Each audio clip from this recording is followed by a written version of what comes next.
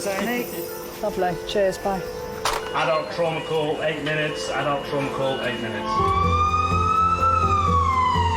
I've got an unconscious gentleman he has severe traumatic brain injury.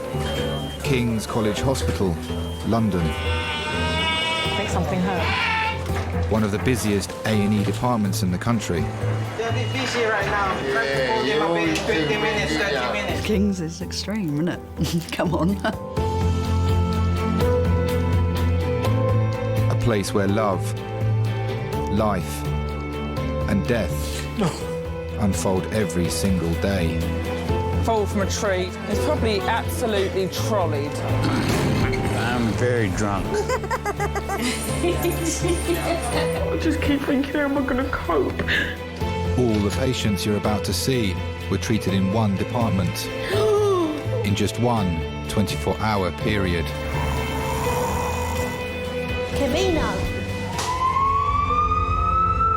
Everyone should walk through an emergency room at least once in their life because it makes you realise what your priorities are. It's not the rush, rush, rush and the money, money, money. It's the people you love and the fact that 1 minute they might be there and 1 minute they might be gone.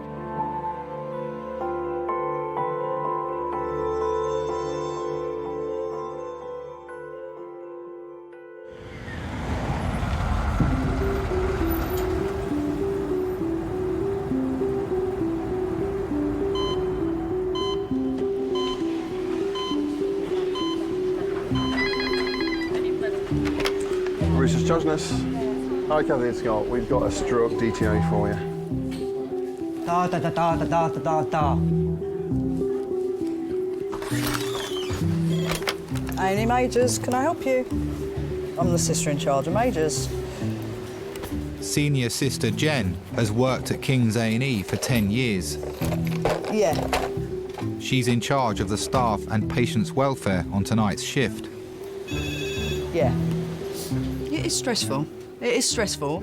Some days I go in there and I just think, Jesus, this is crazy. I don't know how I do this.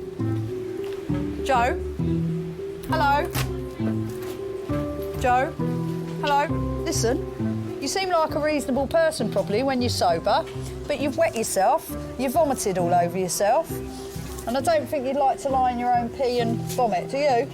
I know you can hear me, and you're choosing to ignore me. You know what I mean? Joe, come on now, wake up. Come on, you're in hospital. Wake up. You've urinated all over yourself. We're going to put a drip in your arm, OK? There's a young lady who's just been put into Bay 5. She's been out tonight, had a skinful of alcohol and needs a bit of a clean-up. OK. Strip her clothes off, put her in a gown, do her observations, make sure she has BM. I'll stick a line in her, give her some fluids and she can... Is that all right? Yeah. Number 5, if both of you do her together, she's vomited all over herself, so she's a delight. Thanks. I mean, I've worked in a few A&Es in London and there's nowhere like King's. We put up with a lot, so I think we try and support each other as much as possible, and that's what I like about King's. We're all, if something happens, if the shit really hits the fan, then we all pull together to make sure it's all right.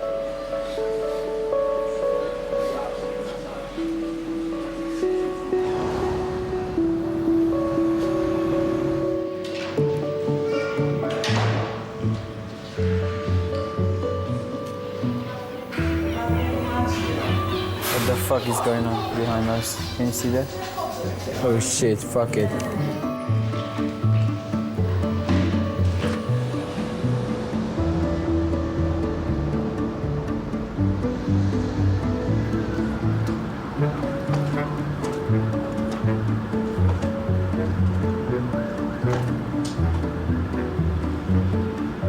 Mum, why is it called King's College Hospital?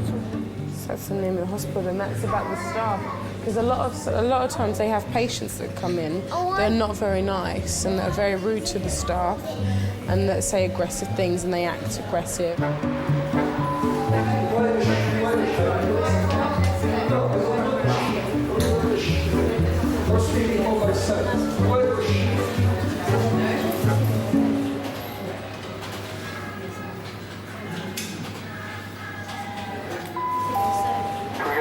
Chest X-ray.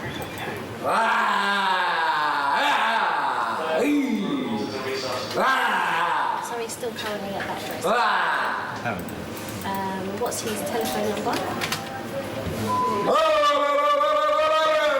He hasn't given us one. Next to Kim.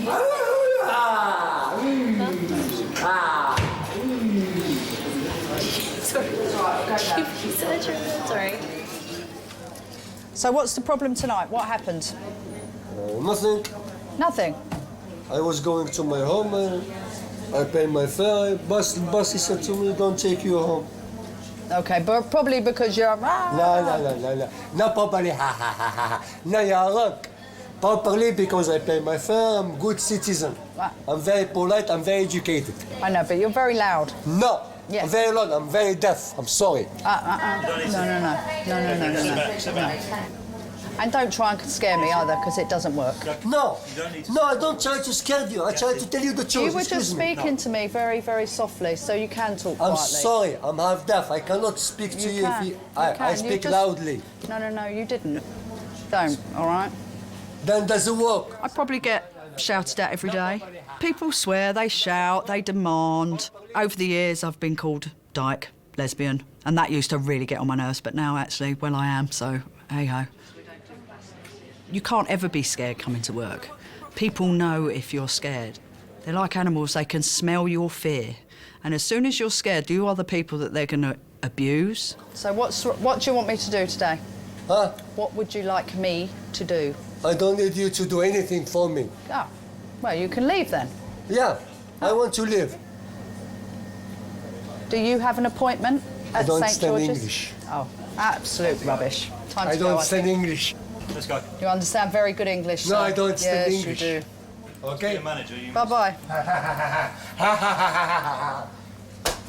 See ya. I think much of it is manipulative, to be honest. I'm fine, I don't stand English. He understands everything.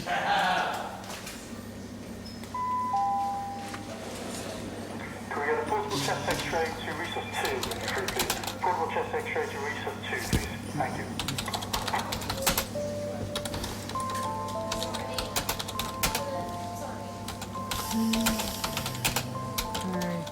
A very strong person will work and stay at King's because it is so stressful, because it is so busy.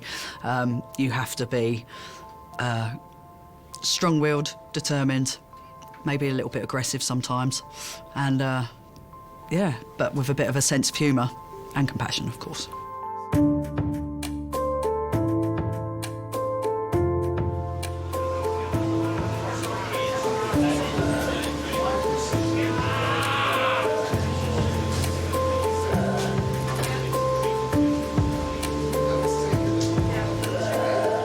In 2010, there were 60,000 recorded assaults against NHS staff in England alone. Adult trauma call, 8 minutes. Adult trauma call, 8 minutes. So we'd have a bet on this one. Drink, drugs or crime as to the reason to this trauma. A&E does breed particular nurses, and sometimes you have to be able to make light of what you're doing. At any time, if you laugh, it makes you feel good. So if you see something pretty gruesome and you have a laugh about it, then it instantly, the stress and that horror, because sometimes it is horrific. So what do you reckon, Kirsty? Either drink, drugs or crime? Drink, drugs or crime, drugs. OK. I'm going to put for drink. Are you going to take crime? It's going to be MDMA. I must admit, I've got maybe a bit of a warped sense of humour, so I find things funny. Like that guy who was shot in the penis, I did find that made me laugh for a whole shift. Because he just kept looking down at it, and I thought, yeah, I'm sure you are looking down at it, just thinking. Other injuries. His pupils are quite small, but he has been drinking, and we're wondering whether he's taken something else. So would we drink and drugs then? So you were almost right.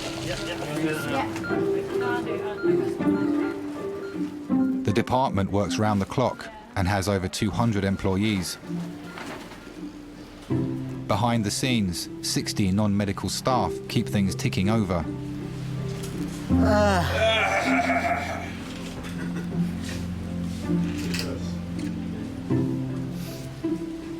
My name is Kevin Hillman and I'm a porter in A&E. I was actually born in this hospital and I wanted to work here. Can I have a portrait and X-ray, please? Yeah. My job involves taking patients up to the wards, taking them to X-rays, collecting bloods and occasionally doing removals. A removal is when somebody passes away and we have to take their body down to the mortuary.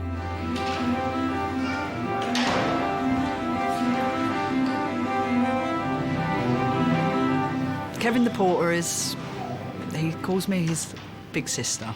I think he sees me as a bit of a supporting figure, and I have a bit of a soft spot for him. I do. He's crazy. OK, let me call Resus, all right? Because I know he's probably in there with a trauma call, so... All right, love, no worries. Thanks, bye. How are you, sis? I'm all right, Kev, how are you? Good to be back. Are you happy to be back, are you? Yeah. Sorted out me and grandmother's stuff. But, you know, he works so damn hard and he will do anything for me, you know. It's not too much trouble to do the blood run every half an hour for Kevin, whereas other people it'll be every 2 hours and that'll be at a push, you know. Porter to Majors to collect blood specimens, please.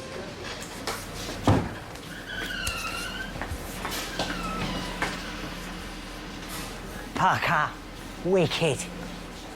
When we have to get flying squad blood, we can't hang around.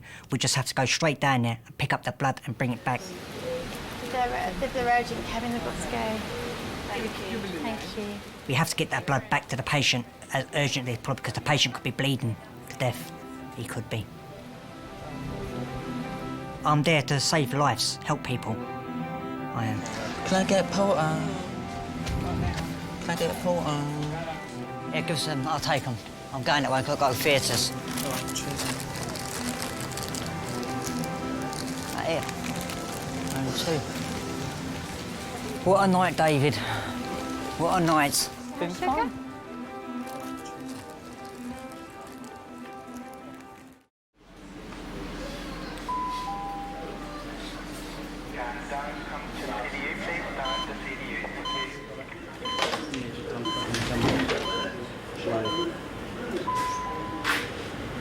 Adult trauma call, 5 minutes. Adult trauma call, 5 minutes. There's going to be one from me.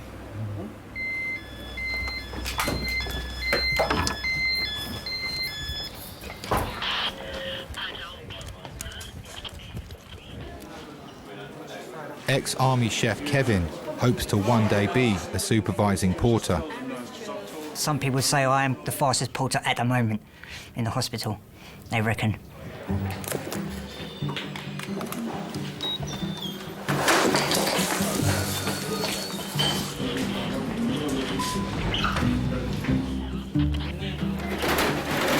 So, how's the cylinder looking? Cylinder full. You've got a full cylinder, OK? And it's a valve one. Cool. I like to see the action. I've seen stabbings, I've seen shootings. What is it? Multiple stabbing to the leg. So you want me to hang around for a flying squad blood, just in case? Yeah, that'd be useful, yeah. We actually get a bleep, a trauma bleep. And when that goes off, that means we have to attend it and go there straight away. And we have to stay there, just in case the doctor says to us, can you go down and get the trauma blood? Yeah, I'll hang around just in case you need blood. Blood pressure's fine at the moment, but you never know what they've stabbed in. It could be an artery and it could be... Yeah, drops. I like a bit of trauma. I mean, I must admit, it sounds a bit gory, but I do like a nice shooting or a bit of a stabbing with bowel hanging out. You right, yeah? Yeah. If we run a good trauma, it's fantastic. And if you save someone's life when they've come in that mess, then it's brilliant. Oh, multiple stab wounds to leg. To leg, I know. But well, you never know. Could be femoral. Could be. Could bleed out like in a little second, eh?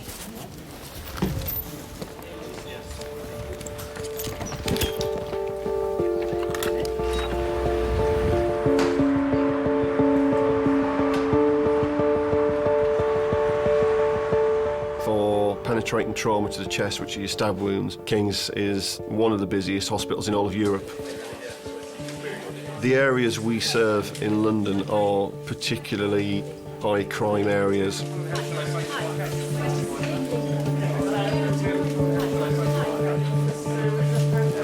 Are you able to shimmy on over, my friend?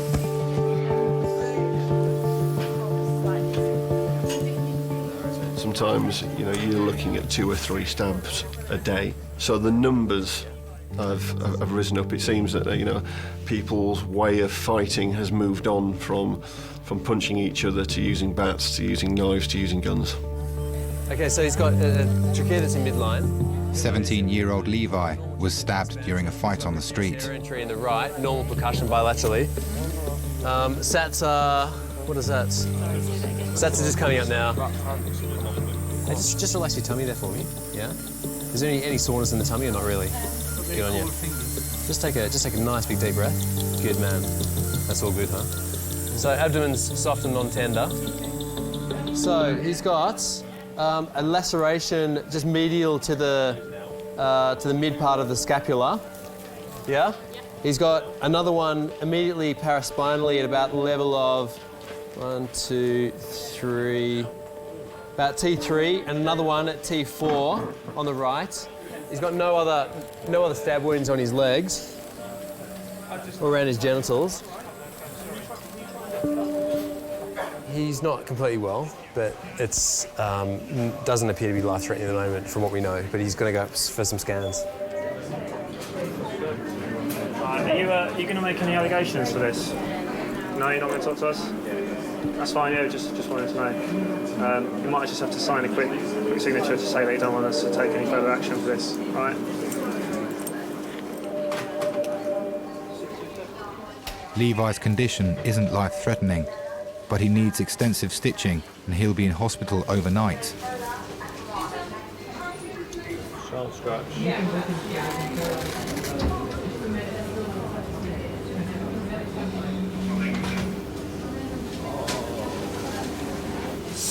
Oh, fucking hell.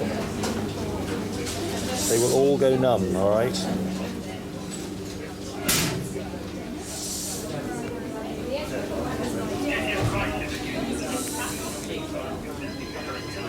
Did you manage to get any punches in? Yeah. Good, well done. I punched him first. Fuck up. Ah, so you brought it upon yourself, did you? But he tried to swing for me. Oh, I see. And I dodged it and banged him against the wall. And he pulled a knife out? Yeah, the prick. Do you know who it is? No. A lot will come in highly pumped up with adrenaline. But sometimes you can be having to deal with a lot of aggression from the patient. Levi, your mother is really upset. She'd really love to see you. He's one of the other consultants. She did. Where he's taking over, is being in charge of here. So Of he's me? just picking of all the patients in here. Now, your mother really wants to see you. She's really upset. So she should be like, Well, will you just let her see you? Why? You can't say to your mother that you don't want to see her. She's your mother. She gave birth to you. Come on. She did. She's really upset. Oh, for... Tell her to come, man. Fucking hell, man. You know, once it's kicked in how lucky they've been, then sometimes they can be a little bit quiet.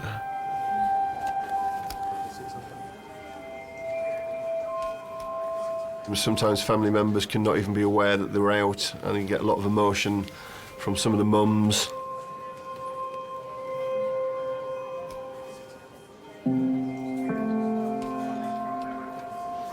I went in and I just wanted to sort of scoop him up, but then, you know, he kept saying, "I'm all right, Mum, I'm all right."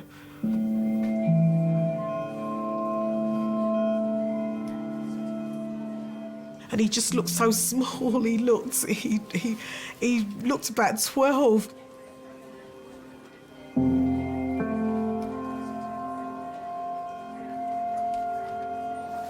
You know, once or twice they said, "Well, will you come out?" They were doing blood tests or whatever, they were doing different things. And it just felt so routine to them. And I thought, well, this is my son. This isn't routine. I don't expect this. This is not something I expected.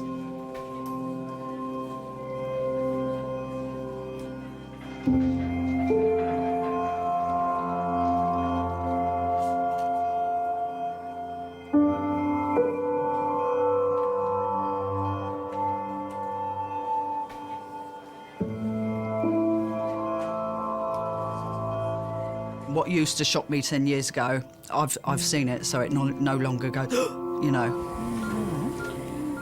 But I think the fact that we get a lot of violence is shocking. The fact that people don't like each other very much is shocking.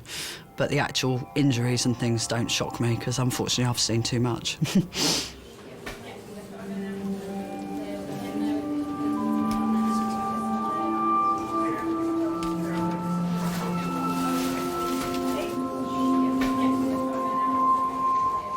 Approximately half of all penetrative injuries seen at King's are a result of violent assault.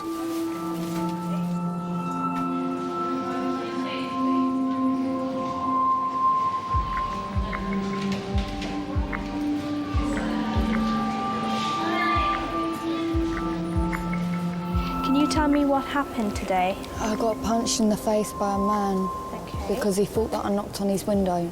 Right, okay. And was it just one punch? One punch and I fell to the floor. You fell to the floor. Did you hit anything on the way down? No, it was on gravel.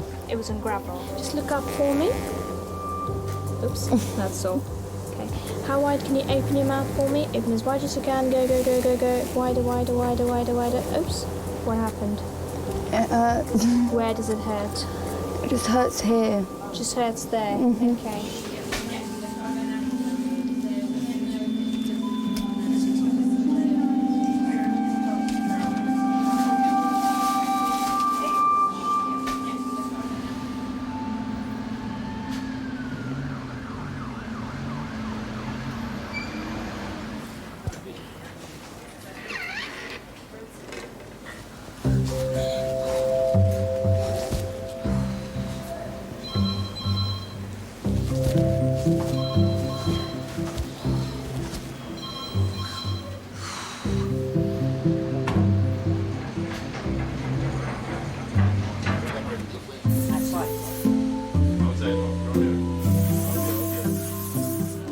Hello. I'm in the hospital. My fat is as fucking... My foot is fat as fuck. Where are you, in kebab shop? Oh, well, stay there. Come up in an hour. Come in an hour. All right, see you soon, babe. All right, bye. We were always going to the club until I fell off the bus. And then I fell off the bus. Don't step on my foot.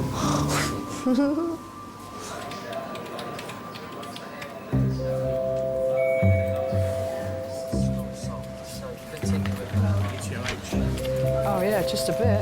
Absolutely Trolley. On free alcohol? Yeah. Yeah, I knew it. It's come out of the House of Commons. Nice. On our money then? Oh, yes. Ah, Why couldn't you go to fantastic. Tommy's then? Yeah. Why couldn't you go to Tommy's just across the water? No, I didn't. Did you hear what I said, Luke? It's just come out of Commons. I said he's been drinking in the House of Commons. You said it's just come out of the Commons. All right. Okay, sorry. But we picked some up the grave lane. You didn't say that. You didn't say that. Don't get arsy with me. Well, His camera's here and I don't he got that care. I'll from- still he got put that one from- on you, son. Past medical history. How do I know? He wouldn't give me his date of birth. What do you thought I might? Well, I might. well, I thought that was part of your training. Potty training. You could do that as well. Did you say potty I training? thought that was part of your training. Part. So when you start speaking like this. In it, bruv. In it, man. Get me. Get me. Any obs? Refused. We've got one more test for you. You have to come and sit back in the chair. Ah, fantastic. Good. All right. I'll give you 10 seconds and I'm going to put you in the chair myself. Gosh.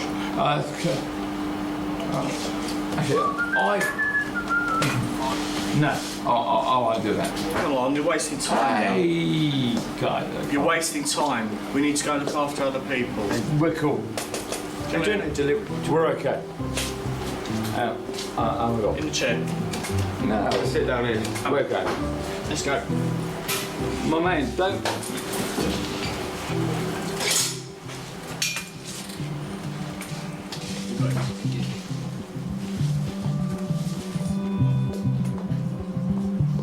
I said to her, I know that you're a very busy person, you've been here all day and you're most probably under a lot of stress. She said no, which was good. And then I went on and said, all I need is an inhaler. I'm asthmatic, I was suffering with it all my life. All I need is an inhaler I'll be out your way. And she said it doesn't really work like that, but I said to her that my chest is getting really, really tight. I cannot wait for 15 people.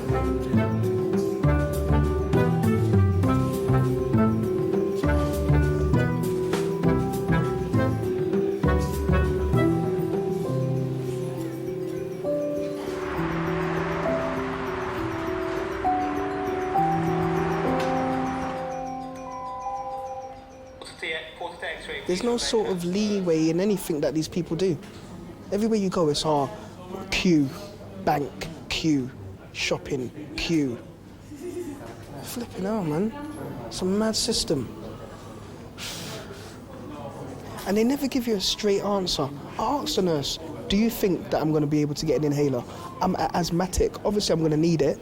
This said to me, oh, it's highly possible. What is this? I don't know. What do you mean it's highly possible? Did I not hear something like...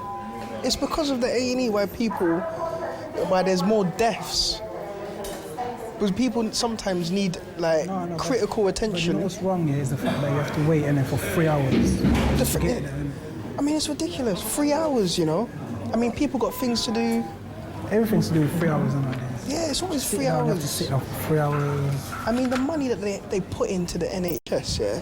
This should be a smooth operation. No, but you know people what? should be coming in and out quickly. It's shocking. All they need to do is give me an inhaler. You need to give me that or I'm gonna die.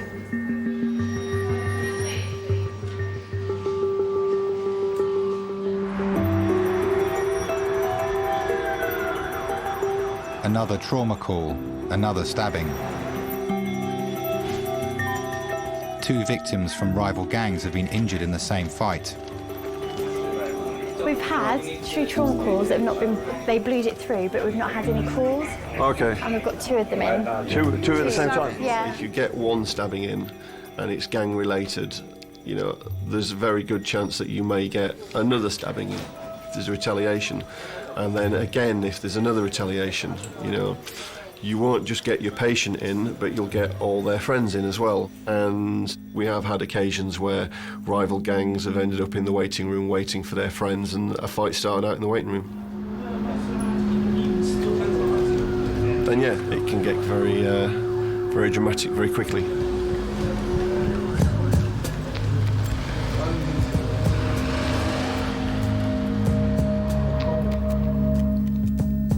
It is a dangerous environment. It is.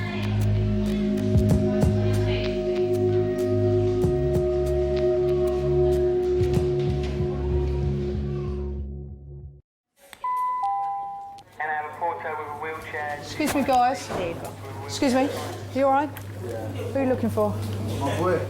And what's your boy's name? 3, but we've not had any calls. Okay. The 2 stab victims who've been treated in resus have been followed by their friends. Right, okay, don't use the phone in here, is the first thing. The 2 groups are from different neighbourhoods. Yes. Yeah, there's 1 here and 1 in 5. 2 stabbing.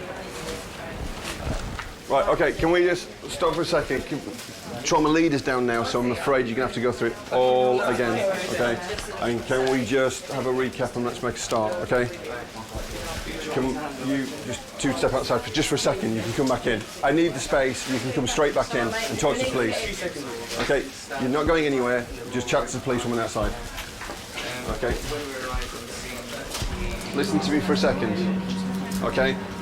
You're potentially quite unwell. I know things are going on, but for the next 10 or 15 minutes, you're just going to let us need to do what we need to do. Okay.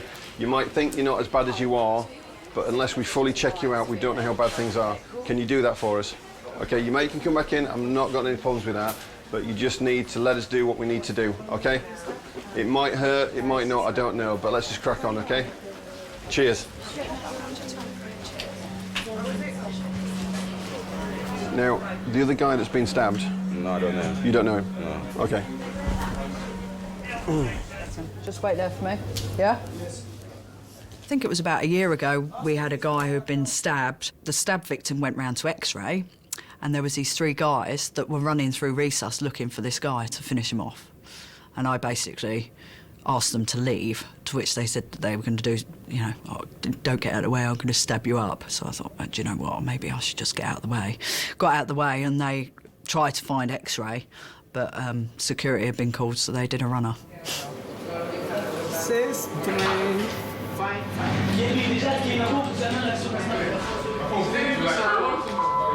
Yo, guys, hello. It's a hospital. What? It's a hospital.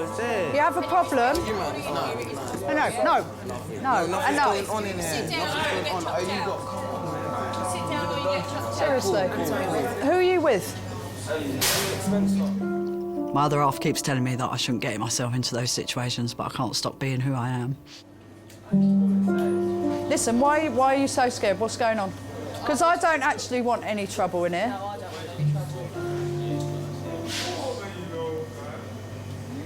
Listen, guys, if you want to... No trouble in here, do you hear me? It's a hospital. Hey, what did you think you're doing? Yeah, my cousin. No, listen to me. Right, there's a reason. There is a reason we have a locked door. Do you listen to me? Look, the boys just fucking stabbed my cousin. You expect me to... Listen to me. Listen to me. And there's police that can actually help you. Do you think... Listen to me. All right, it's a hospital, for Christ's sake. Do you hear me? All right, and there's a reason I have locked doors, OK? Because I have a lot of people coming in here and causing trouble, so I don't need it. You know, I can't protect you, all right? Yeah, the only people that are going to be able to help you, unfortunately, while you're here, are the old Bill or the security man, OK? Yeah? And Charles is all right as well, yeah? But please, the toilet, you know, straight up there, OK? There's... No, I won't let them through. Someone's got to keep an eye on that other lot because they want to stab them up. Okay. Yeah? All right. And I'm just going to have a... This lot. No. No. I think a bit of respect has gone, and I think that is hard because that has changed quite considerably, that there's no respect for what we do and for anybody else that's in the department at the time if they want to get at somebody.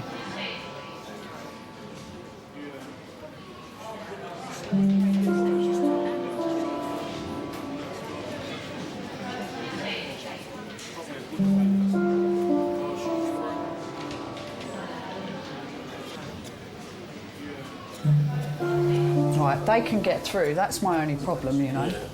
I'm just going to lock the assessment room. I'm going to lock the assessment room door because they're trying to get in. We have a little issue. There's a rival gang outside with another guy who's been stabbed in the hand. They've just gone out to make a phone call and basically... Yeah, no, it's fine. No, those are the ones that are actually scared. The two that came running through, I can honestly say they shit themselves. And they just thought, oh, fuck.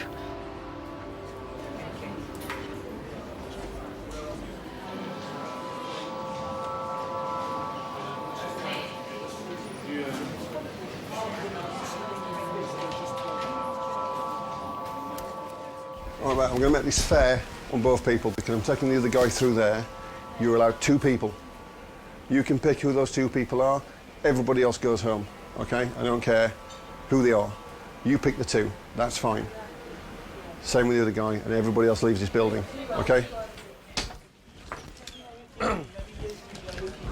Right. Listen to me, OK? I know we've got 2 people through there that have both been stabbed, OK? I don't care what's gone on, but for whatever reason, there's a little bit of needle between you guys and the guys through there. That was fine before you started getting all aggressive with people, OK? I'm not having it here. I'm not trying to be unfair, but we've got an incredibly busy night tonight. It's packed through there anyway. I wouldn't allow more than 2 people. I think that's fair. 2 people. He wants you, and he said you can pick the other person. Is that fair? OK, cheers.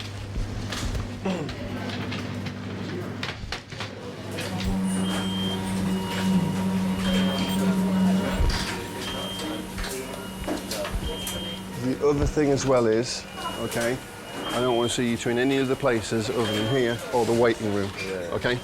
All right.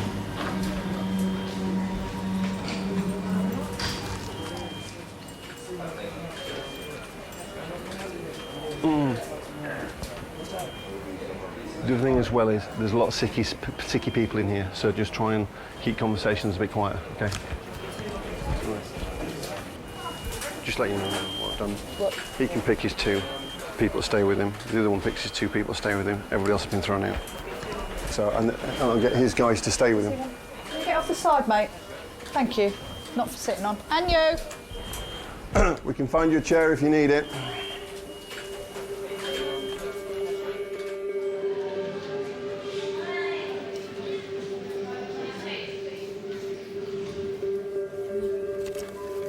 I don't know whether being unsympathetic to people that are stabbed and things is right, because I'm not.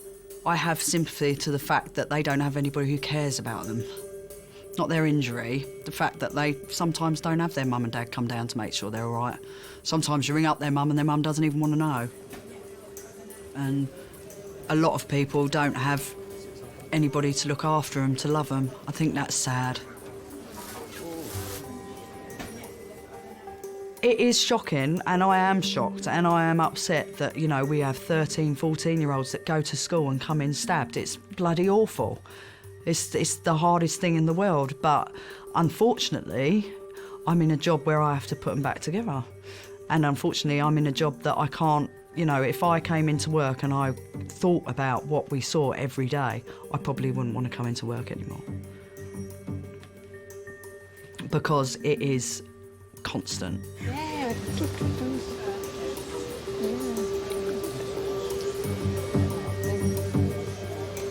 They're busy, but they've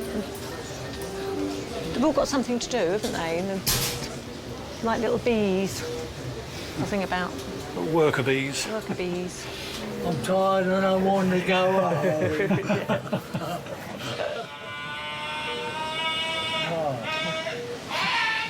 I think something hurts. I got some drunks in there. No, I don't think so. No, I think he's just in pain.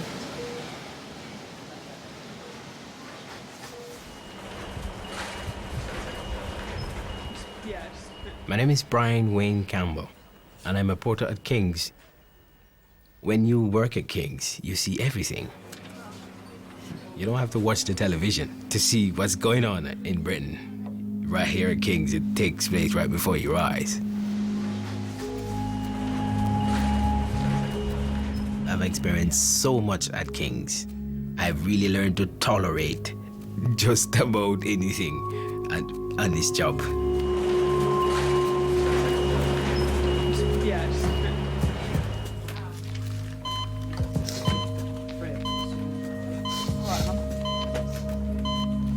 In reception, some of the boys from the stabbing incident are waiting for treatment for their minor injuries.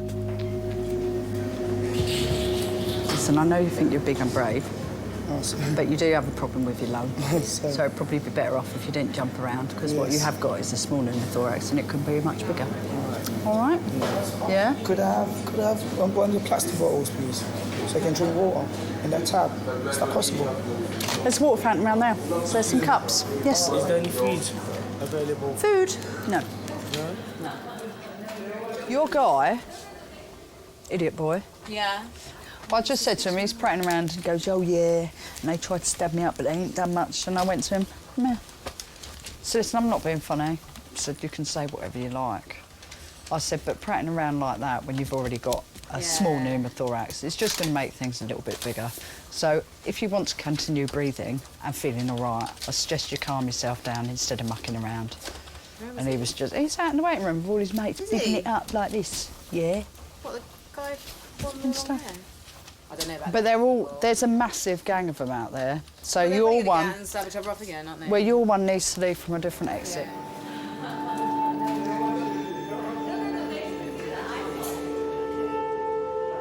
Physically, you know, I can honestly say, physically, you get home sometimes and everything aches because you have not stopped. And obviously your stress levels are really, really high when it's really, really busy. But then you've got another, God knows how many patients to sort out, so. Listen, you can't go out with all these lines in and everything for a cigarette. Yeah, I went before with a lot more fucking lines. Excuse me, there's no need to swear. That's not very polite, is it? No. No, it's not. At the end of the day, you have to get on with your job. And if it's at 2 o'clock in the morning, you've still got another 6 hours to go. So you just get on with it until you can get home and have a cry and have a drink. 5 hours to go. Yay!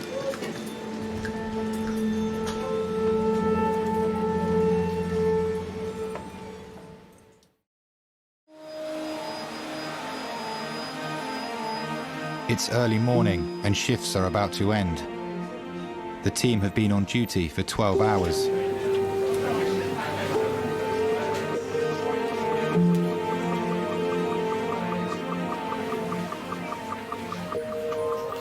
It was quite a pleasant night, actually. It wasn't too bad. A little mass gang warfare going on in the waiting room and stuff.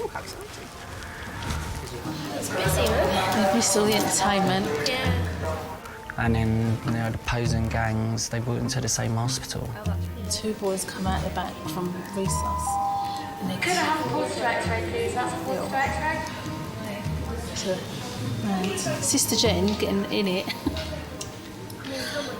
But anyway, so it's all a bit volatile at the moment.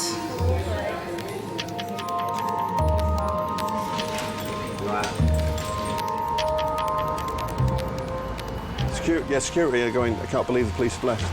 The old Bill actually needs to come down here and protect us, because at the end of the day, security can only do so much. Cool. All right, guys. Just so you guys are going in the cab, yeah? Super. I'll make sure that when you leave, nobody's seeing you leave. I'm staying. OK, that's fine, because you're likely to be staying in. I don't want to stay in. How deep is it, boss? Deep enough that you need to stay in. Morning, morning, morning. Welcome to Jamrock, my friend. Pleased to see you. Busy night? It has been an eventful night. Really? Yes, they didn't stop balling out for our names. They've been trying to kill us. They were trying to kill us. They just kept calling. They never stopped. Working at King's, I witness more violence here than I do in Jamaica. Black folks' greatest enemy is themselves. When you see a situation in A&E, there's stabbings, the enemy is another black person. Most of the time it is, almost all the time it is. Why? On tonight's shift, there have been 4 stabbings. Every year, more and more young men come to King's with knife and gunshot wounds.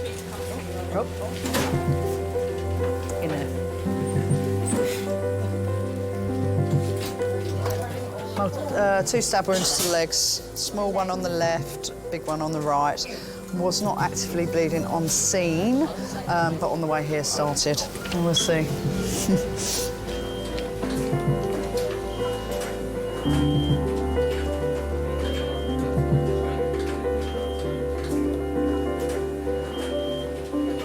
I want to make a special appeal to young black males. There was a time when black folks could blame other people for all of their worries and all of their tribulation and their trials, but not now. Right now, our problem is ourselves, mostly. We're self-inflicting wounds upon ourselves. We're destroying ourselves. And I want to appeal to young black males especially. You can find life. You can find success. I think there's so many opportunity out there for young black people. Opportunities you probably never had 30 years ago. Make use of it. All I'm saying, give yourself a chance.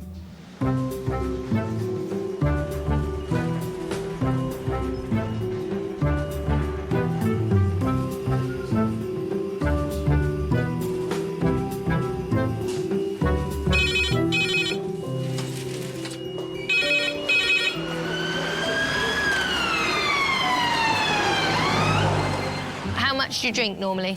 I had a brandy, one in the morning and one of the evening. Seeing as you have got to the grand age of 92, I think if you want a little tipple, we will let you have one. You know what they're going to say. The push me out when they're ready. Yeah. King's College special. Patch up, hitch up, 2 tablet, 1 crutch and out the door later.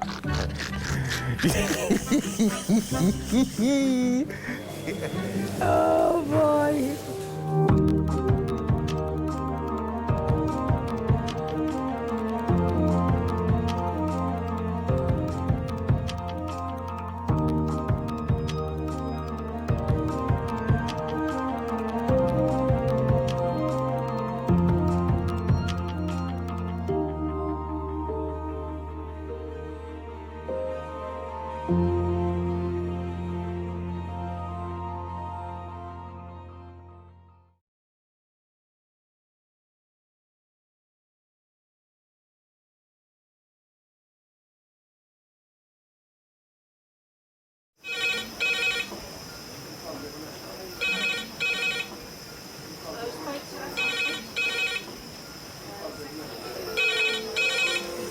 King's A&E. Lovely. Cheers, bye. Adult trauma call, 8 minutes. Adult trauma call, 8 minutes. I've got an unconscious gentleman he has severe traumatic brain injury. King's College Hospital, London. I think something hurt. One of the busiest A&E departments in the country. They're a bit busy right now. Yeah, 15 minutes, 30 minutes. King's is extreme, isn't it? Come on. A place where love, life, and death unfold every single day. Fall from a tree. It's probably absolutely trolleyed. I'm very drunk. I just keep thinking, how am I going to cope? All the patients you're about to see were treated in one department in just one 24-hour period. Camino. Everyone should walk through an emergency room at least once in their life because it makes you realise what your priorities are. It's not the rush, rush, rush and the money, money, money. It's the people you love and the fact that 1 minute they might be there and 1 minute they might be gone.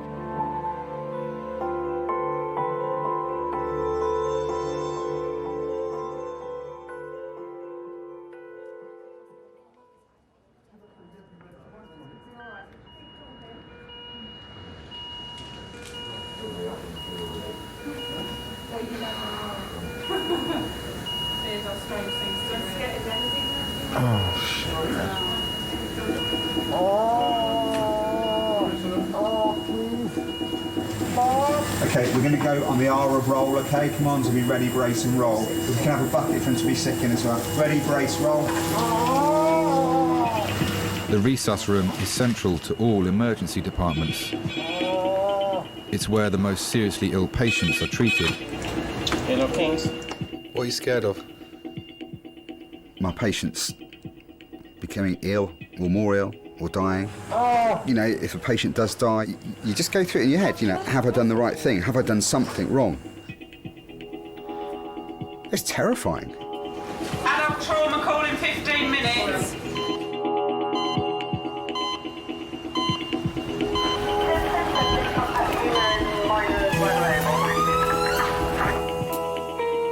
Right, this is Tom, Yeah. 77-year-old man who is up a ladder over the stairs in his house painting.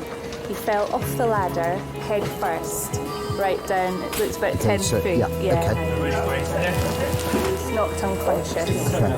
We were on scene quite quick, so probably maximum 3 minutes. Right, He then came to, confused, grabbing out. Malcolm is the lead trauma consultant on duty. Today, he's responsible for every major trauma case that arrives. So we're happy with airway? So airway is patent trachea central. Does he feel sick at all?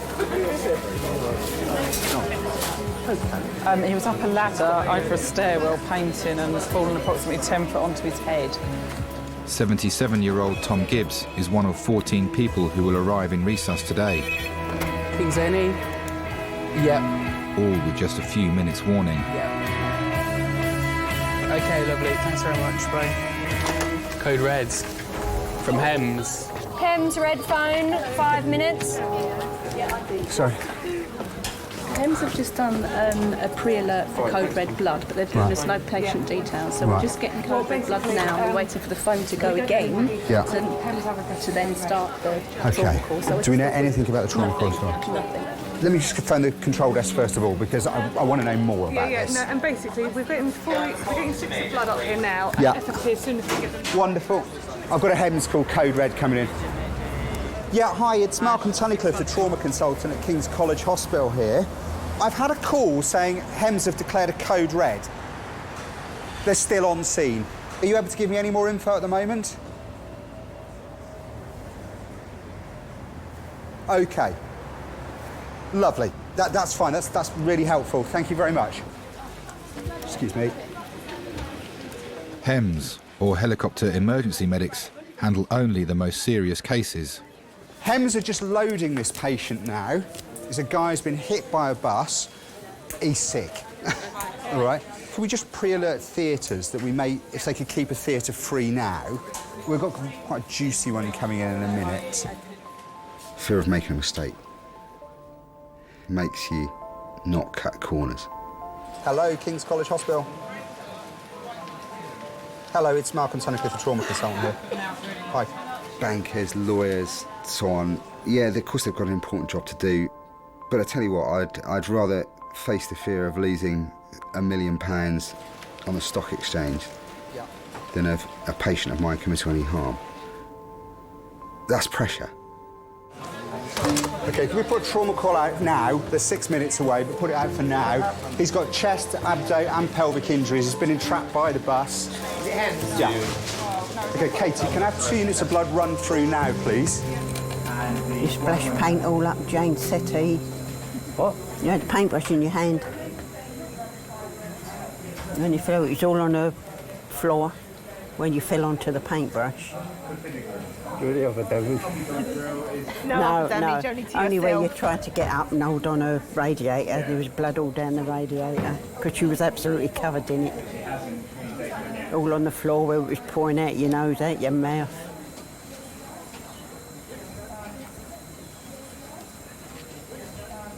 You know who we are, don't you? Sorry? He didn't hear you. Do you know who we are, I said? Do I know who you are? Yeah. I know who you are. Oh, right, done all the awkward bits. Sorry? So we've done all the awkward bits. Oh, remember, you've done all the awkward bits, he said. Yeah. Are you hungry? You hungry?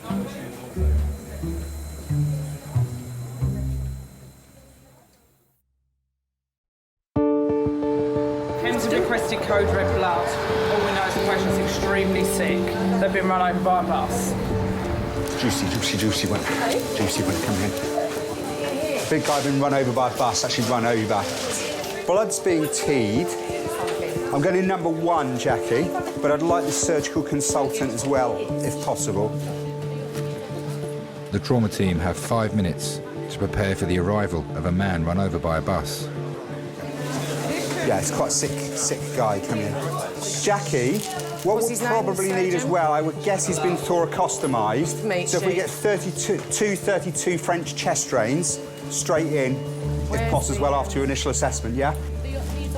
One either side. Hi, switchboard. I need to speak to Mr.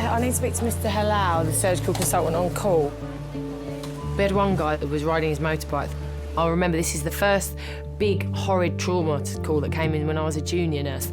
There was a guy on a motorbike, was riding it too fast, and he came off his bike and he was thrown quite far, and he hit the divider down the middle of the road. It used to be like giant corrugated iron, like a bendy piece of metal.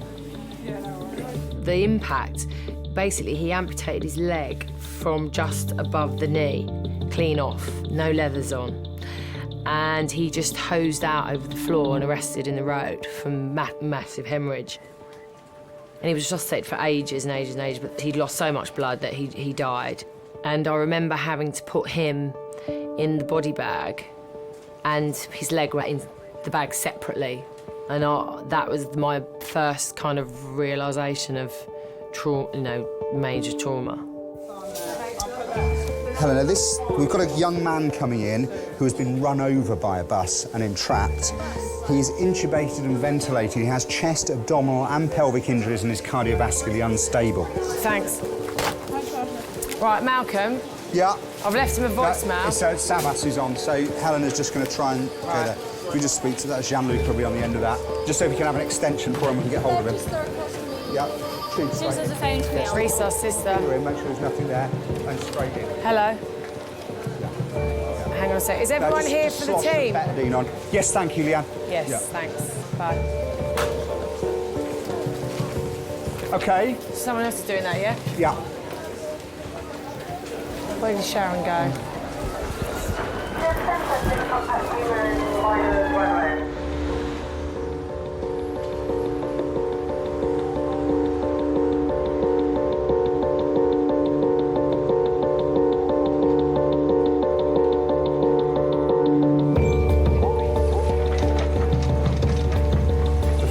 Here we go. Straight in there, please. Sharon, are you scribing? Okay, Me too, are you scribing? Right, we'll have to keep another trolley in. OK, blood on the left arm, OK? Peter. Cross ready. OK, far away. Guys, everyone listen. This guy is approximately 30 years of age. He was hit by a bus going approximately 15 miles an hour. It bullseyed the windscreen and then was trapped, folded in half, under the front of the bus. GCS 13 at sea, losing one for eyes, one for voice, moving all 4 limbs. Injuries, he's got head injuries with a right periorbital hematoma. He's got a right side flail chest with surgical emphysema.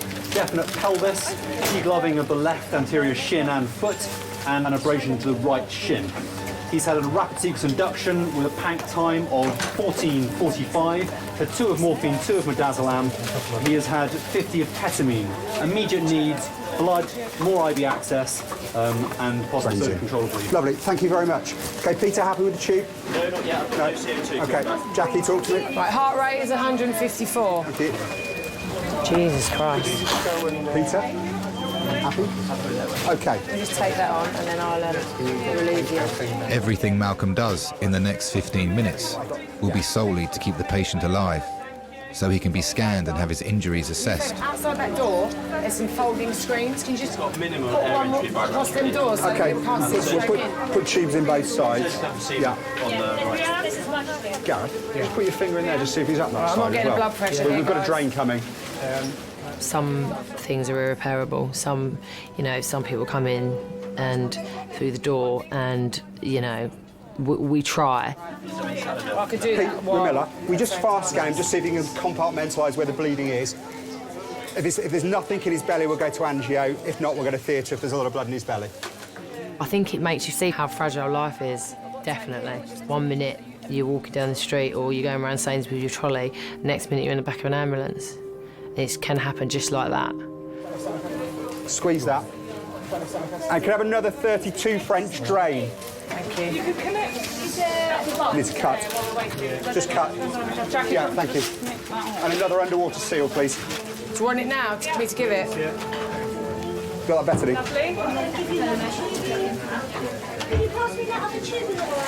Right. Malcolm, shove that in. Oh, you got his tubes in. Got tranexamic acid. Yeah. Can I have a pair of scissors? Anyone got scissors? OK, left drain is swinging there. Can we just ring 5620? CT should be ready. And angio. It's got no obvious blood in his belly. So we'd like to go up head to toe with possible angio, OK? OK, good. You've got a three-way tap Yeah, on please. that line. Guys, we're happy he's got a tube in.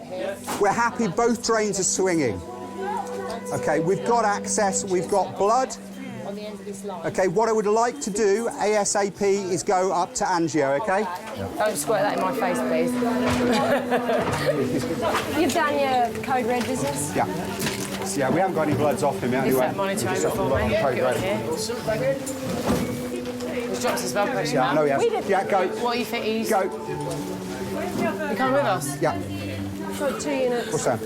Sounded like you were saying see you later then. I was just like, what? There should be no sharps in there. Come on, Jack. No, we're just going to go through this way.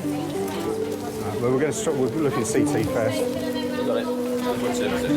Sorry. Another housekeeper to recess with the yellow mop bucket, please.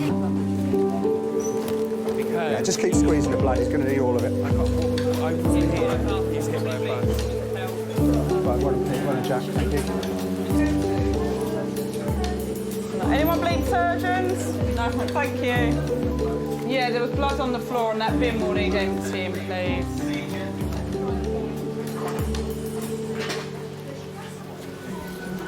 Sharon, the FFP's gone up to first floor CT. They're sending another 2 units when it's defrosted. OK. What's that on my back? Turn round, darling. Oh, I don't know, you look like you've been run over. Oh, no, I feel like it. There's nothing new there, though. Yeah, See what's happening there. He's got a nasty fractured pelvis. It just gone. Yeah. Which is good. What's that, 20 minutes? Yeah, not even that, was it?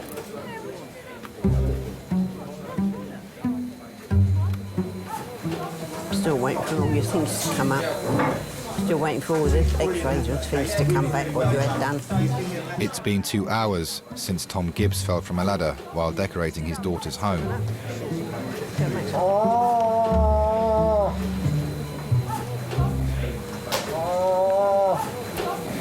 Very busy in here. It's very busy in here. After he retired, he should drive me crackers because he just didn't know what to do with himself during the day. We used to do the decorating between us. if I hadn't done it first. It's painting, he doesn't like painting. He's not very good with painting. And that's what he was doing when he fell down the stairs.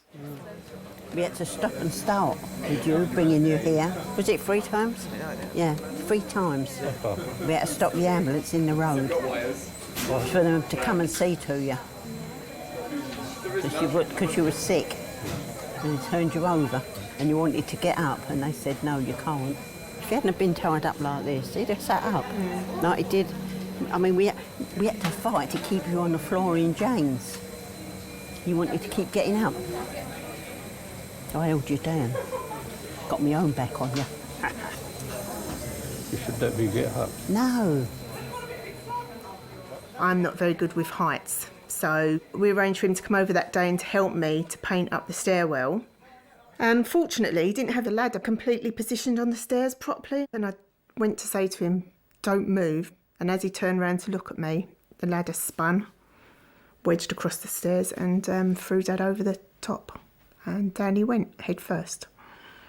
Completely silent, not a sound came from him. And he hit the bottom and that was it. He just completely knocked out for about 3 minutes. And I thought he was dead on it. Yeah, I thought he was dead actually. He hit the floor and he just didn't move.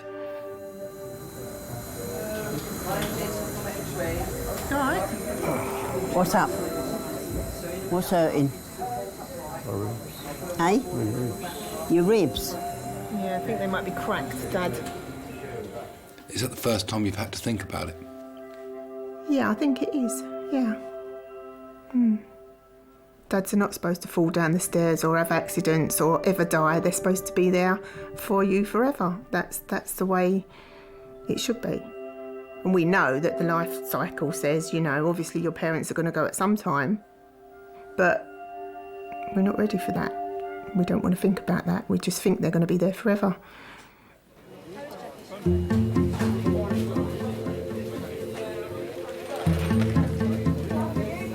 Tom, what the scan shows that where you've hit your head, you have a tiny bleed just inside the skull. He'll be staying in for the next 24 hours because we need to. You've got to stay in. Yeah, you've got to stay in for the next 24 hours, just to make sure that you're okay. We like fussing. They like people to practice on. You know, you mucked up all their things you have bleeding all over them. Take that for your sweet.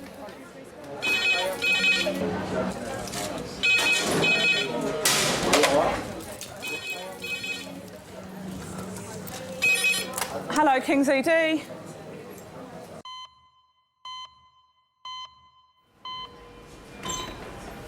Guys, absolutely brilliant effort, okay? Really, really well done. Okay, we know what his source of hemorrhage is now. It's really good. Which is? What is it? This is pelvis, this is the bony injury.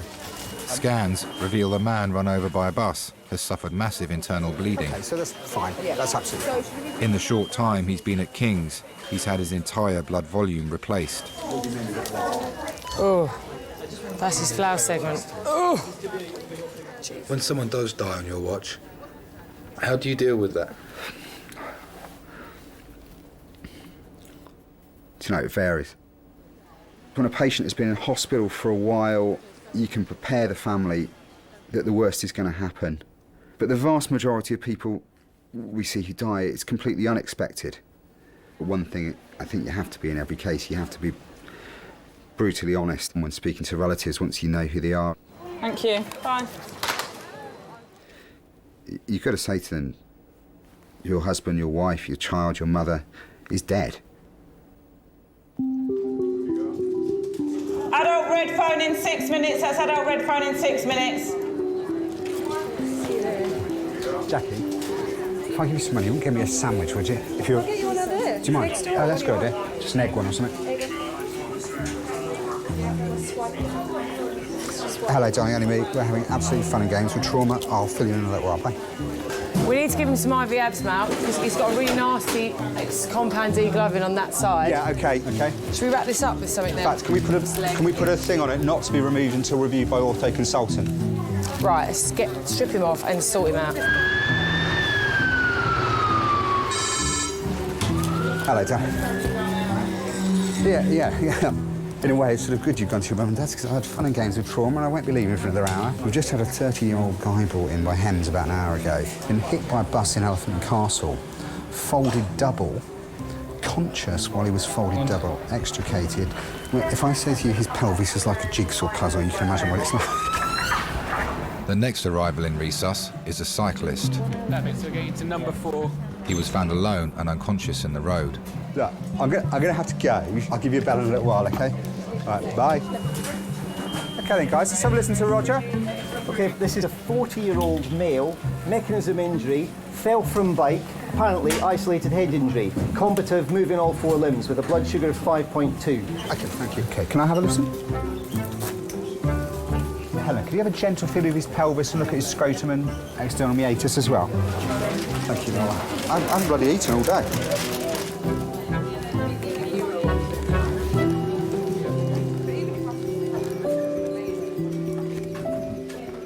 Oh, hello, my name's Ed. I'm one of the nurses at King's College Hospital Accident Emergency Department. I've had a patient brought in after a bike accident. We found this number in his mobile telephone, and I was wondering whether you could give me some details of his next of kin. He's got no significant injury to his brain, but he's got very complex fractures to his face. He's got collapsed lungs both sides, which have been treated. Staff are also beginning to piece together the identity of the man run over by a bus. His name is Theodore. He's got, quite honestly, the worst pelvic fracture I've ever seen. It is in bits. So he's reasonably stable at present, but still life-threatening, and he'll be life-threatening for days. Okay, fair enough. But we've done everything we can for him. He's not coming up for talking to him. No, he's not talking to him. Fine. So just to keep you... Yeah. Does he have any relatives, do you know? We're just in the process of finding out. He's a student on the School of Economics. Right. I'm doing checks at the moment with them to see if we've got next kin details and an address for him. Where's he from? He's got an unusual... He's Greek. He's Greek? Yeah, he's Greek national. He's got a Greek ID card, a Greek driver's licence with him. OK. And how old do we reckon he is? 1910% day birth, so 33. So he's only 33. OK, that's brilliant. Superb. Thank you very much. Theodore's family are 1,500 miles away in Greece. My mother called me and told me the bad news. I asked her if he's going to live, and she responded me at the moment, yes, he is alive. But I didn't like that word at the moment. So I knew that it was a very serious accident. Theodore is the most important person in my life. He's not just my brother, he's my buddy and my friend.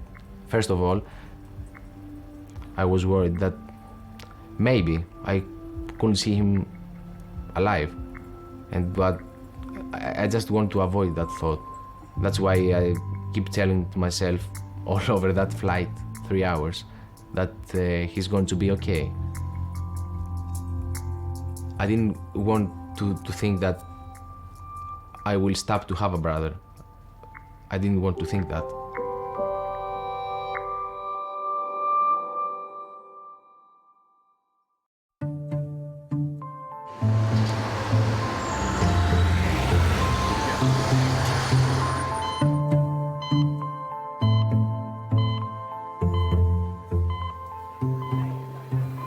You're right. It's William. Does he like to be known as William or Bill? Yeah, or Will. Will? Yeah. Hello. 4 hours after falling from his bike, William has yet to wake up fully. You squeeze my hand for me. Squeeze it tight. Squeeze it tight. Okay. Do you know what day it is, Will? It's past 12. 12:30. Okay. Do you know where you are at the moment?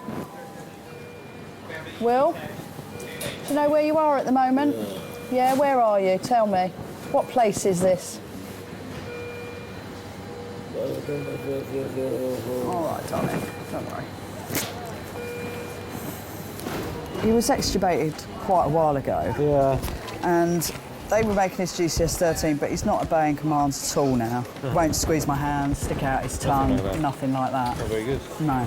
Let's have a look, shall we? Thank you very much. Clemens Paul, I'm one of the consultants here. All right. Hi. I'll just have a examine him. May look a little bit cruel because I just will need to stimulate him a little bit to really, to really see what he's able to do. I mean, if you don't want to see it, maybe excuse me 5 minutes. It's just, I just, go and poke him a little bit deliberately so that I can see how far he wakes up. Is that all right? William? William? Yeah. All right. How are you? All right? Okay. Any headache at all? No headache? No. William, I was told you don't know where you are. Do you know where you are at the moment? Where's that? What's that? What day is it today? Tuesday. No, not quite. Which year? What year are we in? 2006. All right.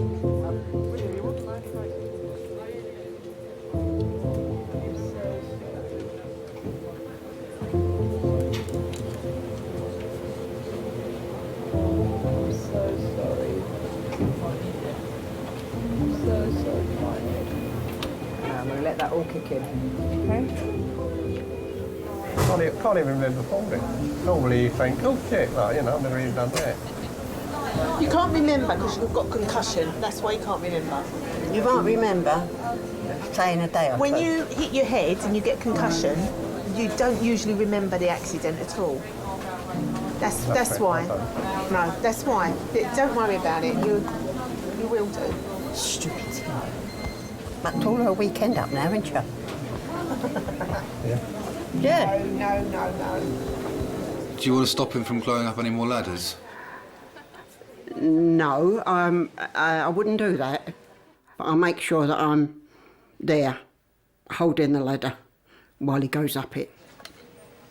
Because he's the one and that's it. Did they cut your trousers? Yeah, they cut the clothes off.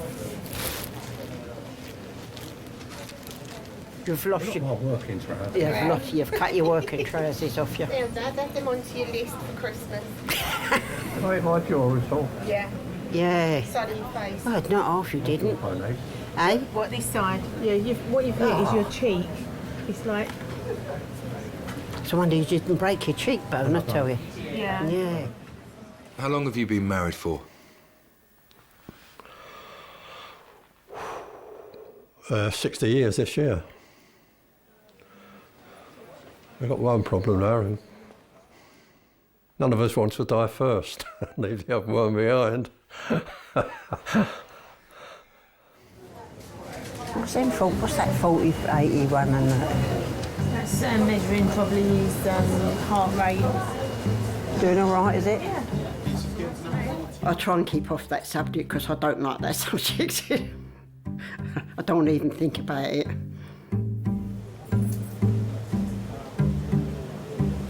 He's going back to a normal colour in his face now. You can't go yet anyway. I want an anniversary card off the Queen for 60 years, be married to you. So you can't go yet. You know, when the summer comes and we get out in the garden, we'll probably still be getting up trees and cutting the branches off. And probably get a lot of, shouldn't be doing that, but where do you draw the line? You know, when do you suddenly say I'm too old to do that?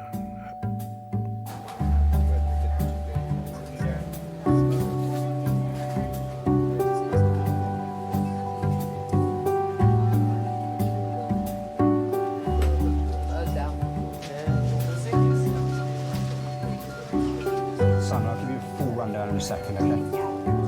You happy, Katie? Yeah. Later. Ready, steady, and down. Beautiful. Right, I'm now going to clean his face up while we've got a little window. 3 hours after Malcolm should have finished for the day, he finally hands over his patient, Theodore. So, this is 33-year-old Theodorus. He's a Greek national who's a student at LSE. He was crossing the road at Elephant and Castle when he was hit by a double-decker bus, not sure what speed. But at scene, he was found to be bent double under the front of the bus. His head was touching his toes. He was conscious and extricated. You know, quite often you go home after work and you think of a patient. Have I done the right thing? Have I done? Sometimes I'll go home and I'll ring someone who's at work and say, look, I don't think I've done the right thing here.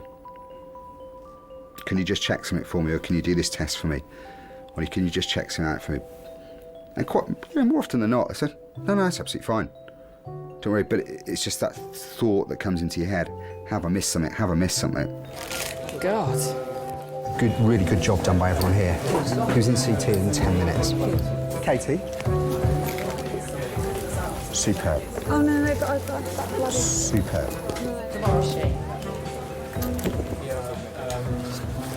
Superb. What? Brilliant.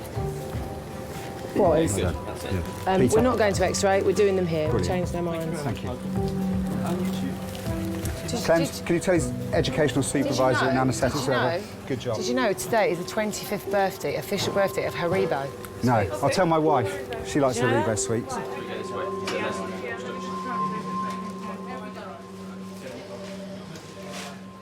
We're kind of a jack of all trades, really, aren't we? We know a bit about everything. You know, it's the first bit when you come in the door, what needs doing then, and then after that, we pass it on. We pass the rest of the care on to somebody else. We never complete the care, you know. So getting them out of A&E alive is only a small part of it.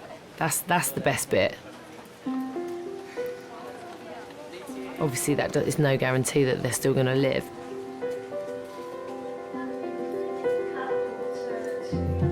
You care, and you've got to show you care. And if you didn't care about what you were doing, well, what's the point in doing it? I don't know that fear ever goes. I don't think that fear goes from when your first day as a doctor to your last day as a doctor.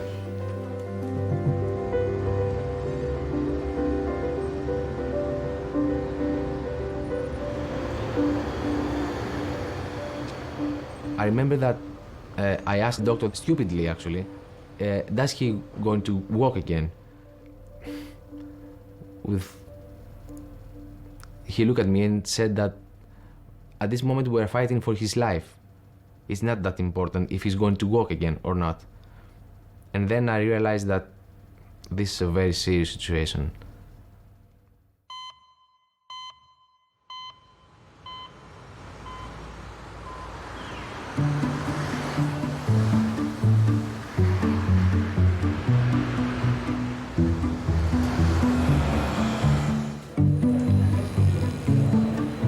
It's now 9 hours since William hit his head coming off his bike. I haven't seen a concussion that good since my brother came off his bike. Can you wake up, Will? Will, can you wake up for me? Concussion can leave you quite confused. Your frontal lobe hitting the front of your skull, and that's where all your personality is, and your behaviours come from. Your inhibitions are all in the frontal lobes. Hey, Will. How you doing? Where are you at the moment? I'm on 5. Okay. What day is it? Not good. It's not a good day. You squeeze my finger for me? Good, that's a bit better, isn't it? All right, mate, lie down, that's all right. Have a bit of a kip, yeah? Yeah, but it's It's all right. It's because I didn't sleep very well, so I can sleep this well and stuff. Oh, you sleep as long as you want, all right, if you didn't sleep very well. Am I actually asleep? Are you actually asleep? Well, you're actually in the hospital, sweetheart. Both him and his wife were such genuine, lovely people, and it was an accident that came completely out of the blue, which is shocking for everybody who's involved, you know, and I think when it's like that, I feel that I have to step up to the mark and do my best for the patient and the relatives at the time, because it's scary. Your face is a bit bashed up, yeah? So tell me, was I let me run upstairs? Don't worry about running upstairs, darling. And do you know what year it is, Will? Can you tell me what year we're in? 2007. 2007. Well, we're getting up there. We're getting there. People that have head injuries, they've had brain shakes. Their brain doesn't work the way it should do.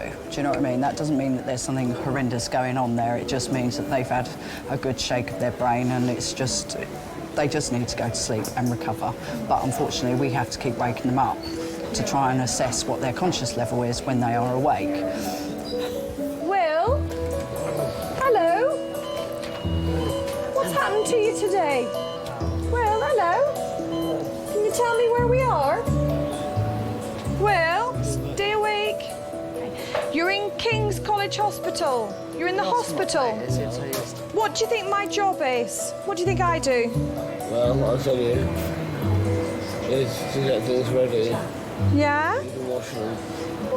Okay. It's important to me how I treat people, how I behave. The fact that I can't remember is a concern. Is a weird experience, just not remembering for quite a reasonable period of time, you know, a part of your life which is a very sort of dramatic and important part of your life.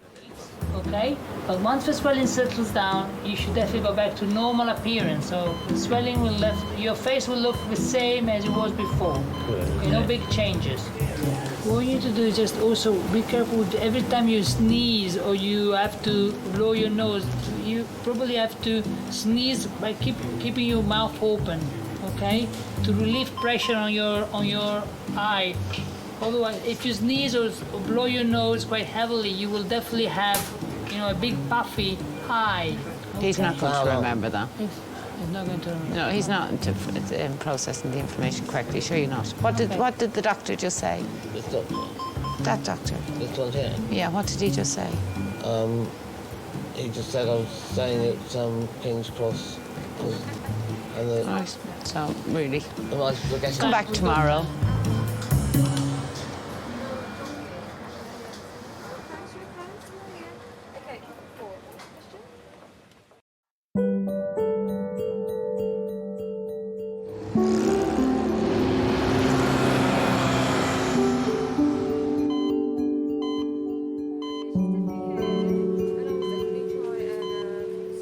Yeah, have a little look.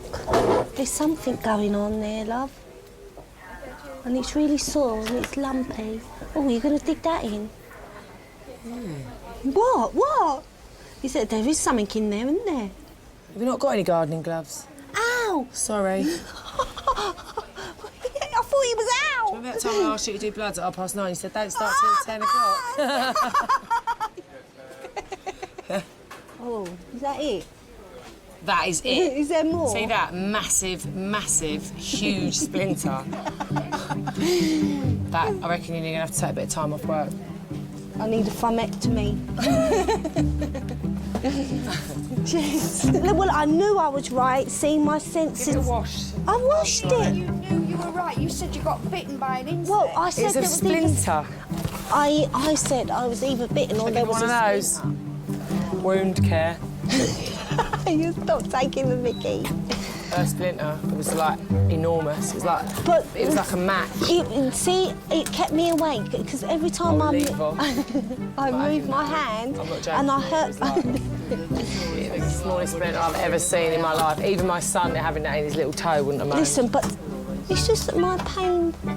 I'm quite sensitive. That's all. How do you actually do it so it goes? You nearly had my eye out. Don't. Oh, I see it. Back, book her in again. I think with injuries and illness, things like that, we're not very sympathetic, especially if you work in A&E. Look, she don't care. She just walks on off. I remember my little boy, when he was 3, I took him to school, nursery, limping for 3 days when he said his foot hurt. And I was like, you're OK. You know, eventually I took him to A&E. His foot was broken. I took him to school for 3 days. Yeah, Gemma, so this boy comes in yesterday. Yeah. Greek guy, student at LSE, crossing the road at Elephant and Castle, hit by a bus, folded at his waist. Gareth Davis from Heron said his head was touching his toes, conscious. The fork broke on your bike. Do you remember me telling you that? Oh dear, so am I going to survive okay? Yeah. You just have a little problem with your memory at the moment because you have a concussion. Because you hit your head. God, that's bad luck, isn't it? It is bad luck, yeah. All patients are vulnerable to an extent. William, I'm just going to shine a light in your eye, OK? So I'm just going to shine the light. No, OK. You look at my... Can you just look at my forehead? No, don't cover your eyes with her because I need to shine the light in there. OK, here we go. In terms of their care, it is in our hands, and it's in our hands to make sure that it's done efficiently and that people get what they deserve. I can take a bit of a knock on that one. You have, yeah. I think when you're a nurse and a doctor that you have to realise your responsibility to a patient, and the day you lose that is the day you need to reassess your motives and what you're doing. Because it doesn't matter what walk of life somebody comes from, there is a time when we all need somebody to stand up for us. So am I going to, Well, we're going to keep you in. okay? Yes, you will. Will I recover as my breakfast or...? Recover as your breakfast. Does that make sense? Let's just get this right. Do you know where you are? What's this place? Didn't I tell you where you were? I was absolutely fine, and I must have had a fall. You did. But where did I tell you were? I told you we were at King's College Hospital. Oh, yeah. So where are you? King's College Hospital. That's right. So I'm going to ask you now in a few minutes again, and we'll see if you still remember that, OK? I wasn't in a position to make a decision, or probably even conscious or who knows what at the time, so I'm really glad that there was someone who was really connecting to my situation and really making sure that everything was done possible for my well-being, which for me I'm really moved by, and I think that really is fantastic, and I'd like to thank that lady. William? Yeah. Where are you? Where am I? Yeah. What's this place? I'm in hospital. Right, good. Which hospital? I'm in King's College Hospital. Very good. We're getting there. Smashed pelvis. Smashed. I'll show you the picture. He was found by hems, folded in half. So, I mean, he's detached the right hemipelvis from his sacrum, hasn't he? It's just, I don't know how they'll put that together at all. It's a little bit wild to owe your life to someone you don't know who he is. I don't remember nothing from that day. How long after the accident was it when you were awake and you could understand? Well, my accident happened on 19th of November. And I remember having, my first thoughts in the middle of December. a whole month was missing for me. I think that in doctors, I own my life. They saved my life. Somebody upstairs loves you, Theodore. Yes, I meet him. I went and I come back. So yes, someone is upstairs and he's very kind with me. He was very kind with me. And it still is. Hello. Yeah, not too bad. After yesterday, trauma.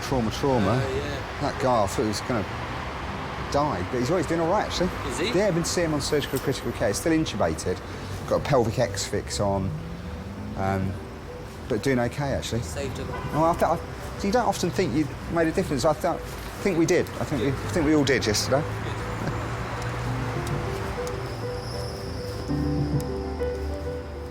You love it, don't you? Yeah, I do. I don't deny it.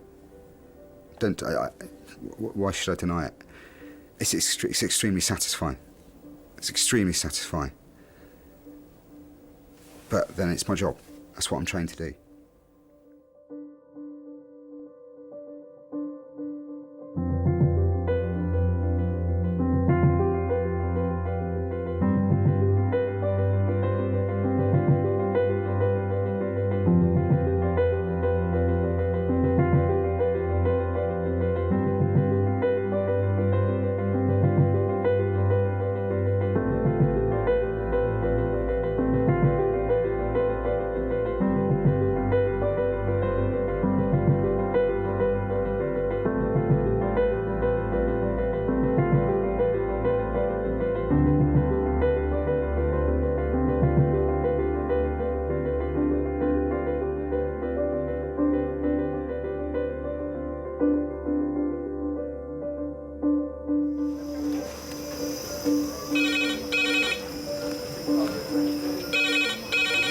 Bumholes.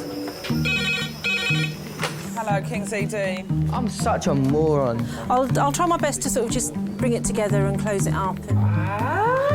They think that we can just put them back together brand new, that we've got spare parts in the drawer. When they pop your eye out and it's hanging down, yeah? That's what they do, seriously. He's 31 years old and a motorcyclist. He complains more pain in the right testicle than the left testicle. It looked like a purple carrot. I can tell you that much.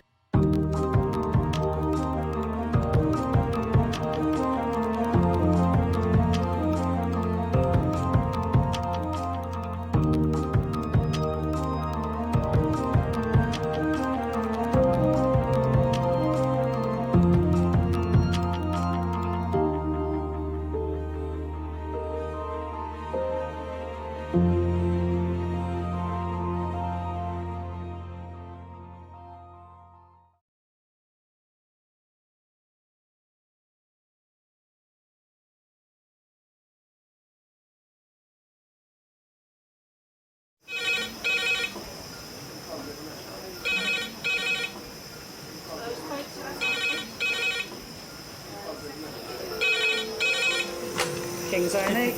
Lovely. Cheers, bye. Adult trauma call, 8 minutes. Adult trauma call, 8 minutes. I've got an unconscious gentleman. He has severe traumatic brain injury. King's College Hospital, London. I think something hurt. One of the busiest A&E departments in the country. They're a bit busy right now. Yeah, 20 minutes, 30 minutes. King's is extreme, isn't it? Come on. A place where love, life, and death unfold every single day.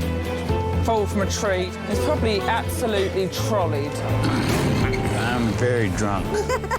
I just keep thinking, how am I going to cope? All the patients you're about to see were treated in one department in just one 24-hour period. Camino. Everyone should walk through an emergency room at least once in their life because it makes you realise what your priorities are. It's not the rush, rush, rush and the money, money, money. It's the people you love. And the fact that 1 minute they might be there and 1 minute they might be gone.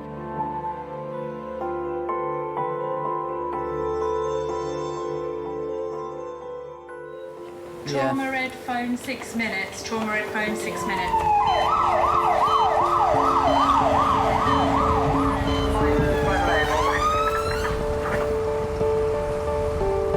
Stabbing.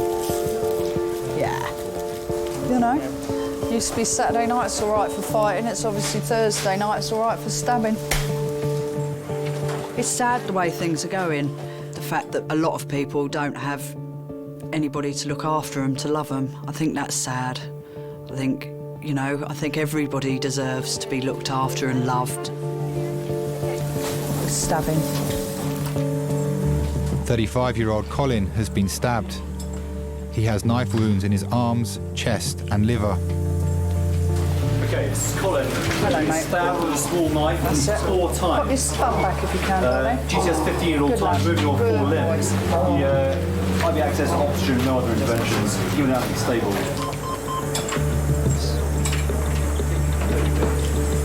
Take some nice deep breaths, all right? We're going to get you some painkillers shortly. A stab to the liver can be fatal. The team need to assess him as quickly as possible.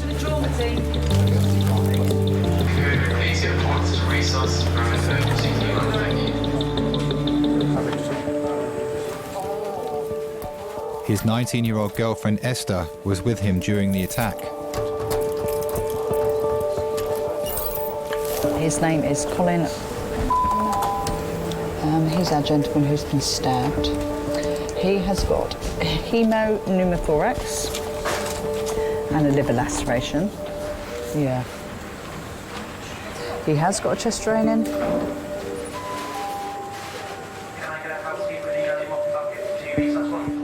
Cheers, Gordon. Thanks, mate. Bye.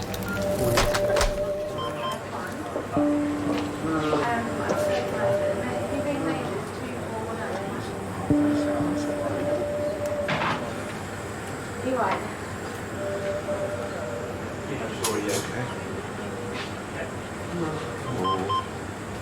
Come here.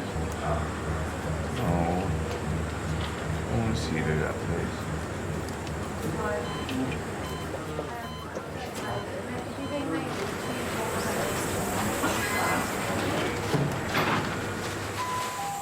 I told you I needed to move out of there anyway.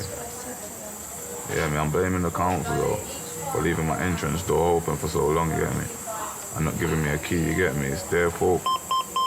Yeah, I mean, they're getting blamed for it. They have to pay me for me getting attacked on my property, you get me? We were just asleep in bed. I didn't hear anything until the door was just completely broke open and some just peeked up and some people were standing above his head and my head with a gun with their face masked saying where's the money and all sorts of crap. I ain't had no argument with anybody. I ain't beef with anybody, I ain't trouble with anybody, anything. I ain't done shit. I've been with you most of the time, you get me? And I just basically just came into my house to rob me, like. So why don't you move then? Babe, you know I've been trying to move for ages now. I've asked you to get me out of there ages ago, you get me? You know I wanted to move.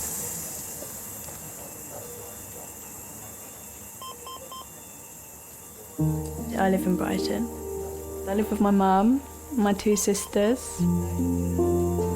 He's come from London where loads of crime sort of goes round. So I've sort of seen a different aspect to life now I've met him. He's got a certain aura to him where it's a bit bad, bad man sort of. But that's not what I'm attracted to. That's a little part of it.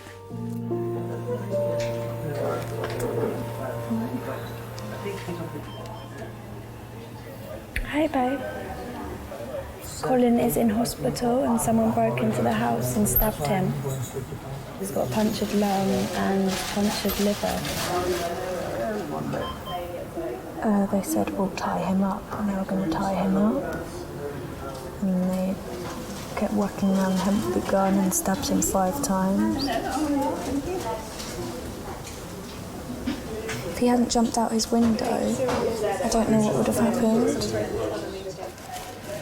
Girlfriend looks quite alright. Do you think the girlfriend looks alright? She's got a lot of tattoos and things, so.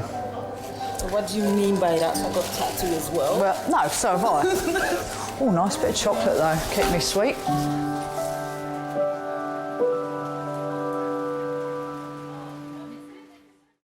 I feel sick. Does that make you feel a bit queasy? Don't look at it then. Joking. Look away, yeah. Really joking. We don't need 2 casualties.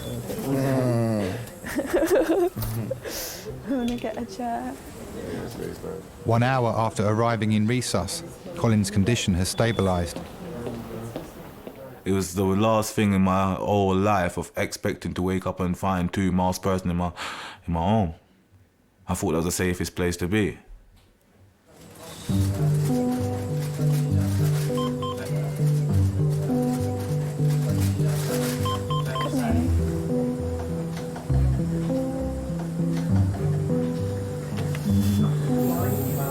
Your breathing looks fine. We met at a girl called Faye's house. I didn't completely attract to him that time. A few weeks later, I got hold of her number, went for a few drinks, meet up a few times, and ever since we've just been close friends, and then we got together. You've got a nice, kind job. Oscar. She's well-spoken, she's polite. Just everything about her is just perfect for me, I believe. That's what attracted me to her. I love how he looks, I love how he dresses, I love how he speaks, I love how he smells, I love how he makes me laugh. I love how he makes me feel like secure, and I love how he makes me sort of have a sense of direction and help me when I'm feeling low. You'll be all fine. You will be fine. Just saying that. No, I know you will. Oh, I'm gonna kiss and hug, please. Yes. I just felt like he was so, like he just needed hugs and like smiles, and just me telling him he was going to be okay. I just felt like I had to really be there for him when that happened. So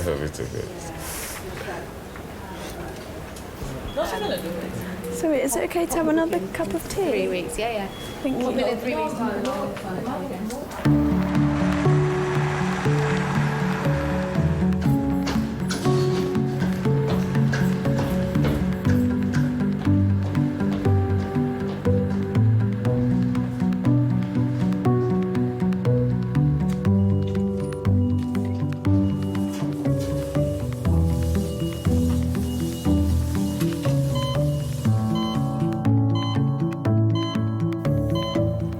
What's been happening with you? My memories is just going. Is it? I don't know why. Oh, I know what. I rang them to tell them I wasn't feeling well. Mm-hmm. You know, I have this phone that I can ring. Yeah. And they sent an ambulance. They said, wait a moment. They went off. They came back and said, we're sending an ambulance. That was kind of them, wasn't it? 87-year-old Nancy has been brought in after collapsing at home on her own. All right, my darling. Yeah. Is that all right? When you see older people when they're on their own and they really haven't got anybody, you do think how hard it must be for them not to have someone who's looking out for them, you know, and we probably are the people that are looking out for them. And, you know, I do a job that is very, very stressful, and I'm lucky enough to go home and have an amazing life and a beautiful family and a supportive family, to be able to come back the next day feeling like I hadn't worked a horrendous shift the day before, you know. It's important to me. I mean, I don't know if I'd be able to do it with such vim and vigour if I didn't have them supporting me, to be honest. Let me have your arm, my love. Oh. Oh, and you've had a blood test recently. What was that for? Oh, I know, I went on a cruise and I felt sick after it. I had a kind of sick feeling. And, Yeah. Where did you go? We went to Southern Ireland. Oh, lovely. Spain. Oh, lovely. It was very interesting. So do you live on your own? Yeah, yes, I Yeah. know. I'm just beginning to feel the disadvantage, you know. Yeah. I was all right for quite a long time. I was used to it. Yeah. Yeah. If you're happily married and got a family, you know, it must be very, very nice for people. I've always thought that. Yes. When I would have been courting, the war was on and all the men were away, so we never got a chance to know them. And by the time they were back, it was probably too late. Okay, let me just have your arm. I'm just going to pop a little line in and take some blood from you. Yeah. Oh, you've got very good veins.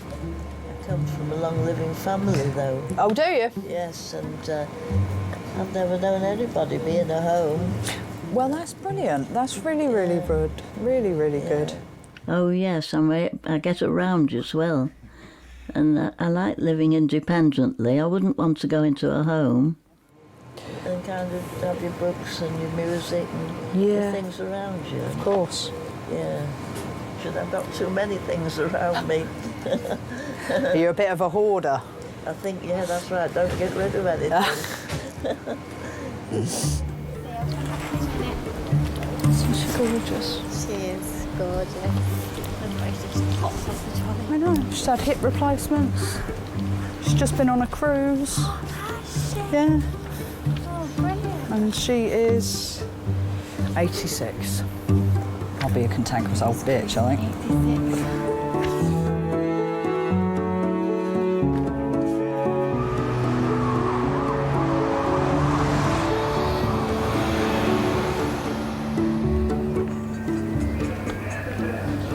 Mother of mine.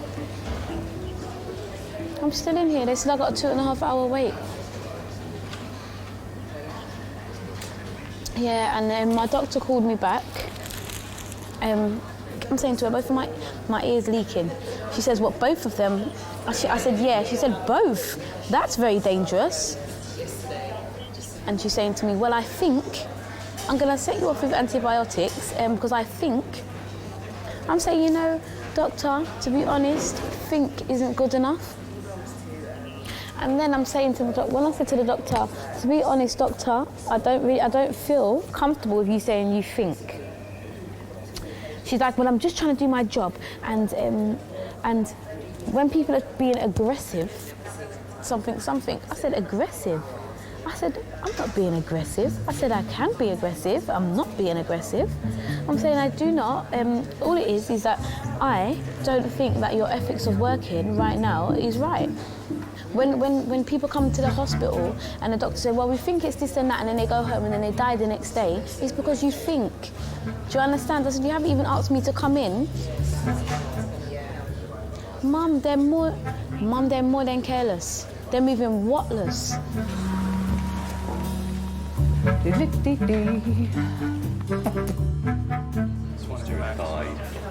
The results of Colin's scan are back and reveal the extent of his internal injuries. Obviously the scan shows that this wound here particularly has gone into the liver. I don't think it's caused any major injury that needs operating on, but we need to keep an eye on you, so I think you will be in over the weekend. Okay, all right. I'll let you eat and drink as well.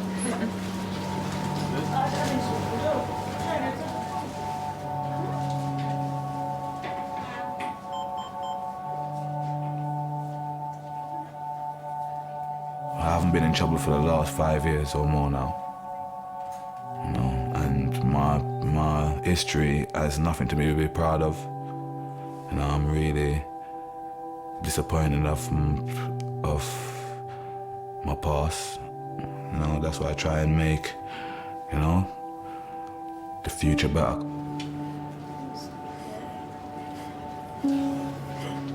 It's made us quite a bit closer.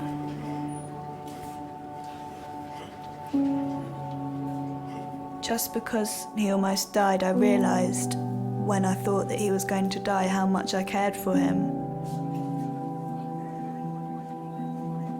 She did save my life. She actually made a phone call to actually get me to the hospital. You know, and I believe that she played a big part in saving my life. She did save my life, yeah. Yeah, I do love her, 1,000,000 times I do. She knows that, I tell her that every day. What would you say to people that will say to you, you shouldn't be with him, he's bad news? He's not bad news.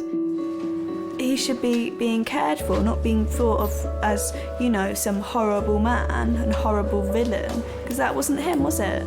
That was other people breaking into his house.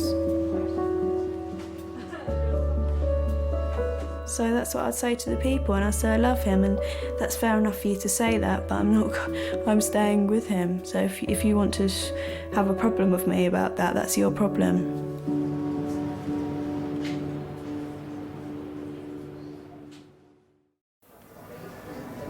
And then they said they ain't got no appointment, so they do that phone consultation thing.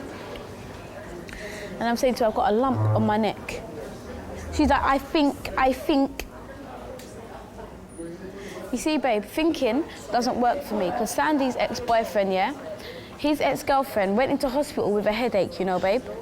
They sent the girl away. The next day, the girl died. Do you understand? Like, come on, man. These people are slacking. And even my mum said it, because they're not getting paid what they want to get paid, they're just taking a piss.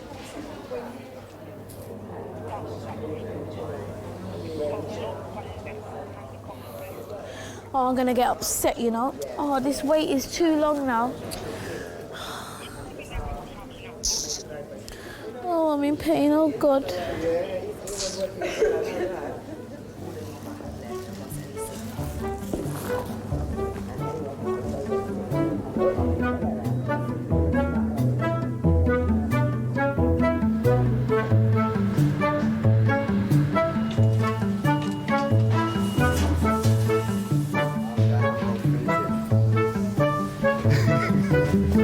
So, how do you feel right now?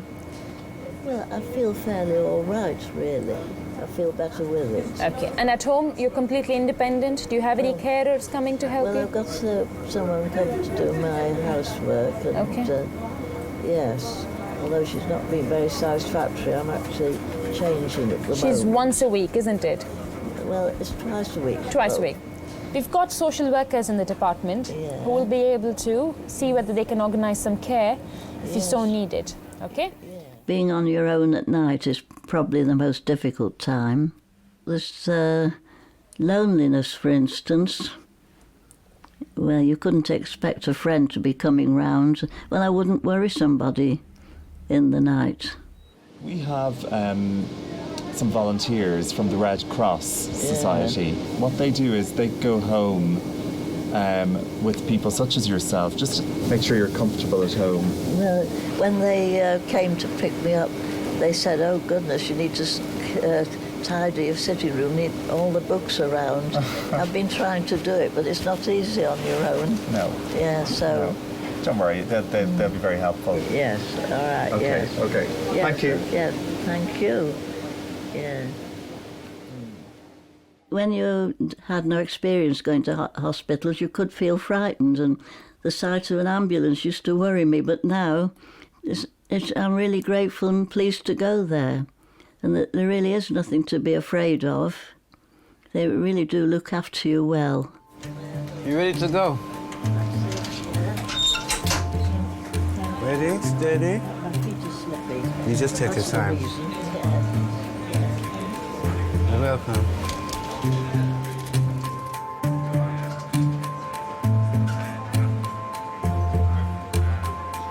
What would we do without them? I think it's a shame when people don't appreciate what they do. Yes.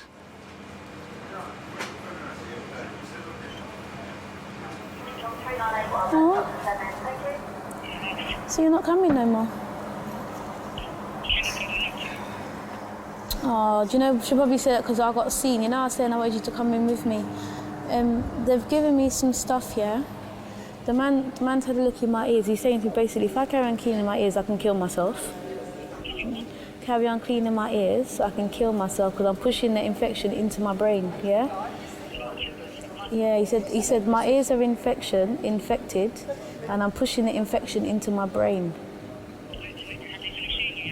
Yeah, I've got to go, and he's booking me into a specialist GP because they said I need to go to get counselling and see a psychologist or something. He said I've got compulsive disorder, something like that. Obsessive compulsive disorder. Yeah, because I do my ears, I clean it too much. Because you see, if I don't have a cotton bud, I get angry. Yeah, when I don't clean my ears, you know how I get funny, you get me? Bye. Thanks very much. My drink, Kelly, keep leaving. I'm going to look for you. Be good next time. I will. Bye. Bye. Get in there. Get in there. Daniel, get in there.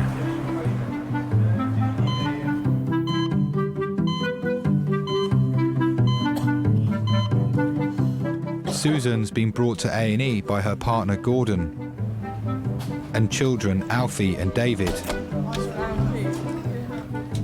She's been suffering from a pain in the neck. The two doctors says in the ambulance, it might be cramp. What? I told her, I said it might be gallstones again. Yeah. So he goes, yeah, she suffers them a lot, don't she? Gallstones.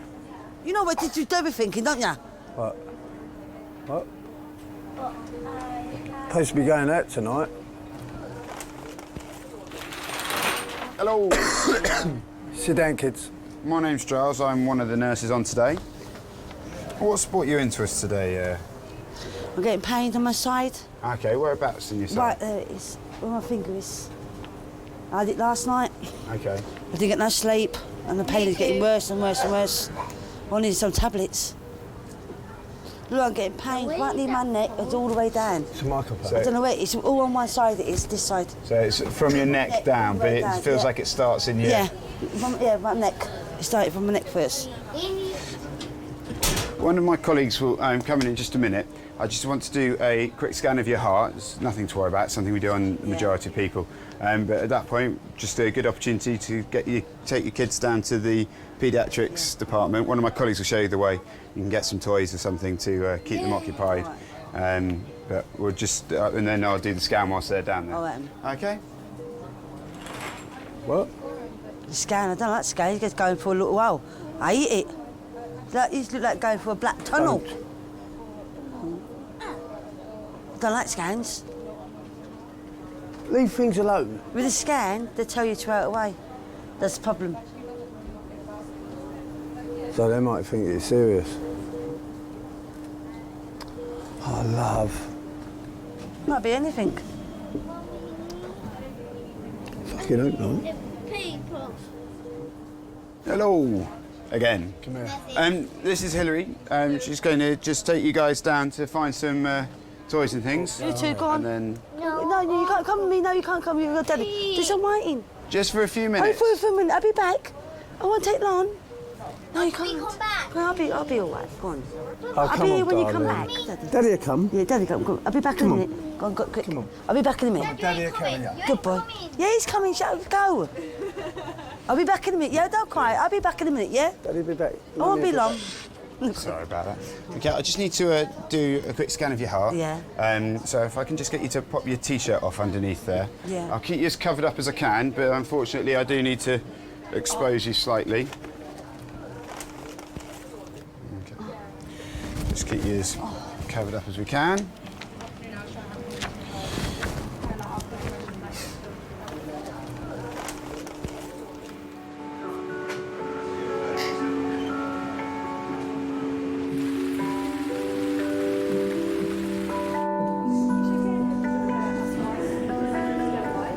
I'm sorry. I'm a 54-year-old guy, and when I listen to you speaking about yourself, I just think, my God, what is that woman up to?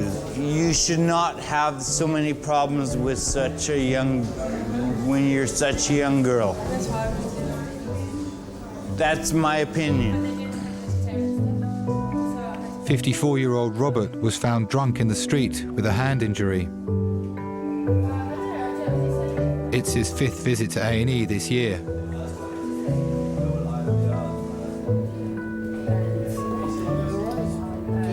Yes, thank you. What is it that you're drinking? Is alcohol? What? Is it alcohol? Yes, of course it's alcohol. You're not allowed to take alcohol. Oh, sorry.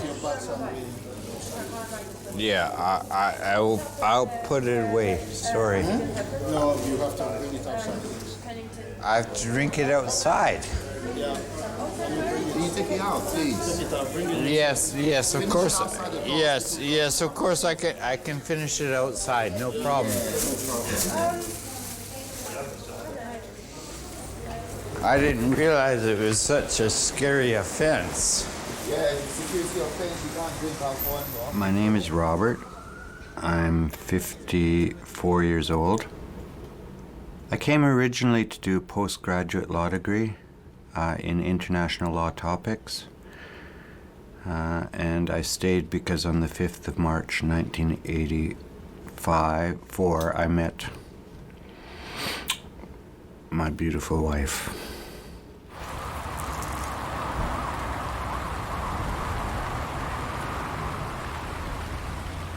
I became an alcoholic because I was spending a lot of time away from my family. And I drank because I wanted oblivion. I spent much of 2010 very angry and saying to myself, pour me another drink. That's me.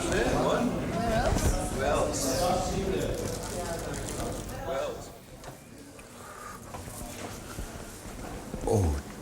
You all right? No, it hurt my finger.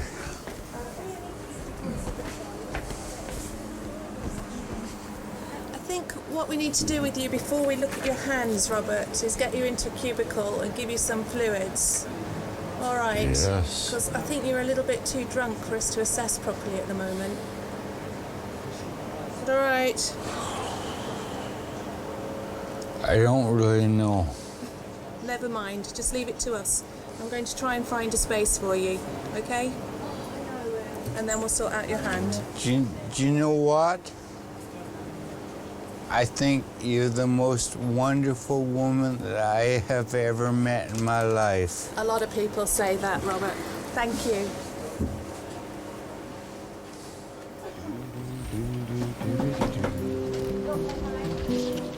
Right, the doc hopefully won't be too long. I'll have a look and see roughly how long the wait is for you. Leave it. I took all my clothes and I put the bottle in one. It's on the bottle. Oh, God's sake. What? Oh, for fuck's sake. Was it here when you took it off? Yeah. When you took your T-shirt off? Yeah. You shouldn't be in here. I'm going to end up hitting him. What? I will, I end up hitting him. Why, he's a doctor? It don't matter, you shouldn't be in here. He's fucking nice. I don't mind. He'd be my doctor anyway, mate. Yeah, I'll be kicking his head in. There we go. I'll just go and dip that urine for you. Oh, I've got one of my... Oh, ow.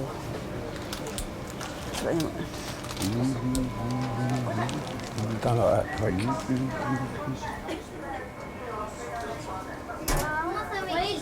Susan, is it? Yeah. Hi, Susan, I'm Amanda, one of the technicians. Has anyone taken a blood sample yet? Yeah. Doctor did, yeah. Yeah, he done it. What doctor saw you? No, it was that geezer who's there. Just walked out of here. One with a blue suit on. The blue suit on? The idiot, man. Is that idiot, man? Is that nice? Yeah. The idiot. Oh, I wouldn't mind kicking his head in. What is your problem? Don't like him. Because you don't like him. I like him. I don't like him. It don't mean like that, Susan. I don't mean that. But he's touching you. Yeah, he's a doctor. Like it. I don't care shit. He's a doctor. Shut up. Oh, one there. Susan is suffering from an undiagnosed pain in her neck. Dan, can you pull the cane, please? And can you stop what you're doing, please? Don't touch the computer. Leave it. I know what to do it. No. Next time, you're not coming up here, Daniel. Leave the computer. You're getting really Daniel. bad now. Leave the computer.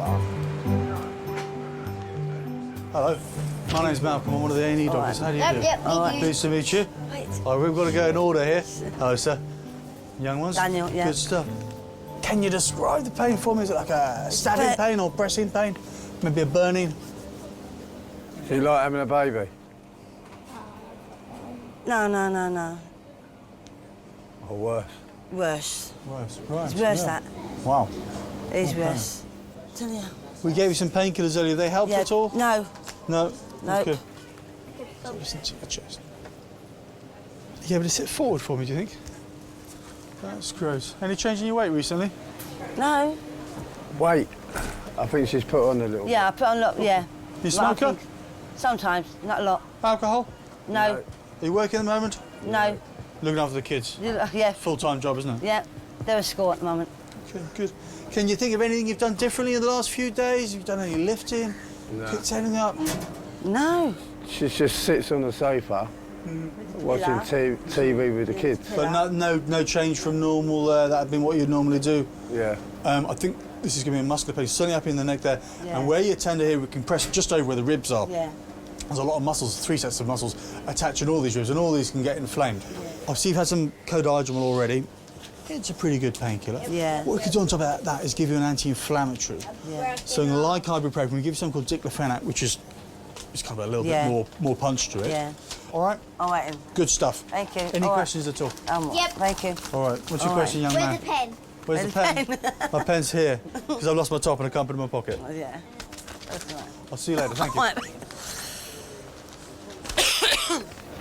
I'm starving. So am I starving. I am too.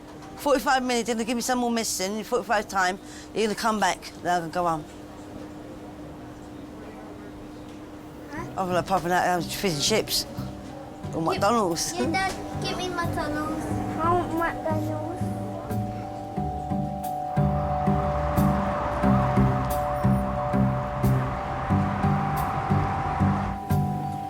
After an hour on a drip, Robert is sober enough to be examined.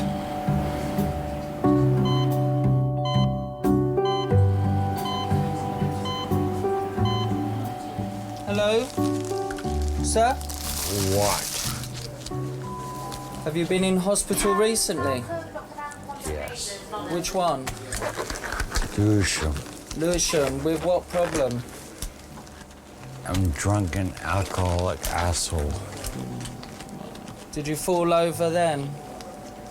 Yes. Did you bang your head? You got some scars on your head then? Yes, I have several scars on my head. I was in 5 different A&Es over the course of 2010. I was really in a bad way, very underweight, and having seizures in the street in Lewisham, falling flat on my face and waking up in a hospital bed, and King's was one of them. I did it about 10 times. How are you feeling now? To be honest, fuck. Do you remember me? Yes. Okay. Do you remember how you got here? I know that I was brought here by ambulance. I don't know how I actually physically got here. What happened to your hand? This one. Which one? This one. This is all very swollen. I think I punched somebody. Okay. Is it painful? Only when it hurts them. Only when it hurts. The other guy. Okay. Can you make a fist? Okay, and does the thumb move up and down? This one on its own? Yes.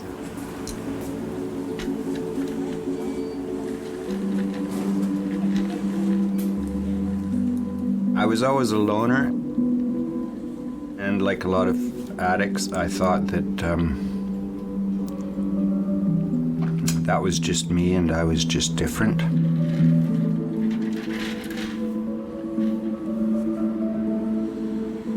I've lost many hundreds of thousands of pounds. I've lost the love of my wife and my children.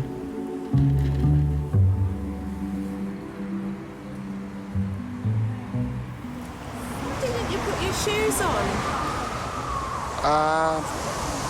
I couldn't be bothered. Okay. Your hand's fine. You've got no fracture there.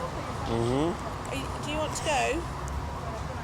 Do I want to go? Are you ready to go home? I don't have a home.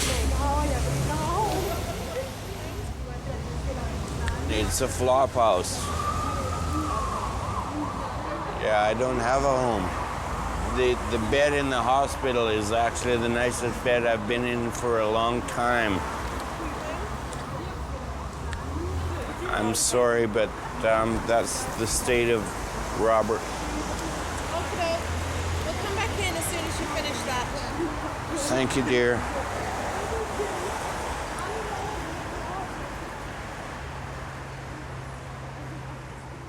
Of course, it's a wonderful thing to wake up in a nice, clean bed and have a person there to take care of you. It's fantastic.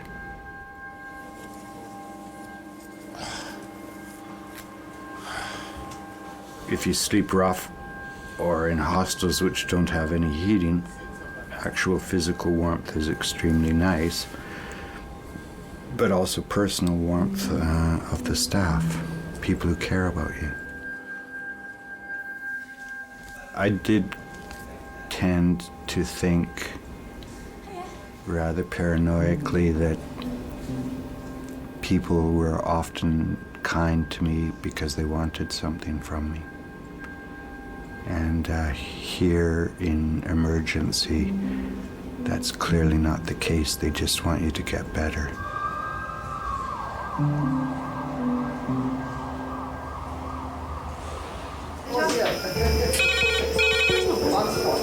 Cardiac arrest, that's all we know. CPR is in progress and full protocol. I had these dreams and hopes that I was going to leave at 10 o'clock tonight. It didn't happen. Can't miss you at 10. No, it had just gone. It'd gone a bit tits up at 10. 9:59. 9:59.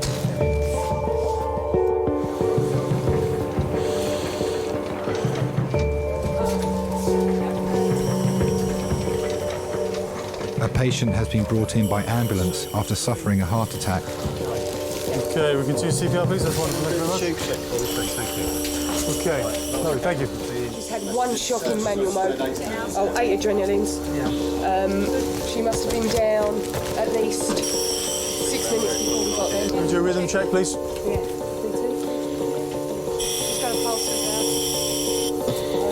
that. Yeah, I agree. Got a pulse. Brilliant. Good. Get off the scoop.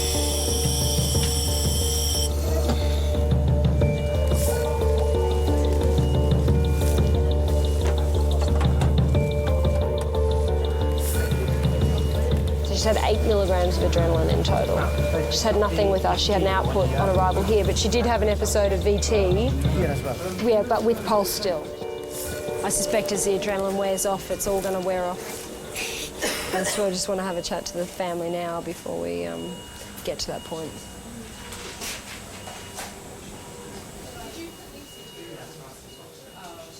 Where's Malcolm? No output. No output. Restart CPR. Will be in 4. I think there are days when what happens will bring tears to your eyes. You're faced with people who are having life-changing or life-ending events every day, and on some level it must make you appreciate what you've got, what you're capable of doing. And so, you know, I think you're mad if you don't take the opportunities that are presented to you to enjoy life while you've got it, because unfortunately, one day you can be crossing the road and it can all be over. I think the adrenaline. I think it's adrenaline. It's an adrenaline-dependent rhythm, isn't it? Hey? Yeah, exactly. It's the adrenaline wears off. And she's got a pH of 6.9. It's not going to be salvageable. No. So we'll just press on until you come back.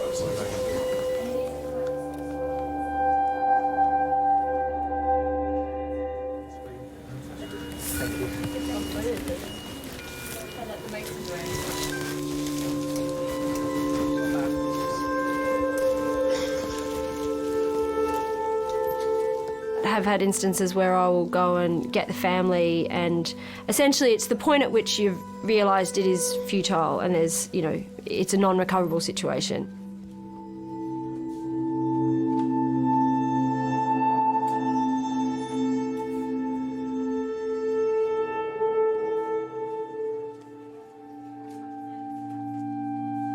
And then the family gets to be there when she, I guess, officially passes away. And the heart stops, and that can be quite comforting for people.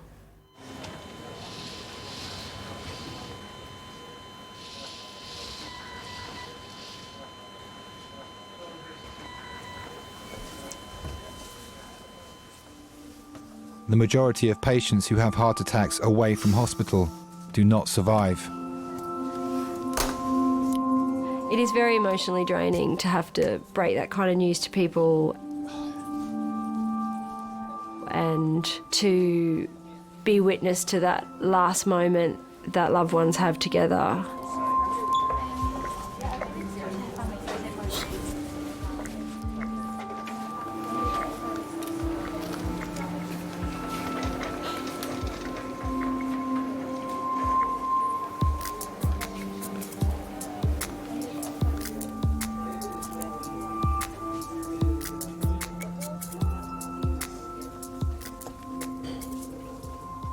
How was the son? Oh, good. He was emotional. Talking to the families the hard bit and getting them on board. Yeah, I don't mind bringing bad news, actually. Because I think if it goes okay, it's good. In the end of the day, it has to be done. And we've all seen people who do it badly, and I don't think I'm a world leader at breaking bad news, but I think I'm definitely in the fair to middling ground. And I've seen some people who were shocking at it, so I think I'm better than that. In some ways that's harder for the family, I think, if they get something back. To think, oh, bless, poor thing. It's not how he thought it was going to go. No. Mind you, I'm quite happy with the idea of, you know, just going like that. If people are jumping up and down my chest when I'm dead, not bothered. I explained to her, I said it was very quick, whatever it was. Don't think she felt anything. As long as there's nothing heroic done to bring me back to some vegetative state. Can Dr. Teresa to see a new patient, please? Oh, God. Okay. All right, well, thank you, Malcolm. I'm sorry you had to stay so long. No, thank you very much. I'm more than happy to stay, as you know. Talks are coming your way. Coming back tomorrow, you know. I love it. I'll go and see what that patient is.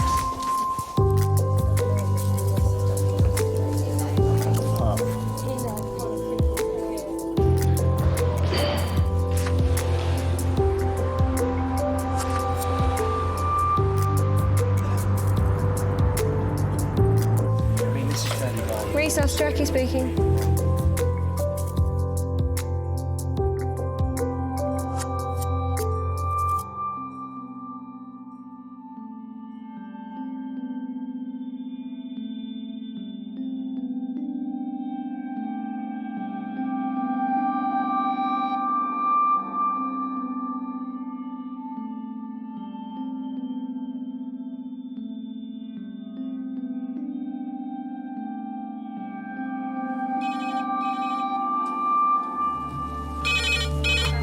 Adult trauma call, 8 minutes. Adult trauma call, 8 minutes.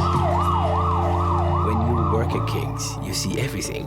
2 stab wounds to the legs, small one on the left, big one on the right. I witness more violence here than I do in Jamaica. No trouble in here, do you hear me? It's a hospital.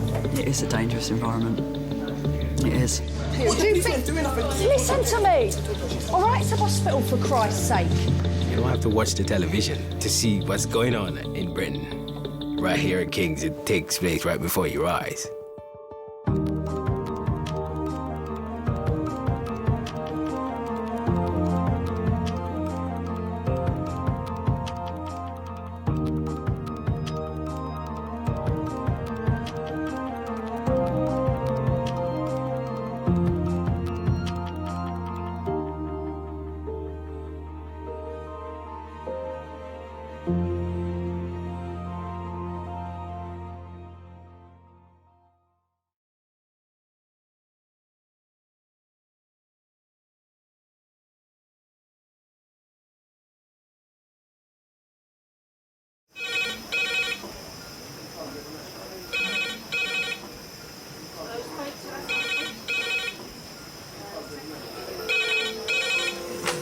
Kings A&E. Lovely. Cheers, bye. Adult trauma call, 8 minutes. Adult trauma call, 8 minutes. I've got an unconscious gentleman. He has severe traumatic brain injury. King's College Hospital, London. I think something hurt. One of the busiest A&E departments in the country. They're a bit busy right now. Maybe 20 minutes, 30 minutes. King's is extreme, isn't it? Come on. A place where love, life, and death unfold every single day. Fall from a tree. It's probably absolutely trolleyed. I'm very drunk. I just keep thinking, how am I going to cope? All the patients you're about to see were treated in one department, in just one 24-hour period. Camino. Everyone should walk through an emergency room at least once in their life, because it makes you realise what your priorities are. It's not the rush, rush, rush and the money, money, money. It's the people you love. And the fact that 1 minute they might be there and 1 minute they might be gone.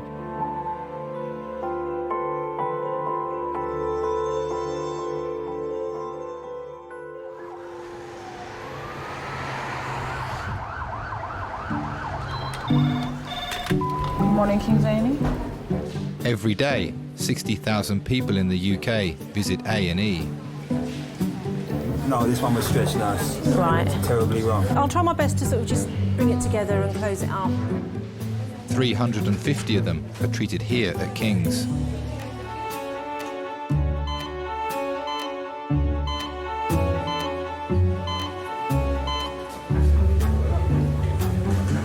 You think they'd see me pretty quick, wouldn't you? Because obviously every time I move my eye, it's scratching a little bit more.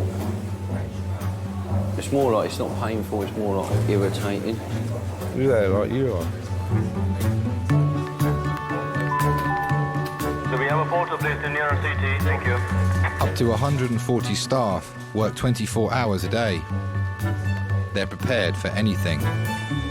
Just to test whether the battery was working. And so, the gun was loaded? Yes. And you didn't realise that the gun was loaded? Yeah, there you go. People coming in with their coughs, colds, a cut on their end of their finger, to the extreme of people being thrown out of cars in the ambulance bay who've been shot. Man with nailed hands. That's the gun. Ooh! Right result. It's not a fetish having injured people coming through the door. Well, for whatever reason, you still get a buzz from hearing the words gunshot wound. It just sounds sexy. Just take some deep breaths for me. Say 99 for me. 99. And again. 45. And again. 99. All those people that have chopped off limbs, digits, people that have fallen over and dislocated their shoulders, I salute you. Thank you so much for making my job enjoyable. Have you got glass in there? Probably. That's coming through a lot more. I wasn't there about a minute ago. I thought, oh my God, my son's going to lose his hand or he's going to bleed to death or... Things you put me through. God, what he put me through earlier with the police and then this. I mean, what are you trying to do? All right, well, the police thing's kind of died out. Yeah, no, I know. But... You know when my 5 months are done, my record's clean again. It gets wiped off. The yacht people told me that. You've got lovely ears. I do. Hasn't he? He has. He's got really nice ears. No, he hasn't. You've got real... That's you. That's about time. 19-year-old Alex Ford is being seen in minors, where non-life-threatening injuries are treated. All right, my name's Kim. I'm one of the emergency nurse practitioners. So, what happened today? I just got a bit angry and put my hand through double glazing. I'll just stand over here, mind my own beeswax. Well, good one. Special. Oh, no, I can look at it. That we're going to have to stitch. Yeah. Tess? Do you like that one, Mum? No. That one was Hollywood for you, yeah? Oh, Oh. Do you know what it looks like, Mum? Do you know when the zombie bites into your hand? Yeah, it's all right, yeah. Oh, God. What I'm going to do, I'm going to send you round to X-ray. Yeah. We'll have a look, see if there's any glass in it, and that one up here is going to be stitched. Yeah.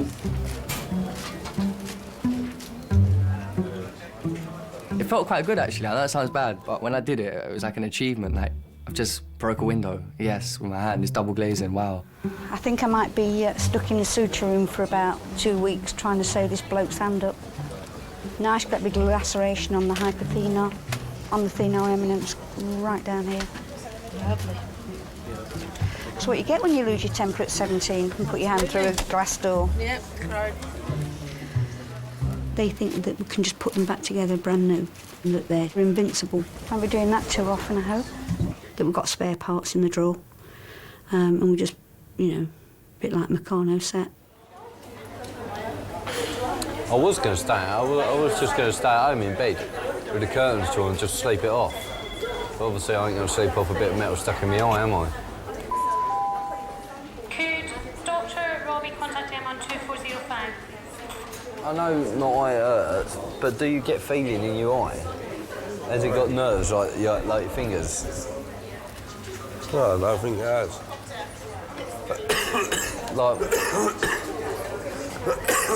Like there, do you know what I mean? It's not really, you can feel it, but not really. No, but when they pop your eye out and it's hanging down, yeah. Shut up. So that's what they do, seriously. Yeah. It makes your legs go like that, straight away like that.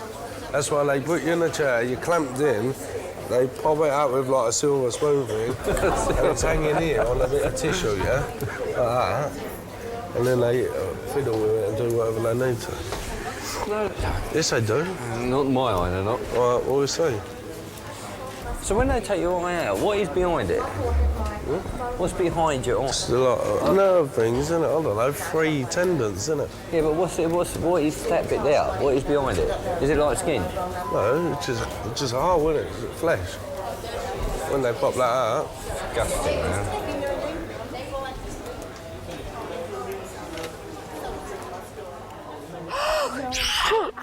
What have you done? Click the wrong patient off. Yeah.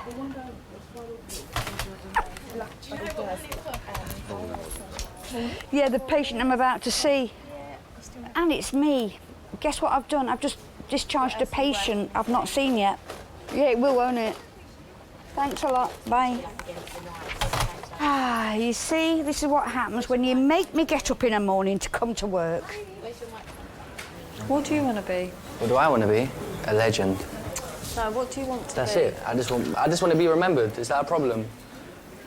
You're not listening. It's the easiest. It's a job.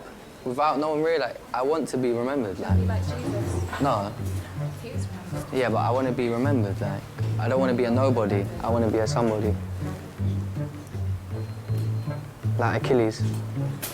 My little baby. My little baby. Your mummy's baby. Don't grow up.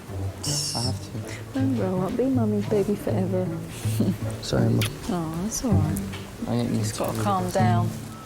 My little boy's growing up too fast. Does your mum and dad? Do you know what you can get me for Christmas? Do you know what you can get me for Christmas? A punching bag. Because you know that'll be the best thing for me when I get angry. Just go and work it out. Cause I was going to get you something really nice for Christmas. What a punching bag will do. Silly. Anyone. Just tell anyone in the family, get Alex a little small punching bag. He's always had what he wanted, this one. I have, I'll give them that. If he wanted a flat screen telly, he got one. Think about it back in the day. If he wanted a console, he got it.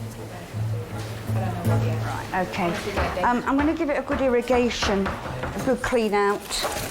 We have to develop relationships very quickly because we're about to do some horrible things to you. We're about to hurt you, basically, and it's legal. Can I hold my hand? Yeah. He puts his hand through a glass window, then he needs somebody to hold his hand while he has an injection. Sorry, darling. Sorry. I've just got a vision of Drogba scoring against Arsenal for some reason, and that really hurts. You're doing well. You've certainly done a good job on this, Alex. I know. I probably won't ever hit anything ever again. It might be a good idea, actually. I'm just going to be some peacemaker now. Yeah. I'm going to go around the streets of Brixton preaching. Sorry. It's very, very deep. This may be a bit too much for us to do. We may have to send you... I didn't even hit it that hard. I swear to God, I didn't. Well, sometimes you don't. It's just the way you hit it, isn't it? It was the angle, yeah. Yeah, it was definitely. It's like I did a martial arts move. Sorry, Alex. I'm sorry. I know that I'm hurting them, but I need to do it, and I'm always saying, I'm sorry, and I'm sure they don't believe me, and they're probably right not to. I can remember being 17, 18 and thinking that I could do absolutely anything and nothing would happen to me. You know, that's just being a kid. Right, we're going to have to hand you over to the orthopaedic doctors. Oh, I used to take risks, do stupid things like walk the other side of bridges and just ridiculous behaviour. Drive my car really fast. I had my Mini up on 2 wheels round a roundabout. Oh, fucking crazy. I'm such a moron. I won't be smashing anything ever again, though, because anytime I get angry, and I just look at it, and yeah. There's been times since where I've got angry, and you know what the reminder is? I can't even clench my fist. That's the reminder. Like, I can't even, it hurts doing that, so I just, yeah. And I know the reason is that, the reason why I can't clench my fist is because I got angry in the first place, so yeah.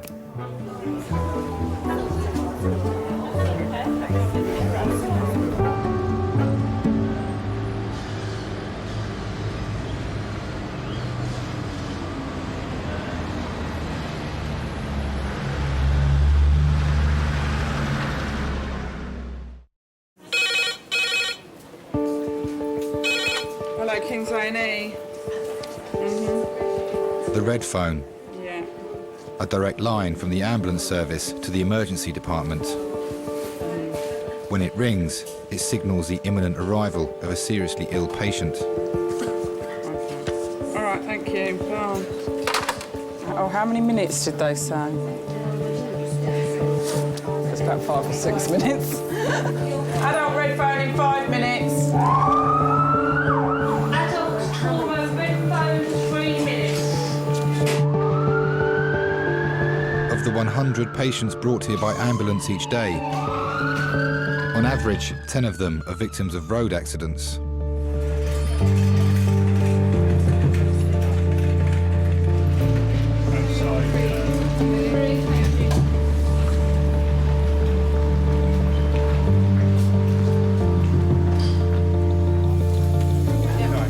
Good morning, everybody. This is Brendan. Brendan is 31 years old and a motorcyclist.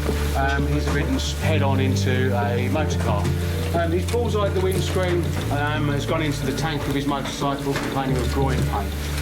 His injuries seem to be isolated to bilateral fractures of the wrists, and he has an injury to his right testicle. His scrotum is discoloured. He complains more pain in the right testicle than the left testicle. Nothing else for you. Thank you very much. They're in a completely alien environment. One minute they're riding their motorbike or something, the next minute there they are strapped down to a bed, lying stark naked with about 8 people around them with some strange man putting their finger up their bottom. Brendan, we need to put a drip in, but because you've broken both your wrists, or you might have, I'm going to put one in your ankle, so it's going to be quite uncomfortable, OK? Just to let you know. OK. All right. No one mind just holding his ankle for a minute? This is going to really hurt. Sorry. You know, and they're in pain and they've got no idea what's happening. All they can see is the ceiling. You know, they've got no idea what's going on, and it must be petrifying. I'm from the waterworks side. Okay. Down below. The important Certainly, don't mind all this other stuff. We'll all fix, yeah. Right? Yeah. The consultant has told me that you have an injury down below. How does it feel? It just felt like I've been heavily booted in the nuts. I think it's just the right testicle was giving me a bit of Have you ever had any problems with your testicles before? No, not to my knowledge.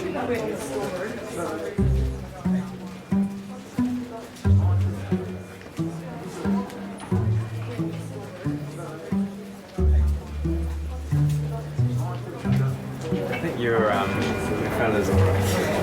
Thanks. Thanks a lot, mate. No, you're welcome.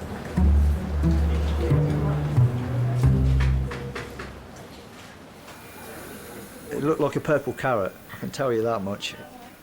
I thought it was touch and go at one stage, because a couple of days when I was on the ward, going to the toilet thinking, lifeless. There's not a lot going on down there, and not even the nurses can help me out in that respect, and it's lifeless. I'm like, okay, well, hopefully when I get back home, might see some signs of improvement. But it was black and blue for a couple of weeks.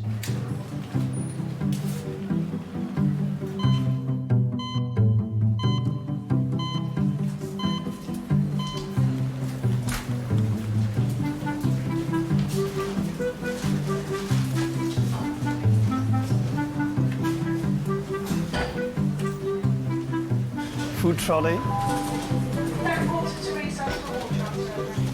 I do have. Alice has brought her sister Pat into A&E after a fall on a shopping trip. Cheese and pickle there, egg and cress, savoury cheese. Savoury cheese is quite nice. Give it a try. You want to give it a try? And you're entitled to have a drink and a crisp with it for $3.49 as a meal deal. He had them on that trolley. Did they sandwiches? Yeah, he did. He said sandwiches. Well, I see biscuits, I never see it. No, the sandwiches I think were on the top. He did say sandwiches. Yeah, he did say it. Food trolley. But you don't know when they were made. They could have been last week's. I was looking forward to me fish and chips. But there you go. I didn't know what to have today. I'm going to have a sandwich.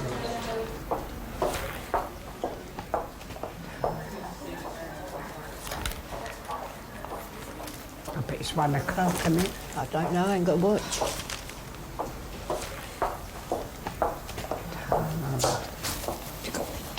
Yeah, is 1:15, nearly 1:15. 10:1. Thank you.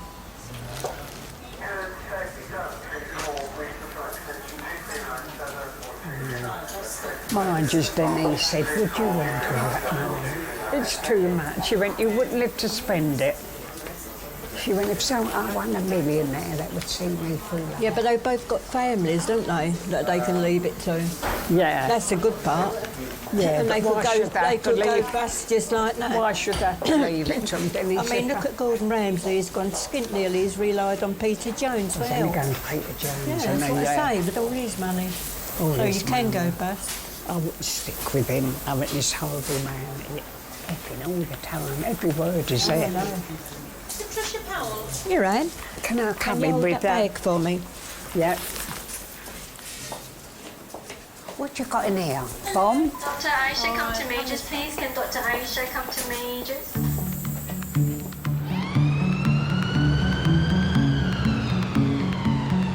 Have you been a smoker in the past? Yes, up until yesterday. Up until yesterday, okay. Have you been smoking for a long time? Oh, say really that long. That late 70s. Okay, and how many a day? Well, John keeps it down to 20. It drives me nuts that people don't look after their health. There's only so much that we can do as doctors. We're not magicians. Do you smoke quite a lot then? Breathe in and out through your mouth for me. That's it. Can you do it again? Good, and keep going.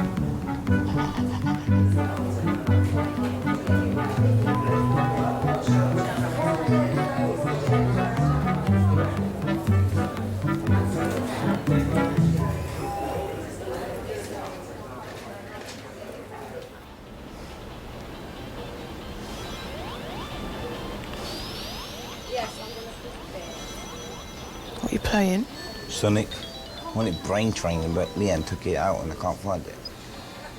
This is the 35th time Lynn Brackley's been to hospital this year. Shit.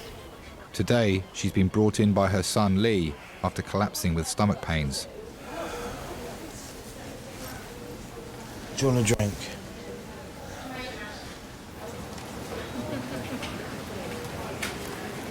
Linda Brackley. Hi. How are you feeling? Are you in a lot of pain? Do you need something for the pain? Mm-hmm. Okay. I've been asking for ages. Sure. Can you tell me a bit about the pain? I'll assess your pain and I'll write something. I was in 5 weeks ago. Right. Yeah, Mr. Patel took out my gallbladder Right. I'll be truthful with you. I've had enough of being in pain. Right. Do you know what I mean? I've had enough. Okay. I'm sorry about that, but we'll try and do something for you today. Thank you. Okay. And how are you coping at home? I'm not. At the weekend, the pain was that bad that I really felt like doing something stupid. I did, because I've had... Like what? I haven't got to say, have I? Yeah. I haven't got to say it. It's just... No, I just want to know... What, how I'm feeling? No. If you thought of something... Yeah, I did think... Yeah, I did. Yeah, I did, because I've had enough. Right. Okay. Do you know what I mean? I thought that once the gallbladder come out, after having the gastric bypass, my life would be different, but it isn't. It is, because I've lost the weight, but it just seems to have opened up a can of worms, and I'm not dealing with the situation that good at the moment. Have you had this thought before, or this is the first time you had it? No, I've had it before. I have had it before. And have you ever sort of... Yes, I have done it before. What have you done? I have took an overdose before. Okay. Just remind me why you had the bypass again? Why? Because I was fat. Okay, that's fine. And I couldn't lose. How fat were you? I was 29 stone. Okay, and now? I am 15 stone 13. So you're getting more and more thoughts of harming yourself recently, is that right? Yeah, because of the pain. Oh, okay. When you're fat, everything gets put down to your size. Yeah? And people don't actually look into the situation. It's, oh, there's nothing wrong with you. It's your size that's causing the problem. Like, big people have rights as well, you know. Yeah, they surely do. You know, but because you're big, they just discard that. But they can't do that no more, because I'm still big, yeah, but I'm not as big as what I was. So they can't do that to me no more. Sure. So I'm not going to take that. Okay, fine. I'm just tell me if it hurts a lot. I'll be gentle. Fat people have rights as well. We have feelings, just as much as skinny people or anything else. Do you know what I mean? If anything, fat people might have more feelings than skinny people. To be quite honest with you, because I think that fat people are more loving.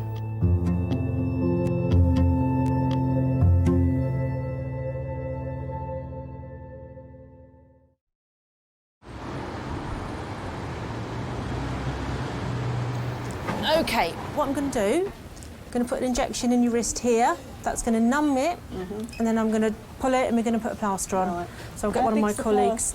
It goes from here to here. Oh, right. X-rays show that 78-year-old Pat has broken her arm. Nance, do you want somebody to help me pull? Would you mind getting the plaster trolley for me? I will. If you're going to be my glamorous assistant. I have to batter her up. Take that last time, please. Take that last time, thank you. One of these days, this is going to fall apart. I can see it's going to be on me.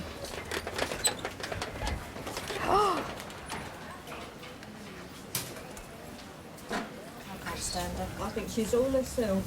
Yeah, she's not bothered. Talking about me again? No, darling, no. We can't let die ever. All right. Yes, I'm trying to tell her some good news. Hang on. Tiger Woods. Yeah. Here's another one paid too much. Dirty dirty sausage. She likes Johnny Depp. I love Johnny Depp. I've got a photo of him just above my oven, so I have to see him when I'm Only cooking. the oven. I have, no, it's on my tie. He is absolutely gorgeous, isn't he? So that when I'm cooking, I've got a full eye view of him there. Oh, you're going to get burnt one day looking at it. I really don't care. You're going to get all love splash come I up. don't care. That man's going to look. If he was in here now, she'd go through torture. She'd just look at... Oh dear, what you got to do is when I'm doing this, you've got to think of Johnny Depp. I'd let him pull it without doing the needle. Oh, Love him. He is gorgeous, isn't he? How come I'm doing this, by the way? Because you're my glamorous assistant. Get on with it. It's going up my nose and everywhere. Think of yourself as Angelina Jolie. That's right. Oh, she's nice, Angelina.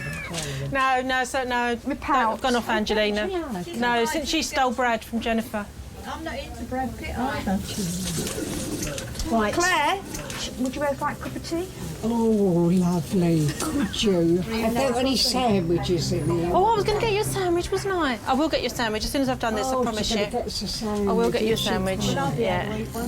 Oh, yes, yeah. once we've done this. Lovely.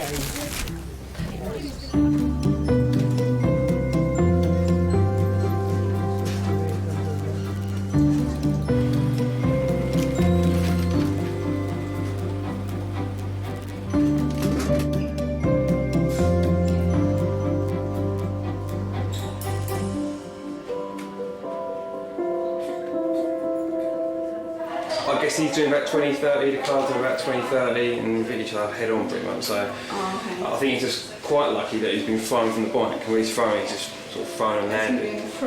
Yeah, and it's probably the best thing though. If he hadn't done that, he would have impacted the car and he would have a lot worse injuries.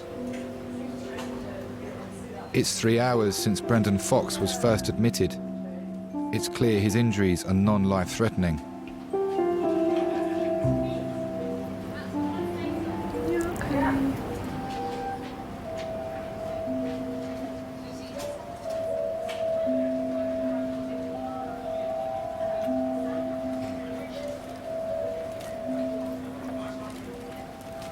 Does your job make you more aware of your own mortality and think about your own death and those that you love?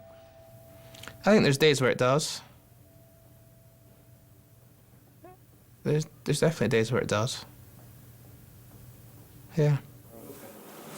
I could be brown red, so it don't really matter about 2 broken wrists. It's that'll heal.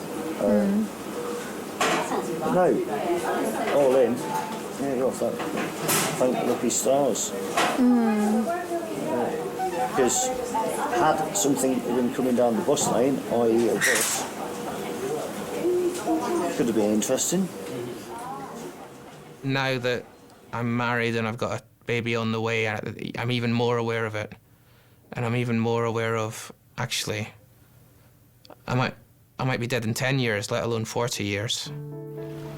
Very scary, was it? No, but I just think it's somebody trying to tell me something that there's only so many lives you've got.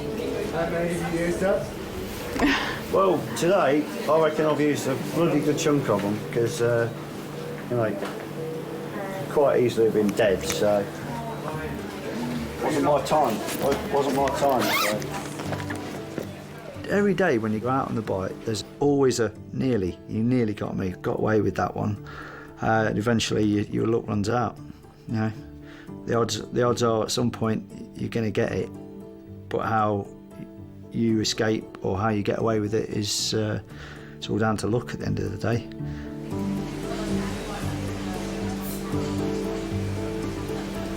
Thank you very much, everybody, for your help. You've been I'm coming, you haven't got rid of me yet. Yeah.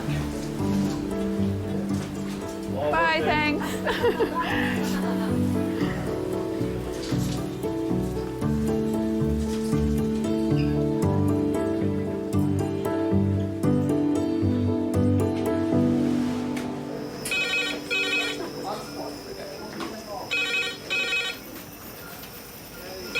King's A&E. Hello. 2 minutes. Lovely. Cheers, bye. Red phone, 2 minutes. Red phone, 2 minutes.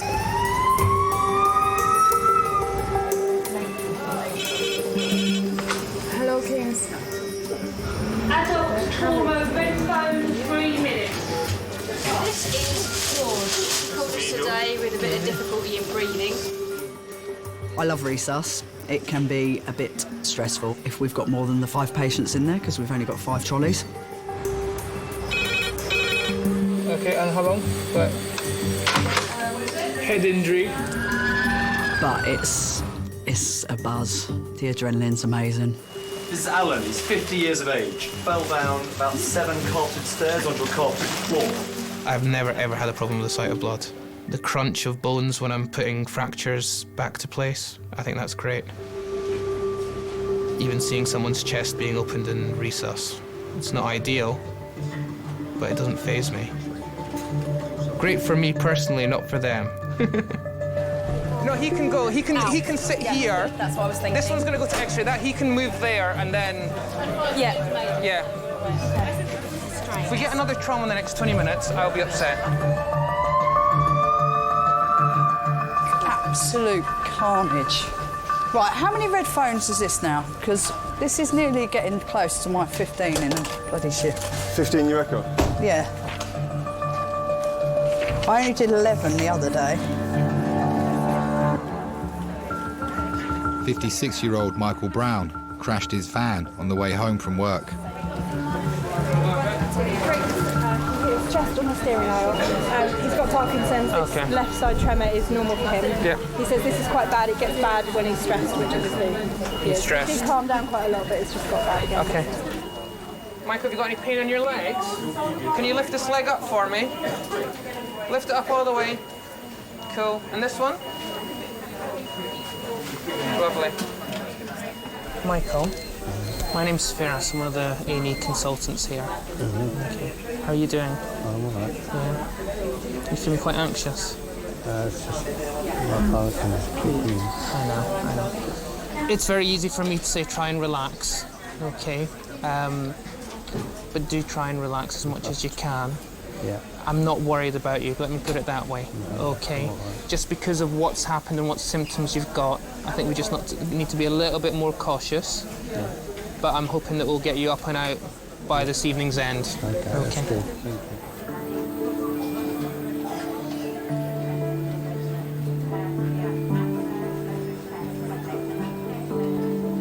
Well, I just thought I could have lost them. Could have been a lot different.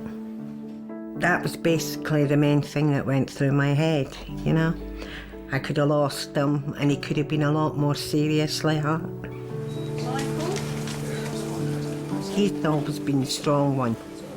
He's always been there for me. It was just horrendous to see him like that. And I hope I never see him like that again. Yeah. Look at him, is he crying? So why are you upsetting him, huh? Huh? Look at him, he's smiling. Please don't upset him, he's been doing fine. He was so brave until you guys came along. I'm not worried about him. It looks scary and freaky, okay? If I was worried, I would tell you. What we're gonna do, we're gonna x-ray there, we're gonna x-ray there and there and down there. If those x-rays are fine, we can give them back to you. Well, good. Is that a deal? Yeah. Okay.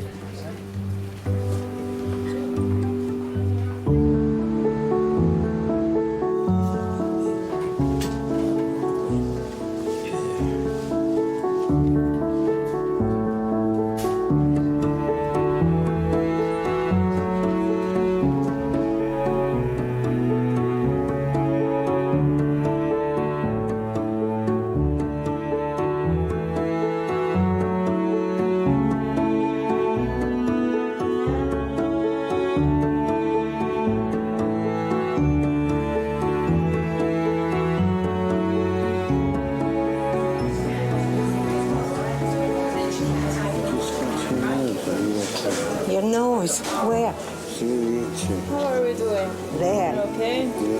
There.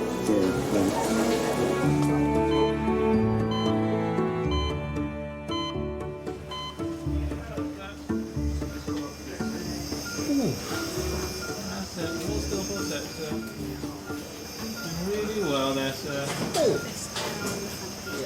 81-year-old George Rumsey lives with his great-nephew, Jay. Things a little bit, isn't it? That's the oldest one I've ever had. George has been brought to A&E with breathing difficulties. Okay, that's all done, sir. I'm going home now. Yeah, we have Thanks. paperwork. Thanks for coming up here. Oh, that's all right. Don't let yourself get into a situation like that again. You know, you need to breathe to live. All right. Well, it's about the fourth time I've been up here like this. I hope they sort you out. Yeah, we'll do it. Thanks very much. Thank you. Thank you anyhow. All right. Funny, all the time I was sitting down, it was all right. Yeah. He's just really down-to-earth bloke, really lovely, heart of gold. He'd do anything for you. 12. 5 to 12, yeah. Well, he treated me as his own son and always looked after me.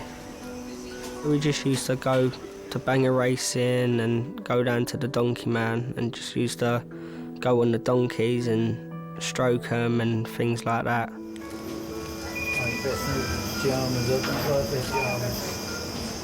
Well, if anything, if you're here overnight, I'll bring something up for you tomorrow. How do you want the buttons changed?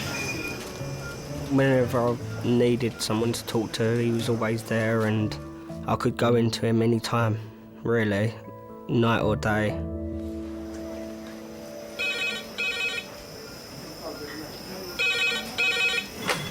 King's A&E.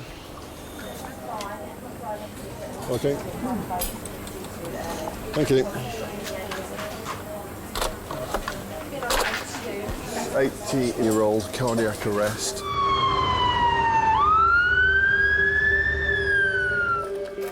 Can I have a porter to resus with a striker trolley, and can I have an A&E doctor to resus immediately? Thank you.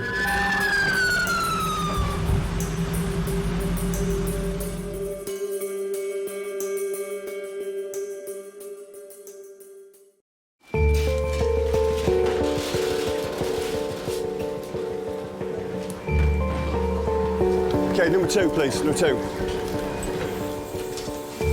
An elderly man has suffered a heart attack. Just get some paddles on and see what we've got, okay?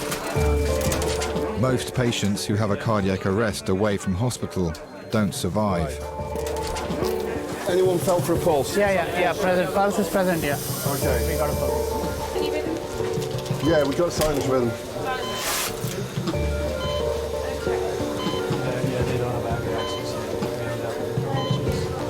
I think we've lost rhythm. We're going to start CPR again. Yeah. Sorry, where's the family?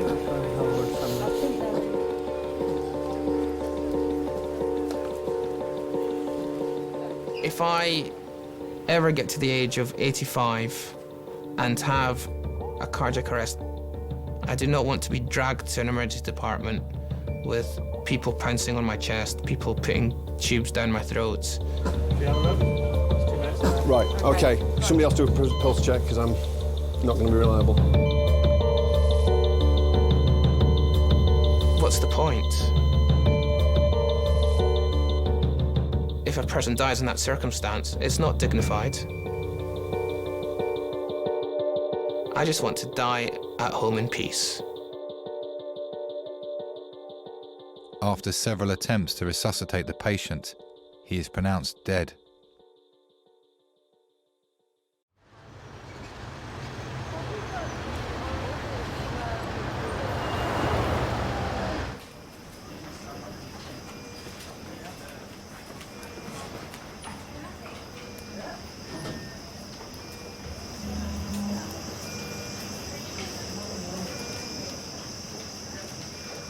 When you get older, maybe you do spend a lot of time contemplating things and thinking about what has happened, and maybe you could have done something better. I don't know. I don't know. I've never asked anybody. Maybe it will make me, I don't know, a bit too emotional. Maybe I don't want to know those answers. Feeling better? Yeah. Basically, they just kept him in. And then the next day I come up to see him and he seemed fine. So I get a phone call the following morning saying he's had 2 heart attacks.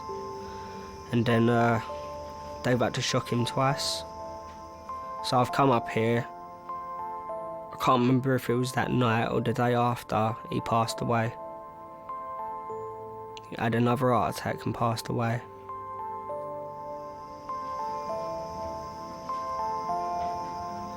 It just probably was his time.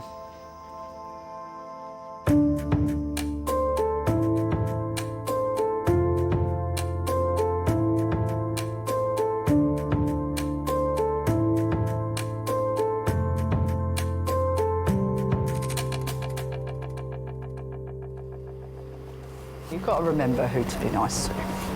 You've got to still care about the people that actually deserve it. Like that little old man last night.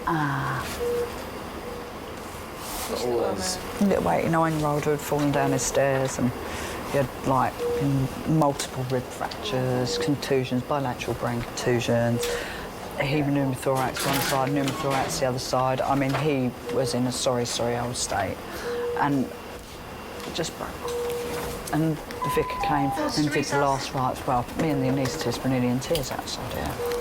Because he was just, you know how lovely he obviously was, and his daughter, he lived with his daughter and his son-in-law, and they just couldn't, you know, he always kept the place tidy and did the washing up and had just, you know. As soon as they die, they've gone. The person, they're just a shell. They don't look like they did. And it's funny, because even if you've only known that person, been with that person for 5 minutes, when they're dead, they don't look what they looked like when they first came in. Right, well, let's get him kind of somewhat reasonably reasonable. I might take... Could I have a pause to X-ray, please? That's what makes your features in your face and everything else just goes. If I roll him to me. Yeah.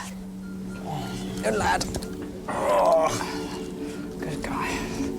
I mean, I must admit, I do talk to the bodies, though, when I'm laying them out. Well, I think they could be watching. I'd hate for anyone to think that I was treating them horribly. Do you know what I mean? I think it's just... I don't know whether it's maybe it's a getting over it mechanism, coping mechanism, maybe. I don't know, but I've always done it. I've always spoken to the bodies. Sorry, mate. Oh, that wasn't great, was it? Managed to make a mess of that side now. They can sometimes ooze from their back passage. They're, you know, come out there, they can wee, and sometimes when you turn them, it can all come out of their mouth as well. It depends. Sometimes you don't have any, and sometimes you have a lot, and sometimes they moan when you turn them over. But that's just because there's a lot of air in the lungs. They go, like that. The first time I heard it, I did run out of the room, but I was only 22. I was a baby. Oh, you've got some suction. Let me just suck out what's come out.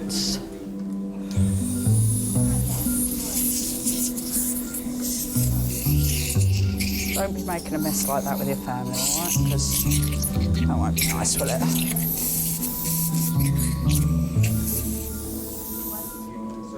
That's better, isn't it? It looks much more comfortable. There we go. There we go. All right, mate? There. It does affect me, because I realise how amazing life is. I realise that I don't ever want it to end, and I hope to God that I end up as fit as a flea from very many years.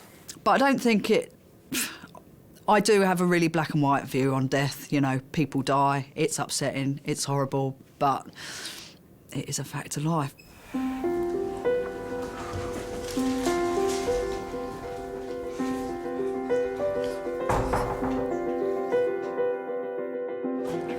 Right, anything you don't eat on your sandwiches? She likes cheese. Yeah. Cheese or ham, love. Cheese or ham. Cheese or ham. Can you remember where to go? All right, I'll see what I can get.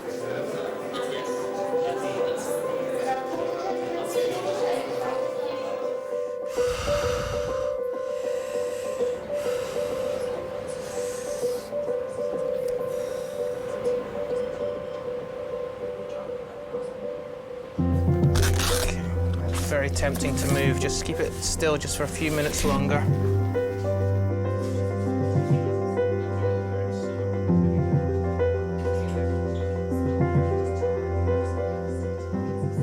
I ring him a lot more during the day to check on him and that. And I do get up and cook him his breakfast some mornings.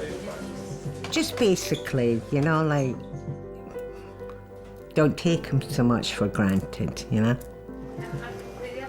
It makes you think that you should take that extra time because you never know what the outcome of the day is going to be.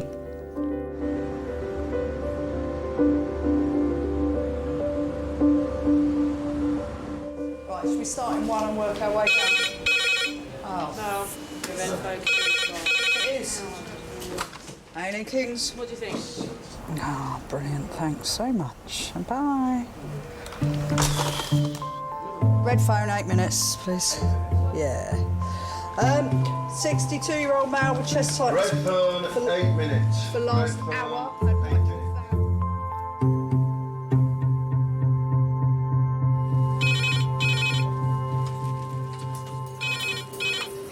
Hello, King's A&E. Got some bad news for you, man. Kofi got knocked over today. 2, 3. We have another trauma call coming in with a stab wound. There's a guy over there with a knife sticking out of his head. Yeah. This gentleman has just walked into reception. He's been shot in the face. Yeah, it's Wild West tonight. It's the stuff of movies, but we get it sometimes at work.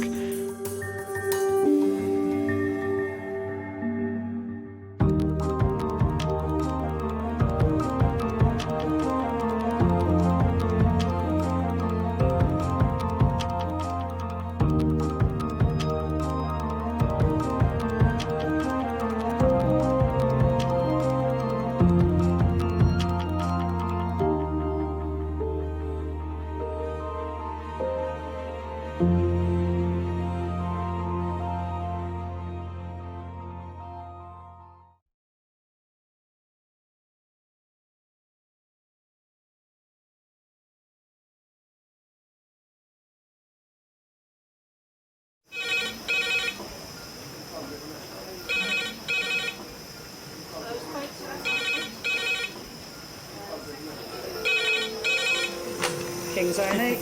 Lovely. Cheers, bye. Adult trauma call, 8 minutes. Adult trauma call, 8 minutes. I've got an unconscious gentleman he has severe traumatic brain injury. King's College Hospital, London. I think something hurt. One of the busiest A&E departments in the country. They're a bit busy right now. Yeah, 15 minutes, 30 minutes. King's is extreme, isn't it? Come on. A place where love, life, and death unfold every single day. Fall from a tree. It's probably absolutely trolleyed. I'm very drunk. I just keep thinking, how am I going to cope? All the patients you're about to see were treated in one department in just one 24-hour period. Camino. Everyone should walk through an emergency room at least once in their life because it makes you realise what your priorities are. It's not the rush, rush, rush and the money, money, money. It's the people you love and the fact that 1 minute they might be there and 1 minute they might be gone.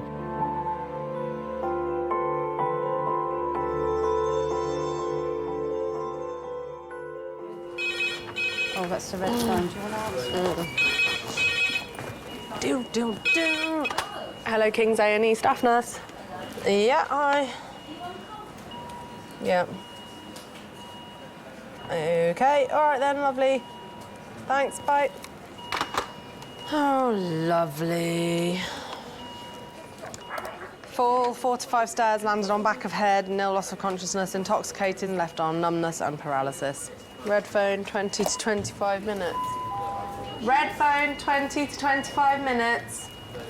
They said he's very intoxicated.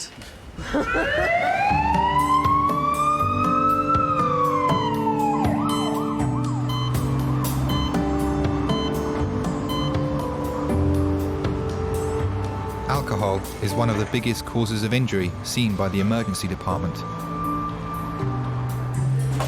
On an average weekend, about a quarter of the patients are drunk. It drives me nuts that people drink as much as they do. It drives me nuts that people take drugs and then come to us half an hour later saying that they feel funny. Well, what did you expect? If you weren't feeling funny, then you bought the wrong drug. This gentleman, his name is Sean, he's 39. Basically, he's fallen down about 4 or 5 steps on the landing. He's been drinking since 10 o'clock this morning due to a family bereavement yesterday. He's saying he's got pain and tenderness to the back of his neck. As I said, he's had a hell of a lot to drink, no drugs apparently. Yeah, no. So might be. Yeah. Do you want a second cannula or do you just want He'll need bloods. What's he got? Yeah, just his bloods is great. Yeah. John, I'm Marie. I'm just going to take some blood on this side, OK? Did he have opiates? No. What's he had? I didn't hear. Oh, drunk. Drunk? He's been drinking all day, right. yeah. Oh, grand. Come on, please. What's the matter, my friend?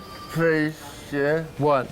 I need my mum. Oh, maybe she's coming in, I'm not sure. Sean, if you need to be sick at any stage... Oh, it's my mum, yeah? Well, we'll get her in a moment. Can you take this fucking thing off my neck, please? Well, not just yet, just because we're worried about your neck, that's all. But as soon as we can, we will. I need to speak to my mum. I don't know if she's here yet, Sean, but just wait one moment. Yes, come with me in the ambulance. Yes, Sean, can you bring her in? Is that all right? Thanks a lot. We're going to bring her in now, OK? Oh, all right. Well. Excuse Mum. Thanks. Hey there. How you going? I think he really is pretty keen to see you anyway. Do you want to pop up the end here? 16. Oh, really? OK. My name is Graham anyway. I'm one of the consultants here. Mum? Is there a reason you don't want to go up the top end of the bed? Mum? OK. Has he been abusive towards you tonight? Mum? Just talking, wait. Just say hello if you want. Who are you? I'm here. I can't look at you, right? I think I've got a problem with my neck. Yeah, I've heard. I'm just talking to the doctor about it. Just hold on, please. Hold on. I'm here. I came in, I went upstairs, and the first thing I did was laugh, because the way I see him, he looked like the Hunchback of Notre Dame. And I just laughed. And then Linda said, oh, let's get a camera. And she took a photo of him. She said, me and you will have a laugh about this tomorrow, Sean. What would you say for the neck there? I don't know, Sean, nothing yet. Hello, Lisa. Yes. Thank you. So, we'll just have to work out exactly what the situation is with the neck, and then we'll go from there. Red phone, 10 minutes. That's red phone, 10 minutes. Oh, this is a trauma call. He fell down about 8 or 9 stairs at the embankment, where he lost consciousness for about a minute. A second red phone.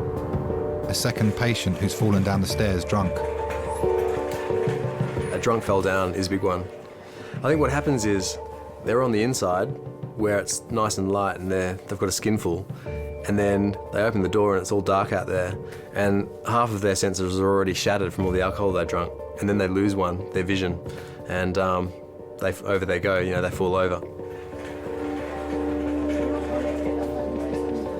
Who have we got? No one.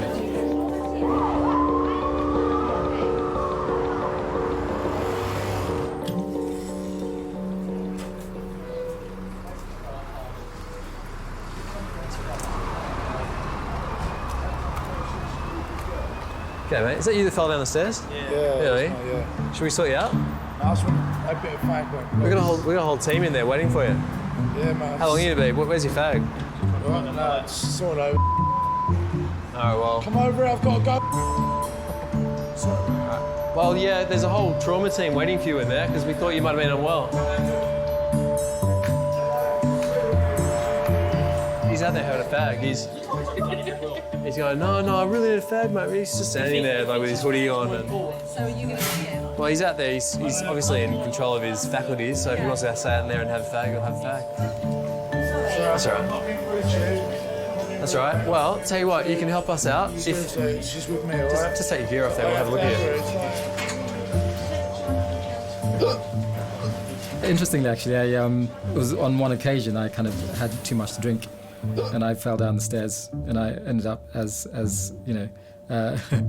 a casualty in A&E, which was mortifying for me, obviously, for a number of reasons. You've been drinking tonight, obviously, huh? Yeah. Yeah? How much you had to drink? I can't tell you.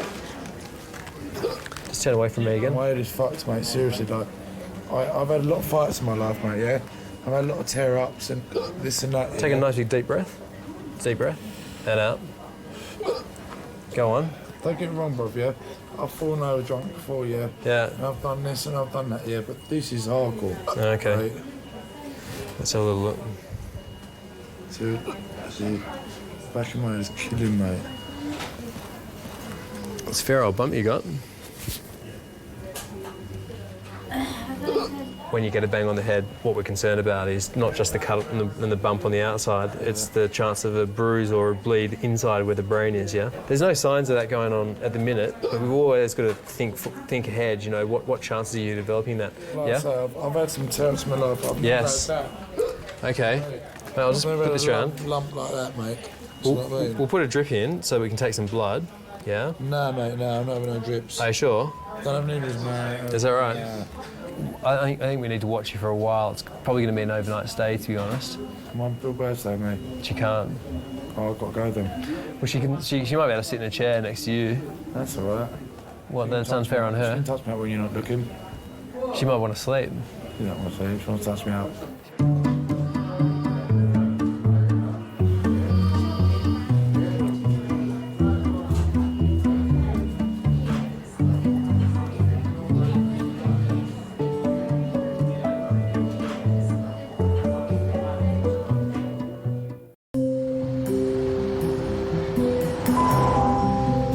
Is anyone in the department who speaks Spanish? Could they come to the front reception, please? Anyone who speaks Spanish? Anybody who speaks Spanish? Yeah. Ayala. I was feeling drunk like maybe 3 hours ago, but now I could do anything right now, speak to anyone and do anything, and I don't feel drunk. I'm not drunk. I don't feel like I did yesterday. No. Because I sobered up. I feel quite Because of weird, what like. happened. Do you want some water? No. Here, I'll just.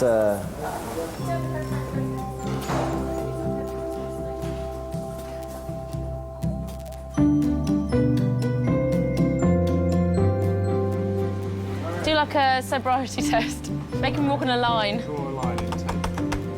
Say vamos to him. That means let's go. No, he needs to. He needs to stand up. He's in hospital. Come on now, I'm not having this.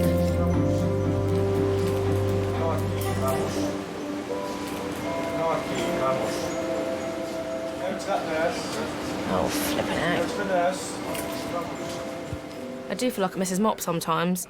You know, it's like they've been too drunk to get to their bedroom, so they just stopped off in A&E and, you know, so I'm there to look after them, mop their brows so they wake up. And then, you know, kind of feed the hangover with a couple of packets of crisps and a can of Coke and some coffee. Oh, I'll have to keep him up here. He's in a real state, isn't he? Oh, for goodness sake, come on now. Right, we might as well walk him into a cubicle now, after all this kerfuffle. It'll have to be number 11. We might as well just keep the drunks together. Goodness me. You've had a good night, haven't you? Did you go out? Have a drink? Did you have a good night? Did you dance? Woohoo! I like it. Brilliant.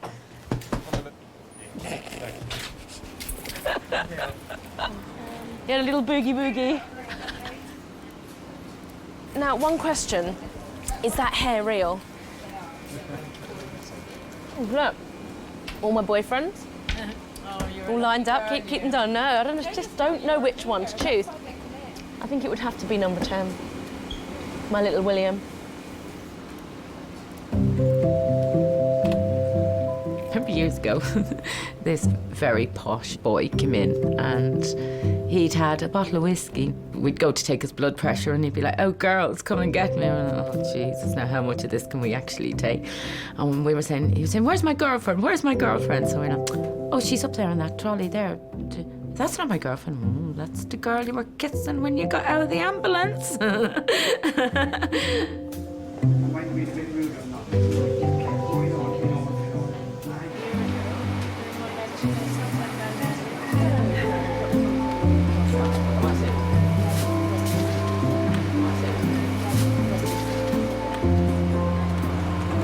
Warm as a fruit bat.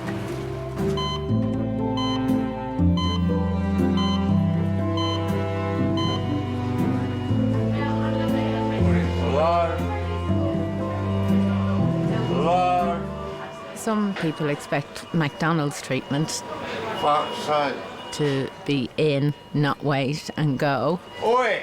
They don't understand that, like, you know, you have to collate blood results, x-rays, get things organised. Like, you know, it's not like ER. You don't walk through the door and the doors scan you and you have all results available to you. No, can you come here? Oi! They don't get that. Don't walk away. Excuse me, sir. Can you call properly in the hospital, sir? Okay? Yeah? Yeah? Yeah? Speak this up. I know that. You're treating me like I'm an idiot, yeah? Shall I call your mum and ask her to tell you Listen, what's going on while we try? Listen, take this thing off my neck, yeah? We'll see who's the last up, yeah? We can't do it.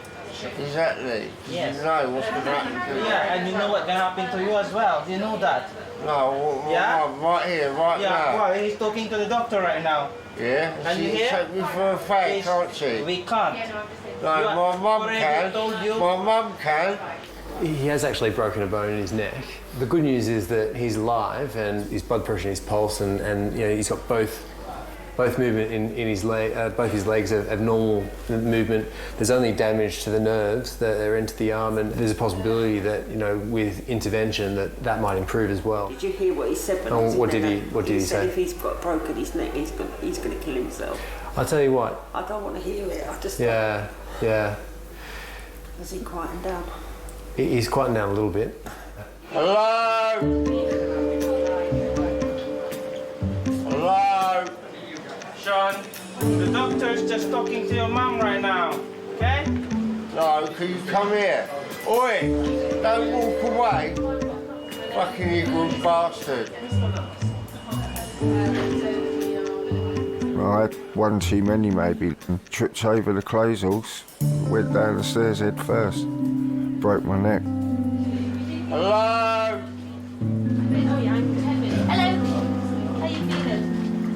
Hello, can you get my mum, please? Let me go find her. I see everything that's happened in my life flashed in front of me, and I was just sitting there thinking, when's the light going to come then? That's normally what happens, isn't it? Well, that's what I've been told normally happens. Your life flashes in front of you, and then you see the tunnel with the light at the end of it. But it never came.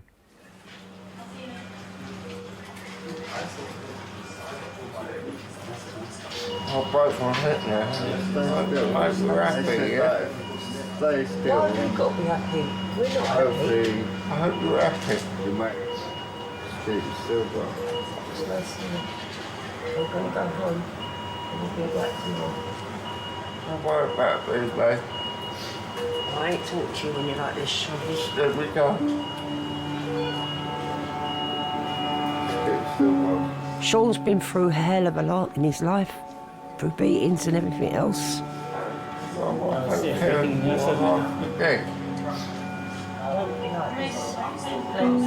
He's following in his dad's footsteps because his dad was an alcoholic. What about me? I'll be alright. I do worry about you, I love you. What about me? I feel responsible for a lot of it because I think I've not brought him up right. To be honest, I've had 4 kids put in care, so I don't feel as if I've been a proper mother to my children.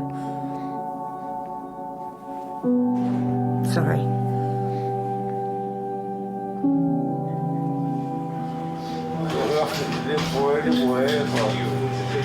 I found you give up with me. I didn't give up on you, I'm here. I came with you, didn't I? No. I just don't like hearing the way you talk, when you abuse people. Don't worry about me, mate. Take this thing off. Take this fucking thing off of me and I'll get out of this fucking hospital right now. Right? I'll fucking show you what you can do. Sean, stop. Put that back on your finger. Sean. Show you what you can do. Sean, stop.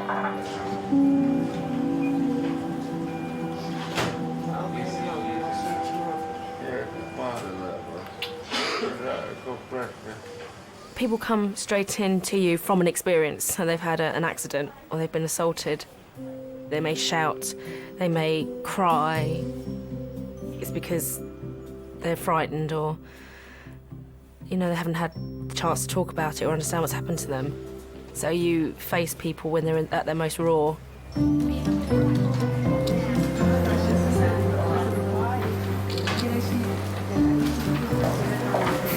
Which one's the best, you think? That one? Or? That's quite cool. When was the blood pouring out? Well, you know, when you were just sitting down outside the park where all those people were helping you. Oh, yeah. And it really was just pouring down your face.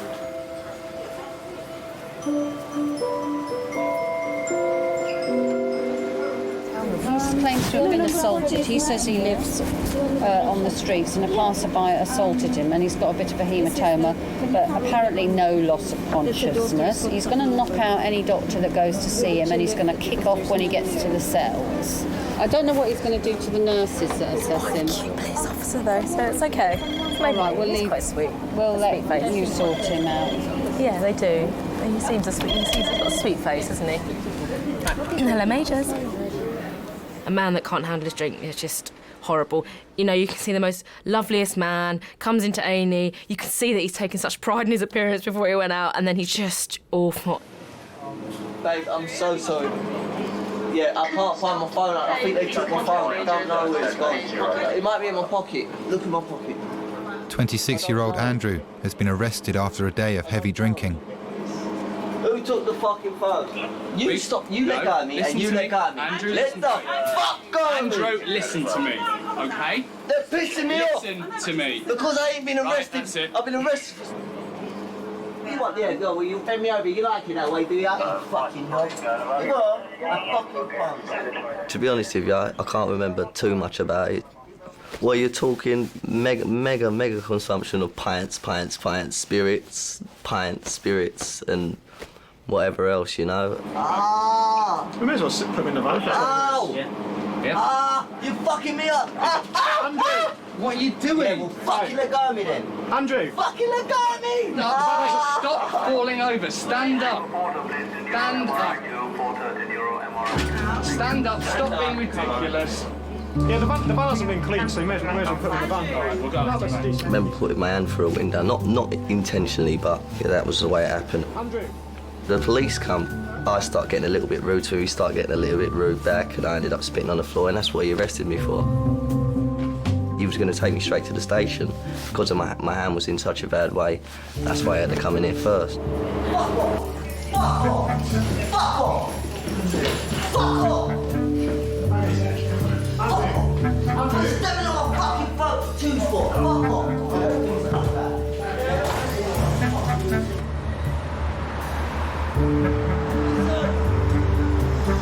They took me back to the station. I felt horrid. Not a good feeling. Flashbacks, and I was like, oh, what did I do? Oh my God. Yeah.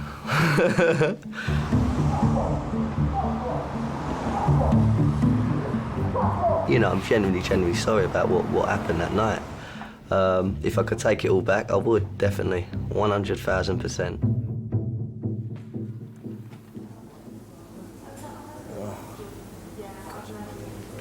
Head down. Do you want me to find as well? I always want to go to sleep. Put your head if you're getting dizzy. I want to sleep. No, don't. Oh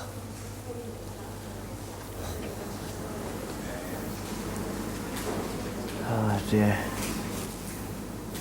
I fucking hate hospitals. Everyone hates hospitals. It's fine.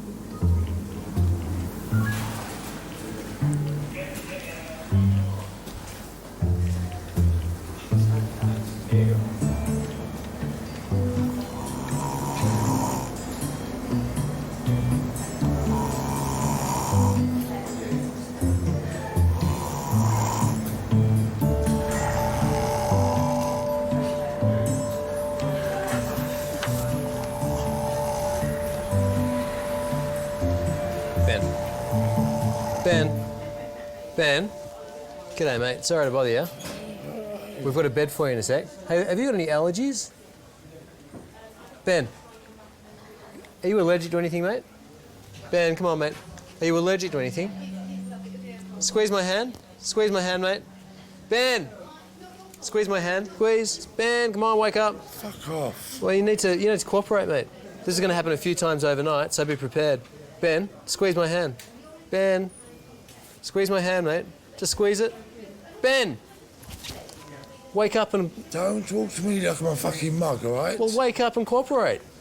Squeeze my hand, mate. If I talk to you like that, well, I'll be sitting here right now. Listen, if you talk to me like that, I'll kick you out on the street, right? It's easy as that. Don't talk to you like I'm a mug then. Well, cooperate with me. It's simple as that. Fucking hell, mate, all right? Just cooperate with me. It's as simple as that, yeah? If you cooperate with me, then I walk away and sit down again. Squeeze my hand. Good man. Now listen, are you allergic to anything? I have asthma. So you can't have pills that affect your asthma. You allergic to anything else? No. Give people warnings, and if they're not going to toe the line, then we don't. You know, we're not punching bags for them. That piece of work over there is for CDU. There's nothing you're worried about, is there? No. No. A bit worried he might survive. That's fine. I'm also happy to keep...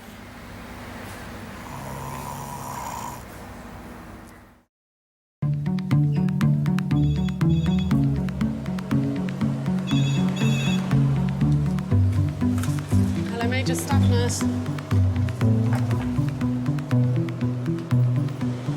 I mean, you can call the out-of-hours service for the GP. It might be better to do that, and then they'll figure out whether you need to come to A&E or not. You'll go to triage, you'll be assessed. They'll decide which bit of A&E to go to. You'll probably have a long wait. And then the doctor will see you. All right. Okay, bye. Have you ever in your life phoned A&E for advice? Hello, I was wondering if you could help me. I think I've got tonsillitis. Just do your temperature quickly on under your mouth, please. Right, thank you. Close your mouth. That's it.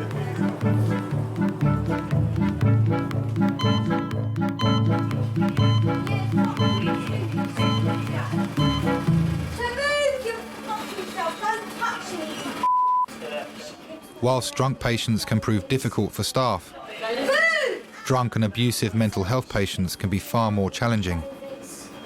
I think she's called saying she's taken an overdose of 3/4 of a bottle of vodka or a bottle of vodka, and apparently 10, 15, 20, maybe 50 paracetamols. They're her words. About trying to grab a girl. She has got mental health issues. She's on medication. I've known her for quite a few years and dealt with situations like this all the time. I don't believe... Okay, I'm not a medical person. I know nothing about the overdose thing. I don't believe she's taken that many tablets. She's attention-seeking.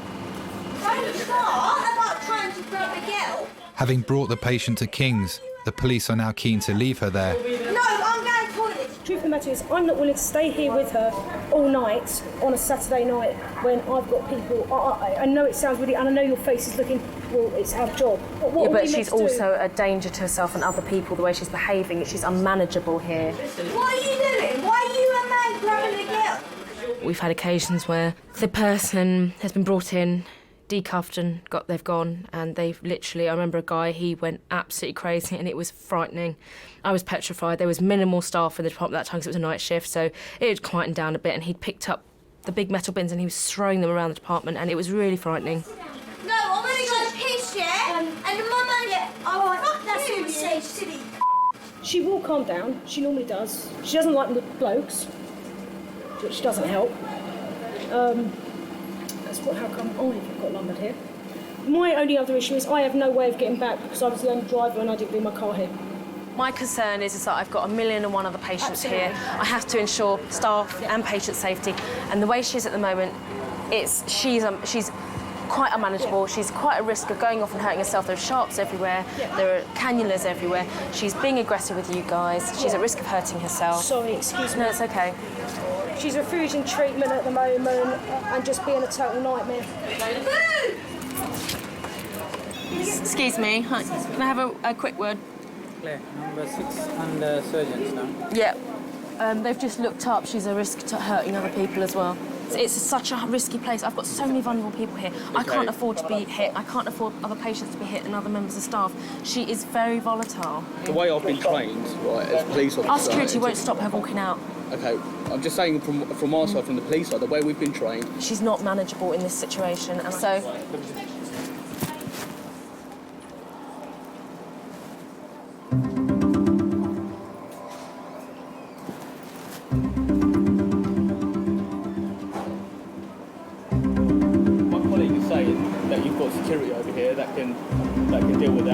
When she walks out of here, I will call the police.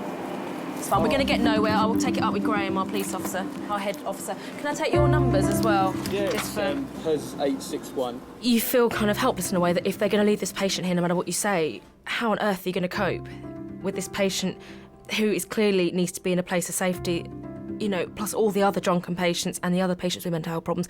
It is really, really makes you feel quite helpless. Hi, she's left the department. So we'll have to call the police again, won't we? What are we going to do? This is ridiculous. It's so frustrating.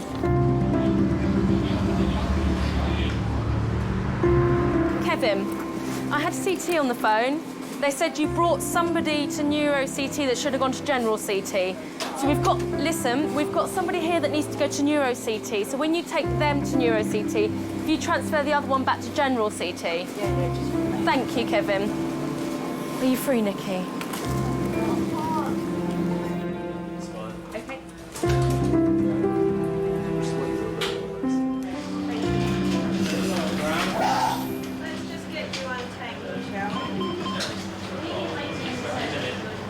Hello? Hello, anybody? Hello? Just wait, Sean.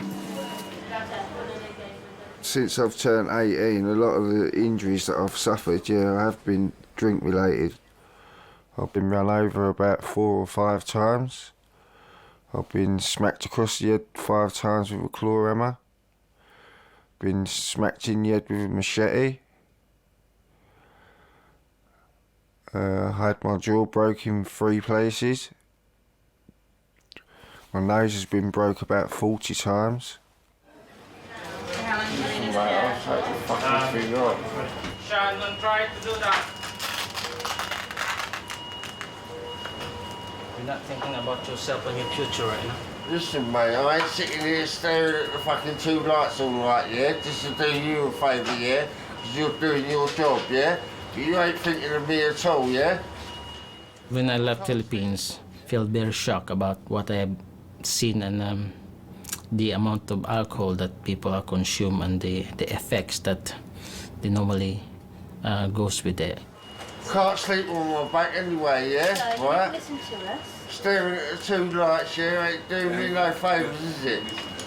All you're thinking about is you and your career, mate, not me at all. Do you know you've broken your neck? Yeah, I do know I've broken okay, my neck, so yeah? if you... But I can't sleep on my back, yeah? Okay. And I ain't gonna start trying to sleep on my back, yeah? Just do you a favour. No, it's to do you and your job, yeah? It's nightmare. Like you got 4 people in the front of you, they're all drunk, and you need to keep an eye on all of them because they need to be monitored. Maybe the other mode need to be more awake. You have to come them every 15 minutes or every half an hour, just make sure they're still breathing or something. They're like the worst patients you're gonna have. Listen, like, my leg, yeah, is for life, yeah? Yeah. Your job is just a career. So you're concerned about your neck, are you?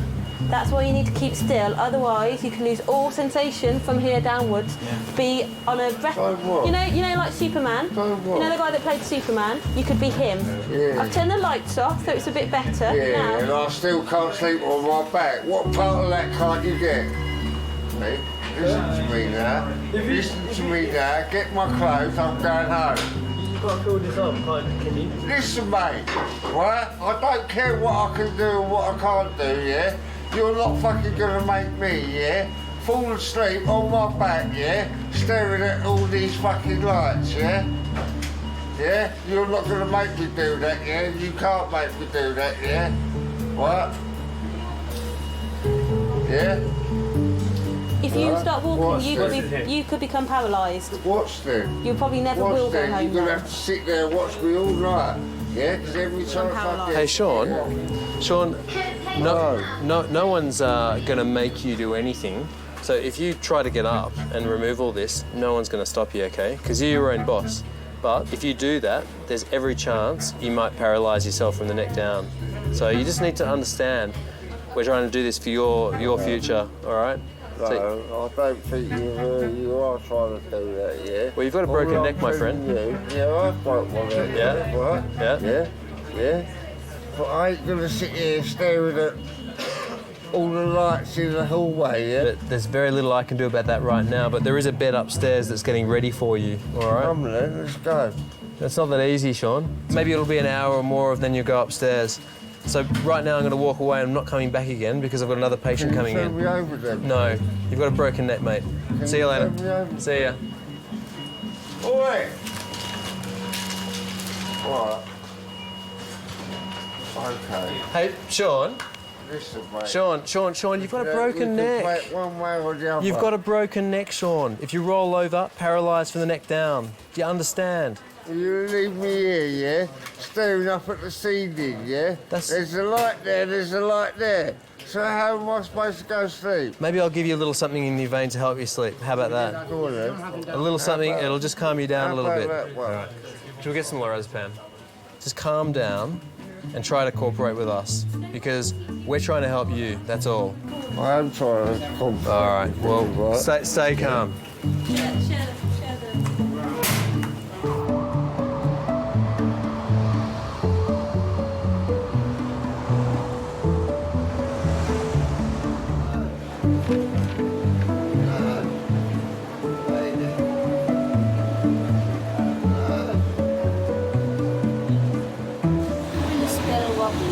Wobbly. W-O-B-B-L-Y.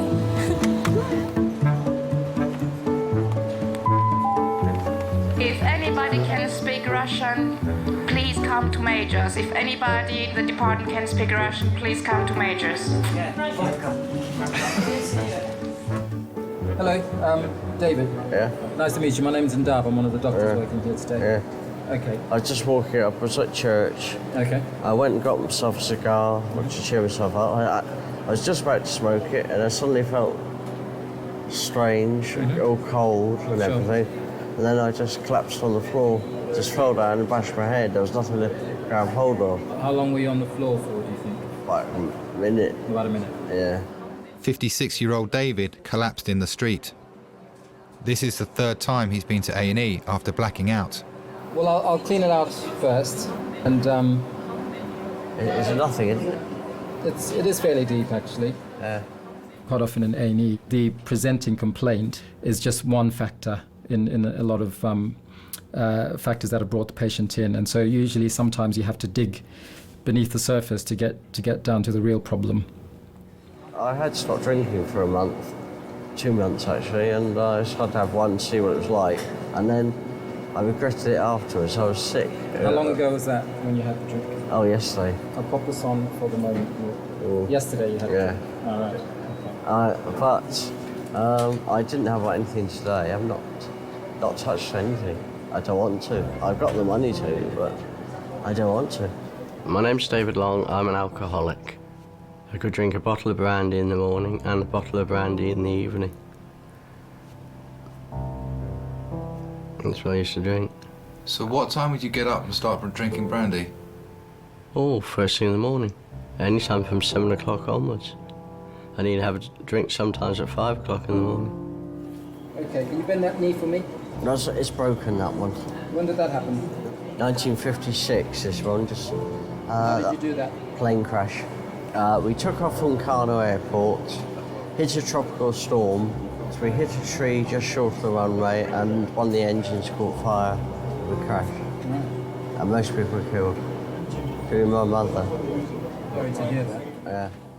At the age of 2, I survived an airplane crash in which my mother was killed. That may have started it, I don't know. Do you have any questions for me? No, I was just saying when I get out and have a pint. Hopefully No, soon. I won't have a pint. They do actually, just something. Well, I'll Ridiculous situation. I've kept off drink for months, and then this happens. I had to have one pint. Ooh. If I'd been on the piss, I wouldn't mind it. That's what annoys me even more. Fine. We'll have a chat about that once we've got all the information together. Right, yeah. All right, I'll see you shortly. Yeah. Do you drink to forget, David? Yes. And for pressure of work and things like that. My way of coping with life. ever see other people getting on. I'm not. My father wanted me to be better because he was a self-educated person, and he wanted me to excel at things, which I didn't do. Did you feel loved by your dad? Not really, no. He thought I was a failure. Tragic, it really is. It's very difficult when someone's at that point to know what to say. You know, what do you even say to that individual? You know, and it seems almost, you know, kind of futile to kind of give him that bit of treatment that, you know, isn't really kind of touching what needs to be dealt with.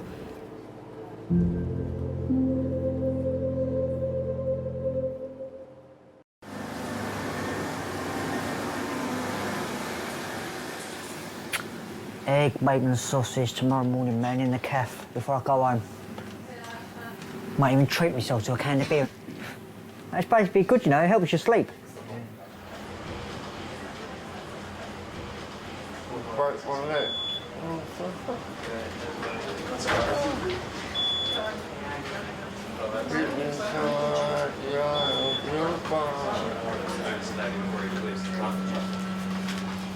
Hello.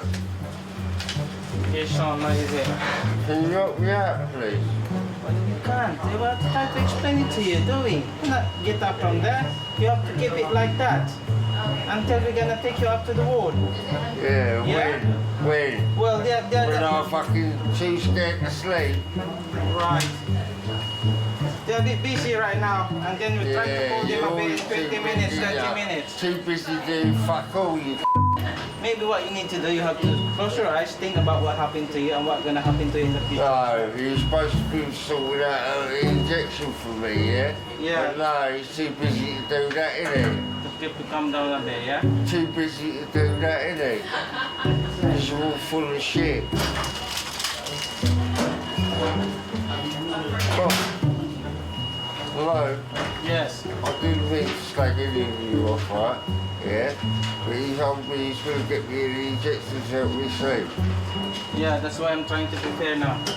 Sorry, son. I really don't mean to give it to you, you know that, yeah? I know you're only doing your job right, yeah? Yeah? Yeah. Much obliged to you, yeah?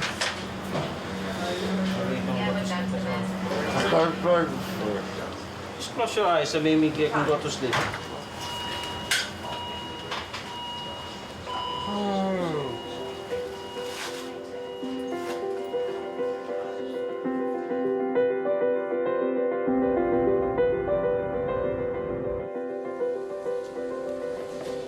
Sean underwent 3 hours of surgery to repair his broken neck. My GP said to me that I was very, very, very lucky. And I said to her, why is that then? And she said to me, because you was within an inch of being paralysed from the neck down.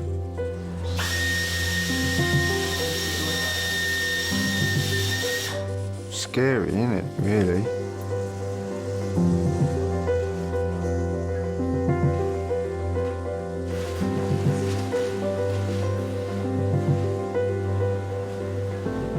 Since I've come out of hospital, I have maybe 1 or 2 cans, that's it. And that's not like every day, that's like when I can be bothered to go to the shop and buy them. Most of the time I just sit in my bedroom now, watching telly. Can't hurt myself in there laying on my bed, can I?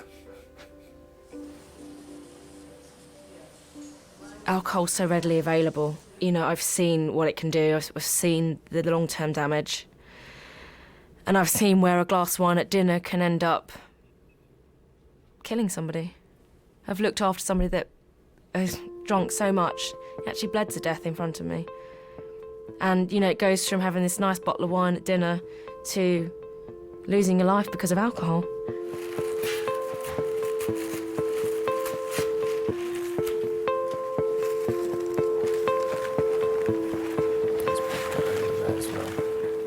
It must be so awful to have to get up every day, and the only way you can face reality is to drink. Well, once this is done, you should be able to go.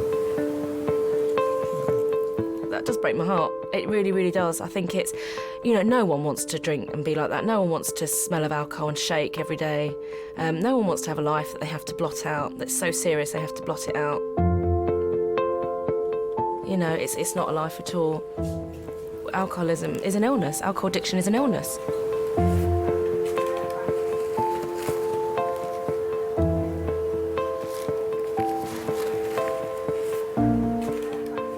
I still occasionally binge drink, but I'm trying. As it's Lent, I'm trying to give it up. Okay, we're all done.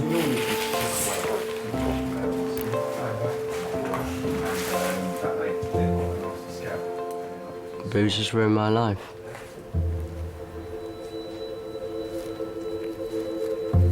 I've basically wasted my life.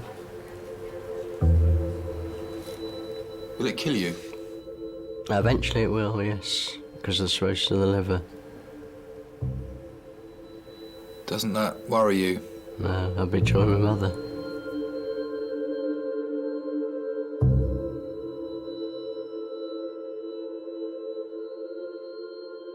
In A&E, it generally is a patch-up, put a plaster on it, because I think that's all we are able to do. We'll fix the physical side of things, the shakes, the fits, and we'll replenish what they've lost through alcohol, but I think in the long term we try and guide people to the right services. But I think usually in A&E it's a plaster.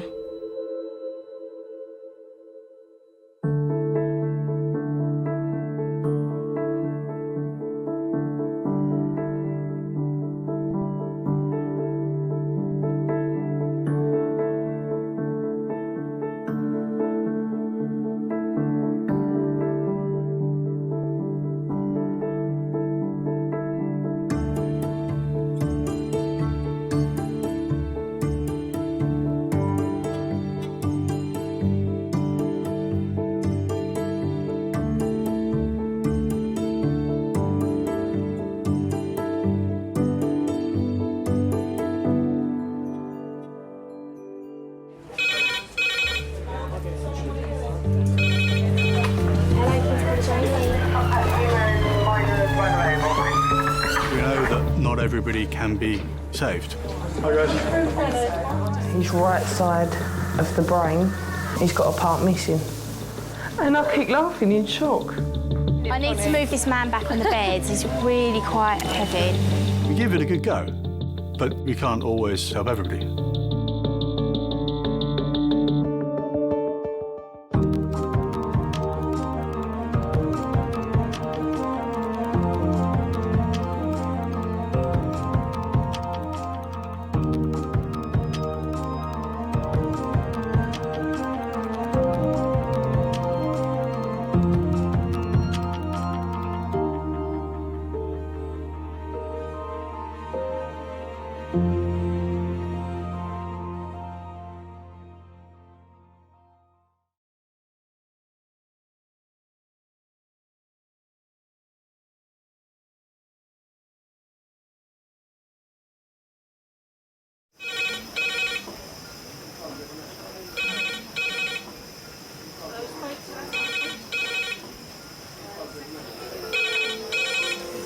King's A&E.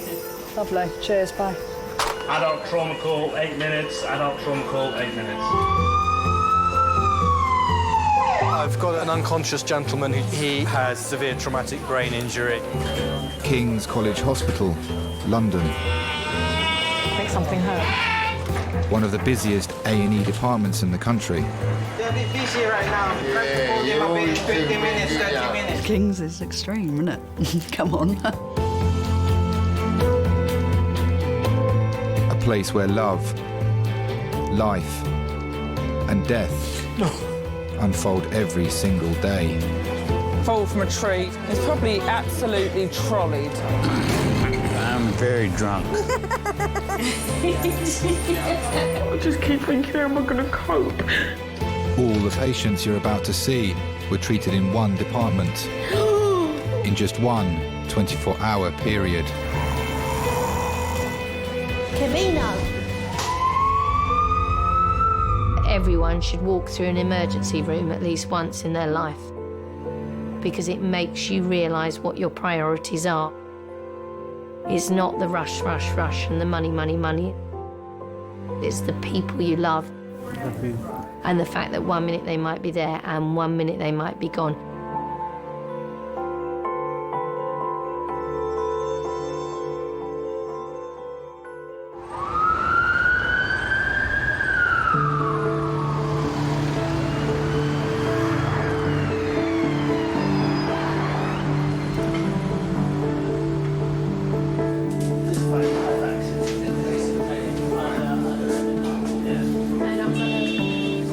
I'm one of the technicians. We need to take some blood from you, OK?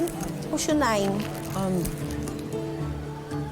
Obviously, people are very anxious and nervous and scared when they come into a department like ours, and they don't know what's going on, and it's quite nice to sort of put them at ease, which I think that I do very well. So, sharp scratch. You can open your hand, don't move your arm. Thank you. When I see couples come into the department, it just makes it more real. The emotion is more real because you're dealing with two people and, you know, one person, the patient, is in agony, but also their partners are feeling their pain as well and get quite upset. Sometimes we see people on their own as well, and sometimes that makes you feel a little sad. Claire? Hiya. You check your blood pressure. Okay. Just while you're waiting. All right. Do you want to take this off? 22-year-old Claire has come in alone after being knocked off her bike. So what happened today? I was cycling along and then a man on a scooter decided to crash into me. And I sort of went forward on I kind of went on my face, so hence the teeth. And yeah, you know, that's it really. It all kind of happened very quickly. Okay. I'll get you something for the pain, okay? Thank you. Here's Dr. Mackenzie, please call 2410, thank you. I remember being in the hospital and kind of seeing lots of couples and sort of thinking about that and kind of how they must be worrying about each other. When you're part of a couple, it's simultaneously this really, really good thing, but it's also a huge gamble in that it could end very, very easily and suddenly. Got some paracetamol and some the ibuprofen help with the swelling as well in your knee as well. But you don't have to take them all in one go. You can. My boyfriend, he was killed in a cycling accident. It's been 10 months now. He was on his way to lectures. He was a medical student, and yeah, he died instantly at the scene. So no, I never had to go through the sort of going to hospital. And I don't know. I mean, I'm not sure if I really know how I feel about that. If I'd have rather have had a chance to say goodbye or not. But yeah.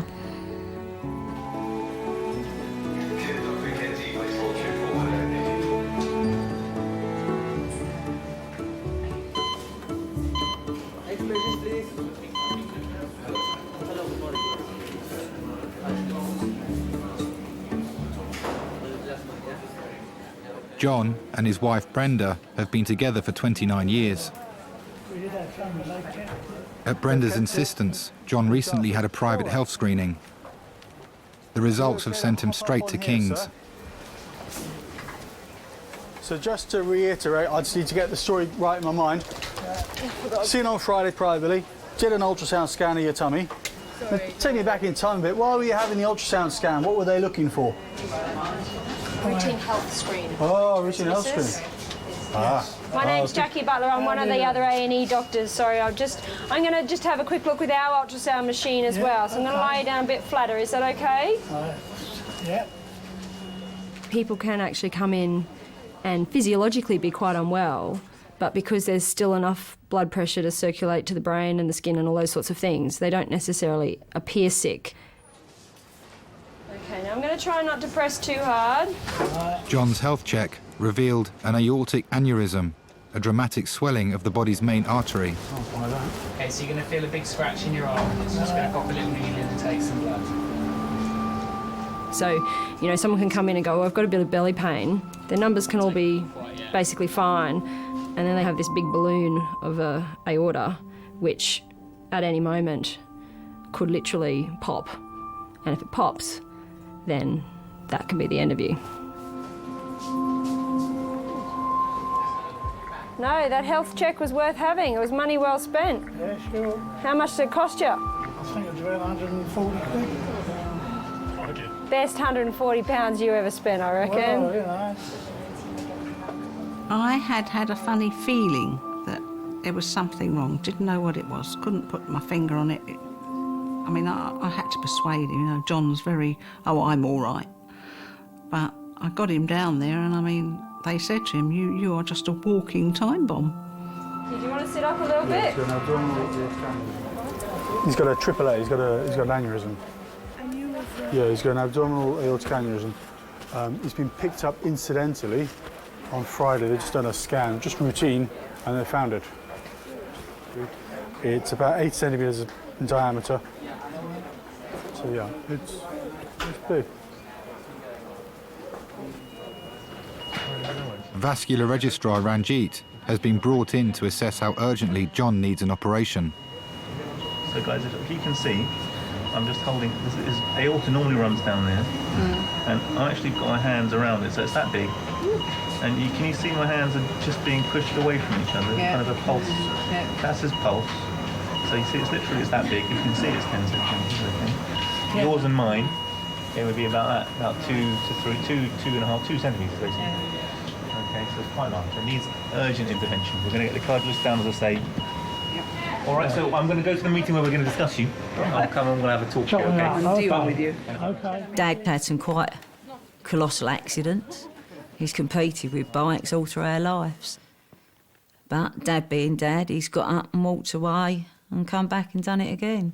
Wait, you better get going or you'll all get caught up in the traffic. We're not going anywhere, shut up. Stop worrying. We're here until we find out what's happening. Well, you know what's happening. No, we don't. Haven't had a meeting yet. He likes talking bikes. He likes to be able to get his say in, which he does tend to sometimes get, I suppose, talked over. We weren't making a fuss for nothing. No. I mean, every time I dragged him up the doctors, it was like, oh, well, you know, we're checking on him, he's all right. And there you were, threatening to mow the blooming lawn the other night. That's all right, the lawn takes me round, doesn't it? Yeah, just what we need at the moment, isn't it? That could have caused that to go, because, I mean, you might have pushed enough pressure on it. Not my paddock, you know, Grand, that's what I call it.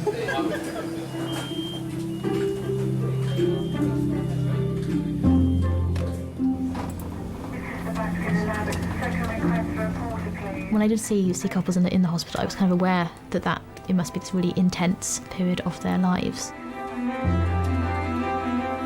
When I was a child, I used to find it quite fun going to the hospital. And now it's a bit of a scary experience. Having my own accident really kind of put things in perspective. I don't cycle anymore because sort of lost too much to cycling. I don't want to lose anymore. We do forget how vulnerable we are. So I guess, yeah, just to remember that really, and also sort of think about how the risk you're taking are impacting on the people who love you.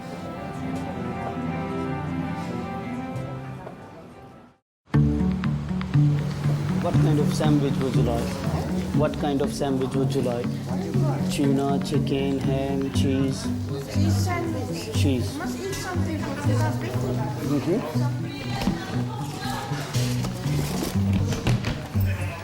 Cheese with a salad.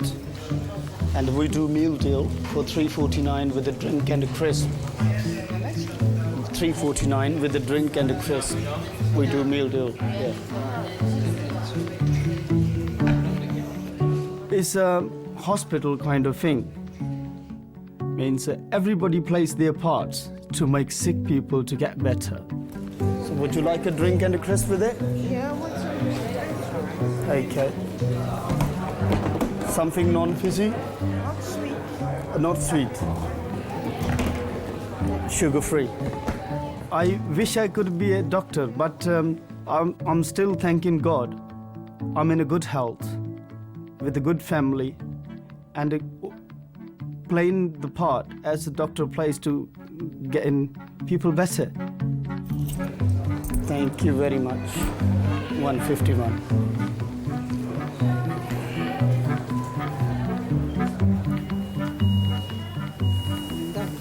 Is the most incredible thing. It's the cure-all. I know, you use it for cleaning and everything.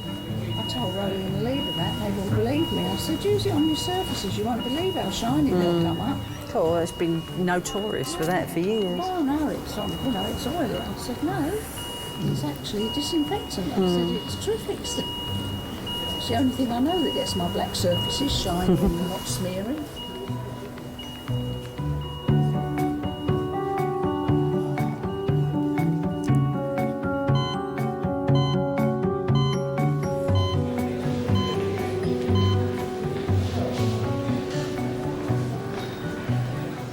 82-year-old Frida has come to hospital on the advice of her GP. Hello. Come through. Thank you. Thank you, nurse. Thank you. Okay. So, I'm Nancy. I'm one of the nurse practitioners. Yeah. What's the problem? This is the ear of mine. The ears seem to be blocked up. Feels like they're blocked. All right. There's something in that ear that I don't know what it is. Okay, I need to have a look. I'll just go and get the right equipment. All right. Okay, dear.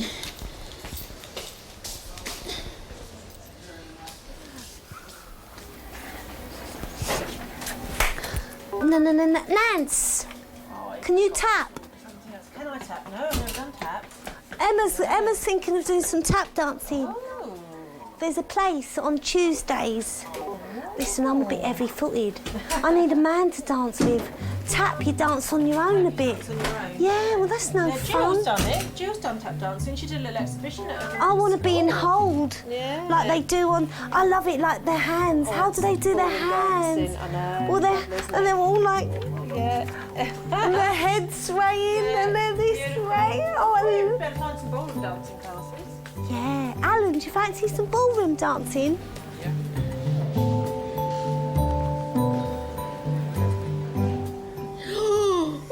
Oh, that's sore, isn't it? Oh. Sorry, sweetheart. Oh, that's sore. Yeah. Oh, dear. You do have an infection in that ear, all right? So I'm going to give you some different antibiotics and some ear drops to put in your ear as well, and hopefully that will settle it down for you. Okay. Hello. How are you? I'm good. Yeah.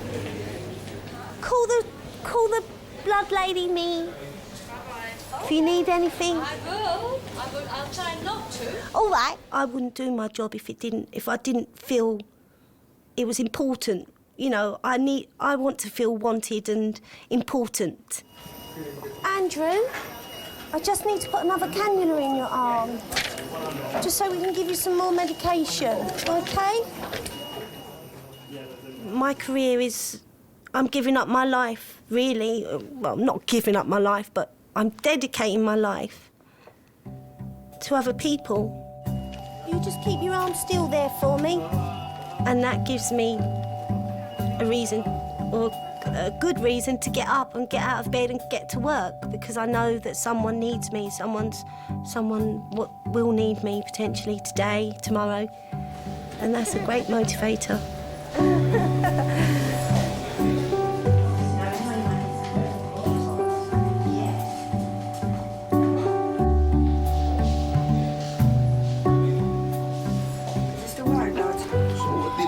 I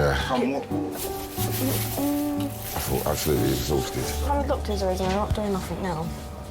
What's all service? Just come and assess me, please, and get me down to the X-ray room quickly. Please.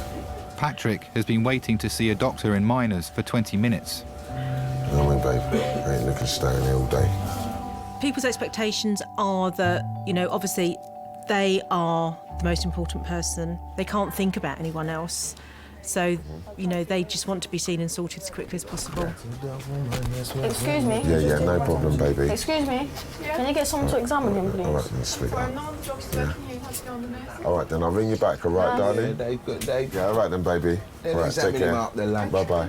Hey. OK, you can look after me now, are you? Could I ask I'll ring you back, one yeah? person to stay, please? Otherwise... I'll ring you back, bruv. I'll ring you back. Good. What happened? I don't know, really. I just stepped up a step. You know what I mean? I must have lost my footing somehow. So it was twisted, basically. I think I've nothing twisted fell it. on it. You didn't stumble and fell on it. No, I've fallen over on it. Oi! You'll do it. Ah, you see? As soon as you come outside, real air, man. That fucking recirculated shit going around in there. That's why all the fucking old people catch the old superbug. The old MRSA, RSI, whatever.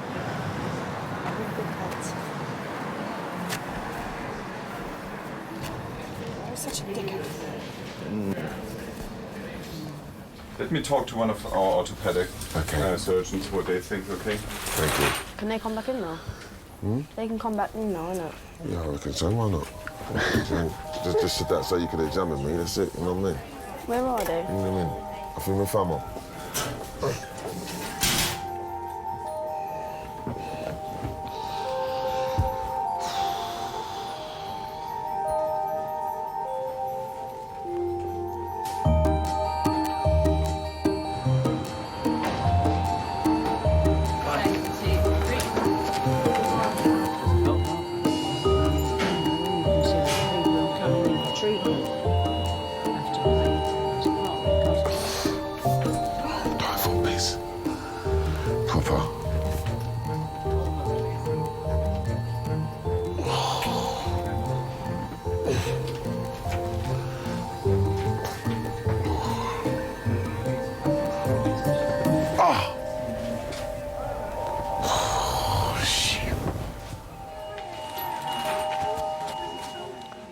92-year-old widow Eileen lives alone.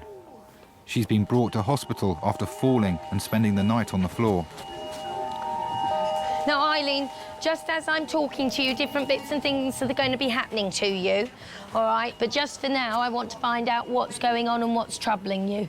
Do you understand? Yeah, OK, that's fine. Right, so how old are you, Eileen? 92. What were you doing when you fell last night?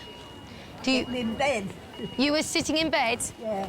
What time was it? After the football, about 10:30. OK, and did you get up to use the commode?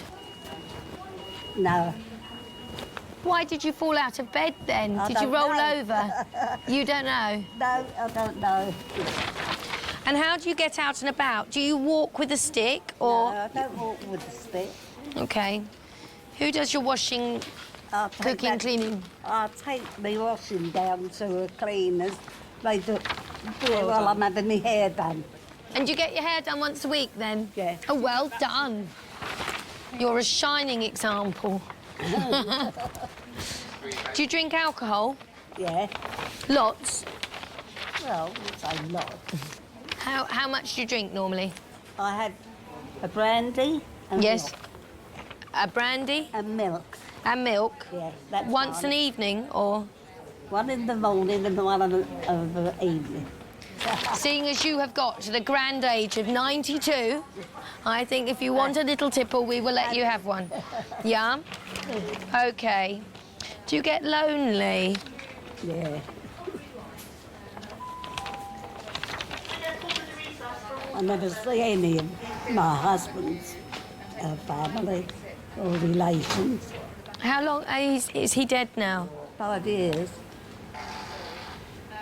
I'm sorry to hear that. Yeah. And he had Alzheimer's. Horrible looking after somebody like that. I said, because I never knew where he'd be. I always used to find him down the bottom of our road, and he is always down there. Do you miss him? Yeah. How long were you married for? Something years. Oh, a long time. Yes. Now listen, if I could wave a magic wand, I'd make you being 20 and running around again, but I can't wave a magic wand, all right? But I have got a big hospital here. If there's something we could do to make you happy or happier, would there be anything specific that you would ask for? Another man like my husband. All right, well, listen, what I will try and do is take your pain away. I suspect, Eileen, having been on the floor all night, you are going to have to come and stay with us for a bit, all right? Right, let's see what we've got to do with you. Now, whoops-a-daisy. Well, no, let's actually just examine her properly first, shall we? I think hands on and... All right, are there basal crepes? I'll tell the surgeons, as far as I'm concerned, they should go ahead with it. Now, obviously, the fact that you have got some heart disease will necessarily mean that the operation on the artery in the tummy is higher risk. But leaving it is obviously much higher. Yeah, and the reason they're asking me to come and see is there any way we can optimise the heart? I don't think there is. No. That's what I'll tell them. Good on you. Okay, nice. Thank you. Not as positive anyway. No, they're all positive. The trouble is we're 77 years old. I'll be honest, to find out something serious is wrong with somebody, having been through it once with my sister, and to go through it again with my dad, I was trying to think about anything else. I was thinking about Dad when he was racing, about Dad mowing the grass, and I was just trying to keep it so that it was normality. No, you're bleeping again.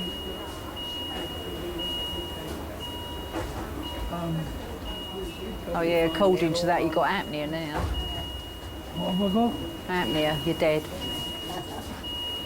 I'm gonna have to go and move my car. You know what? I shall have to move my car in a minute. What's that? You know I'm here, I'm living. Yeah, I know you're here, I can see that. I'll still be alive at 7 or 8 o'clock.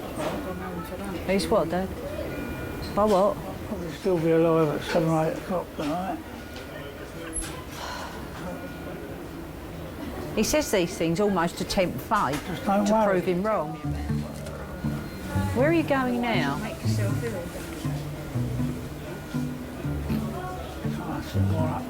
You better pull your kilt down a little bit. It's the stage where I say like being at home really with bare legs, isn't it? I know that pain there, man. I know that pain. I know that pain. I've never had a knee injury before. I've encountered that before. I have. I haven't had a knee injury, so it's all new to me, mate. Yeah, man. I'll tell you what. It's when it rains. Oh yeah, the coldness. Yeah, when it rains. And the coldness. The change in the atmospheric pressure. Yeah. Boom. So it That's starts when I burning feel your it. knees. Yeah. And so I know. I've got arthritis to look forward to. Oh yeah. Yeah, I've got it already. In my hands and my elbows. Rheumatoid arthritis and all them things there, but you know, still with it, I'm innit? gonna have it with the knee now. That's just to what it round is, off. you know. And like the people them attract the foolishness. It's look like I'm gonna have to go and volunteer down the local old people's home to make sure I can get my spot when time comes. You have to book early then. Yeah, book in now. You have to book early. Book in now. Yeah, you have to do a couple years volunteering, and then you get your spot in it. That's what I say. Yeah. But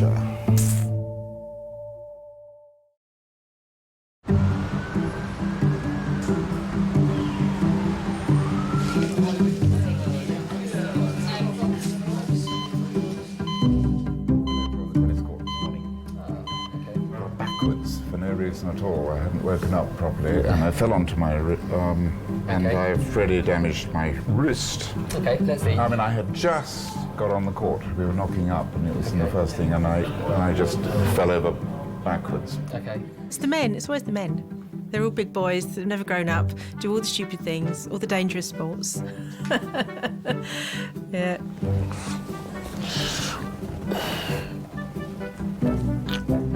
They're the ones that aren't dealing with the pain quite so well.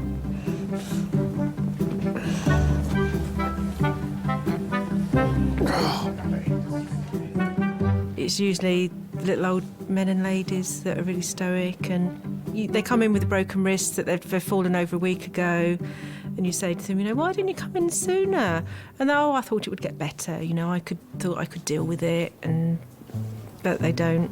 Do you want some paracetamol? He's just had Nurofen this morning. Do you want something else? I got some. No, I'm fine. You're okay with that? It's quite painful, but Paracetamol to take the edge off? No, it's okay, all right. But I've got some ibuprofen in my pocket. Just I haven't taken it. It's okay. You don't want them? Let's go through all this without it, and then I'll take one. All right. And just finish. That's right. Just okay it. Okay. And then if ED. Babe, I'm fucking broken, babe. It's broken. I'm broken. I feel really broken. Are you hot? Yeah. Eileen, what analgesia has the GP tried you with before? I've got some pain relief things, but I haven't taken them. Right, ever? Never taken them before? One. What was it? Do you remember? No. Did it make you feel a bit funny, that one, or not? No. OK, one moment, sweetheart. She needs new pain medicine. Yes, she does. Can I have a doctor, Teresa? Hello, X-ray. Sorry to trouble you. It's Liz phoning, the A&E consultant. Hi, X-ray. I've got a 92-year-old lady who's fallen out of bed and been on the floor all night. My suspicion is she's fractured her left hip, all right? But she's tender over the mid-thoracic area and a number of places along her spine. Lots of times there's nothing I can do. We are meant to grow old. We are meant to get ill. And we are meant to die. I can fiddle about at the edges of that, but there's no sort of magical response in here, in this hospital, that can change that. And so when people are older, I think what matters most to me is doing what they want sorted. I don't really want her languishing in the corridor. I think having been on the floor all night is enough, if you see what I mean. Yes, if possible. Thank you. Bye.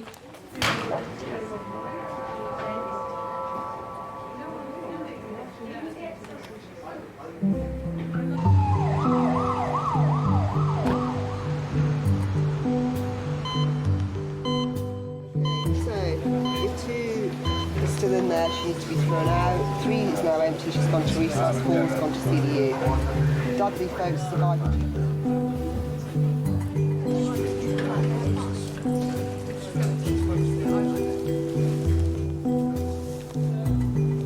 First time I've ever broken a bone. See what it is out there. It's been waiting a long time. This is horrendous. This isn't what we got handed Well, this is over. exactly what I just said to you. It was horrible when I came on. It's not nice at all. Last night was nice. This isn't nice. It's not even that bad out there, really. OK. All right. Who's gone out there to help him?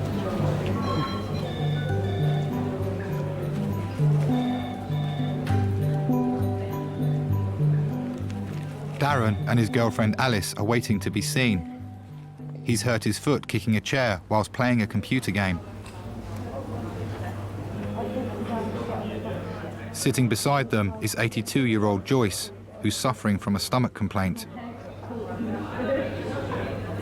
Mind you throw yourself over me, you know. Pardon? I said, mind you throw yourself over me. Watch it. Right, do you want to come round? Surname? Come on, C-A-N-N-E-L-L-Y. He was the one that was meant to have had... Not looking very well now. Oh, God. I don't know. Yeah. Should we just take him to resus? Let's just go. Oh, God. A minute, yeah. Just a second. Sorry. Dear.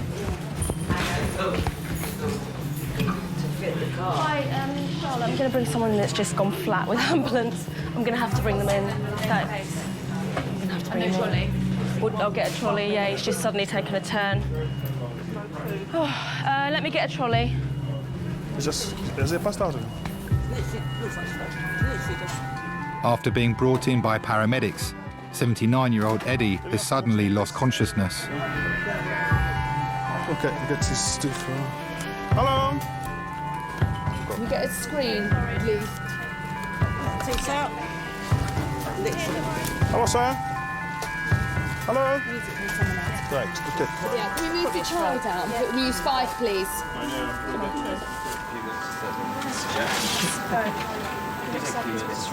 It is, it's all stressful. I've had something just literally almost crashed on me and I had to rush around to resus. It's just, what was Fiona saying about it being nice? It's absolute living hell.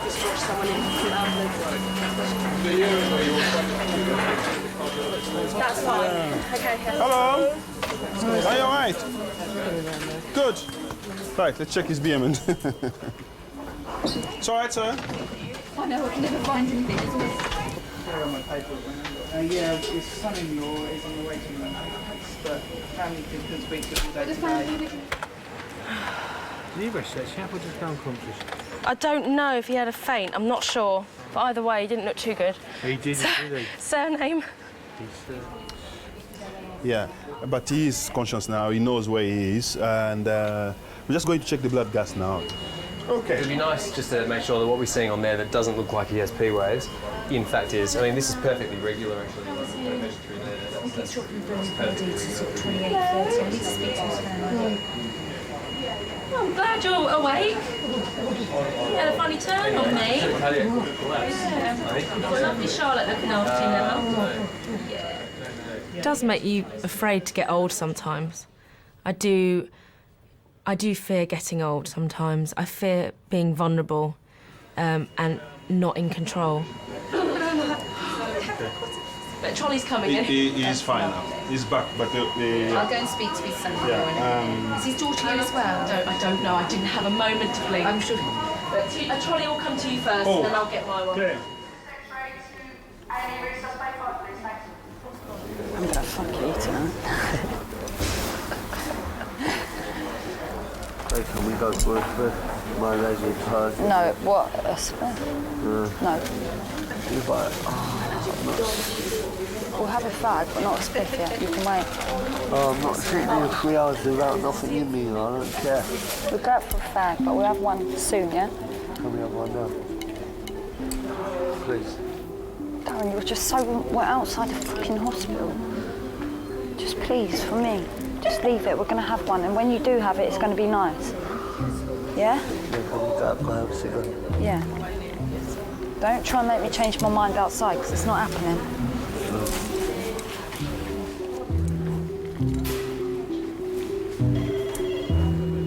Hello, A&E Majors.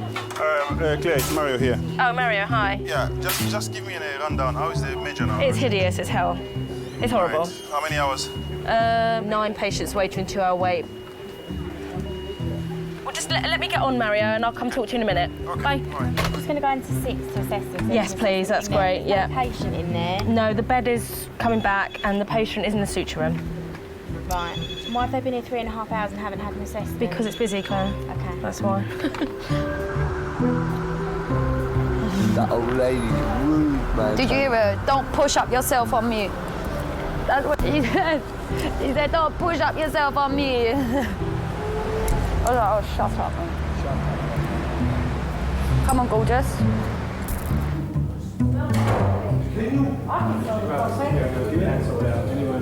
Right, take a seat, I'll get you booked in.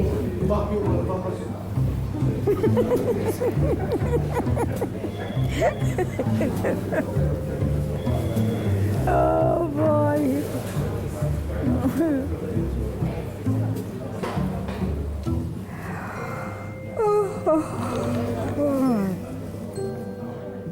A bit of genuine sympathy you just squeezed out of me there, Pete. A genuine bit of sympathy. Tell you, bitch. You know what they're gonna say. And push me out when they're ready. Yeah. You took 1 and 2 tablet anti-inflammatory That's and the an one. antibiotic. Yeah. And we can't do nothing more for one you. crutch. If And you one get crutch. two, you're well unlucky. Isn't it? One crutch and out the door, bro. Isn't it? Yeah. King's College special. Patch up, hitch up, 2 tablet, 1 crutch and out the door later. Yeah. A true thing. On the road again. It's a true thing. You're not lying at all. You mean? It's like we none of us like we don't know here, what I'm coming here, big stab wounds in my face and all sorts. The people, them stitch me up, itch me up, 1 tablet. And throw you out the door. 4 o'clock later, yeah. Peace. You know what I mean? You're just getting a bit wary now. All right. Yeah, for real. Oh. You fucking shattered me, man. Proper.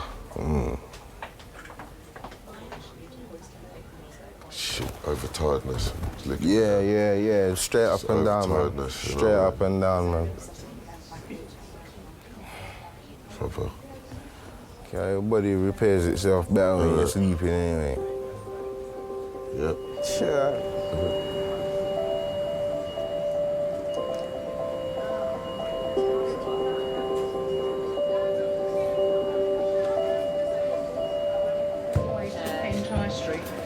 Right, we're going now. All right, thank you. Do you know what ward we're going to? We're going to Cotton Ward. Cotton?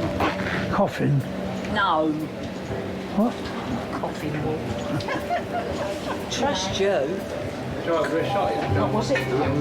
John is being taken to a ward where he'll await major heart surgery. Do, but everybody else did. I'll check with the matron when I get back. Keep your arm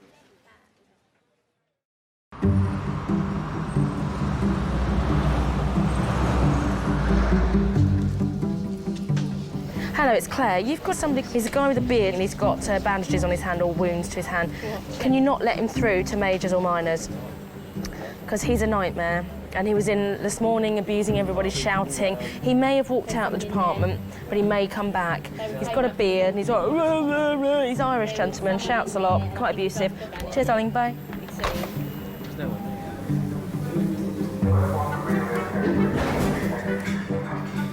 I might surprise you and go for a nice wax. Meaning that they wax off your hairs. What, by a woman, yeah? No. It's only women that do it. Swear down there, man. Swear down, man. Do you really think I'm going to sit there with my legs open and let a man wax me? Are you fucking silly, Dan? Bad enough fucking doing it for you. I'm not saying a man's doing it. I'm saying all that thing. Okay. You're not going home tonight, okay? Because we need to observe you overnight, okay? To see how your heart is doing, okay? All right? I'm just going to speak to your son-in-law and explain to him what we've done, okay? Right. I've just spoken to the cardiologist. As I told you, I just don't like the way the heart is. We're looking at things like a pacemaker. Okay. That's all right. Yeah. Okay. Should the heart rate go down dramatically tonight? Yeah. They will have to do that tonight. All right. Okay. All right. So you think obviously he has got a problem with his heart then? I don't think, I know. All right. He has a problem with his heart, yeah, definitely. Right. Okay. Right.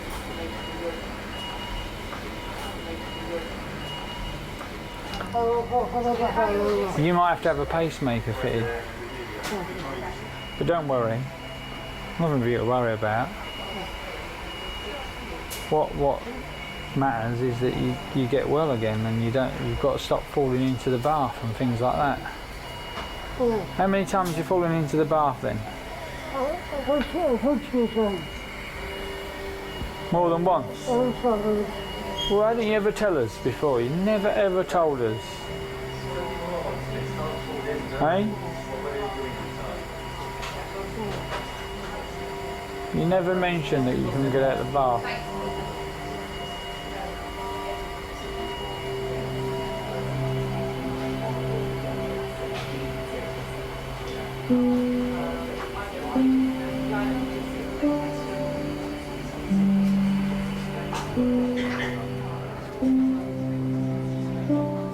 Don't worry about it. I want to say something, I don't know what to say. You said it all, dear. Said it all. Just do a good job on the next. He knows, All I was thinking is, please let this come right. Just let's, let them save him. Because, what else can you do? You're helpless, you can't do anything. But on the other hand, of course, you've got to stay strong for everybody else, haven't you? You can't give in. He'll be all right. just told him, Alida. Yeah. Don't do this, you'll set me off. I'm just trying to be... Sorry. It's all right, dear. It'll be better. To you. I've been trying to get to you and tell you all the things that I never say. Don't worry about it. Don't you start. Someone's got a big stand. It'll be tough. You're not going to leave me. I know, all right now. Now look, you're not loud. No. You know I love you lots and lots, Yes, don't dear, you, yes. dear? And I love you too. Yeah. Don't go and leave me because I can't No, manage without you. God. It just can't be like this because people is people. I know, and the thing Live is for we've so all been long. there, done that. This is the best place for you at the moment for a couple of days. Find out what's wrong. You can't keep falling over, Eddie. One day you're gonna fall over and, All right then. Yeah. Take care. I'll see you later. All right. Yeah. All right. Take care then. See you then.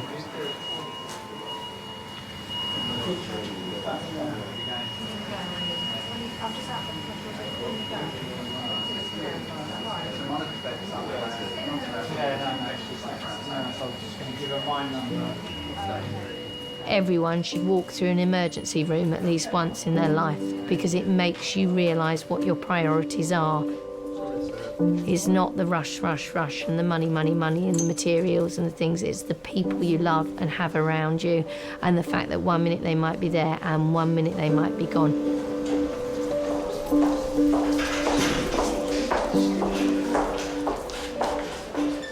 And it doesn't matter how many times you crawl at the ground trying to get someone back, they don't come back. It's so final and it's so shocking, so it makes you appreciate the very simple things of life a lot better.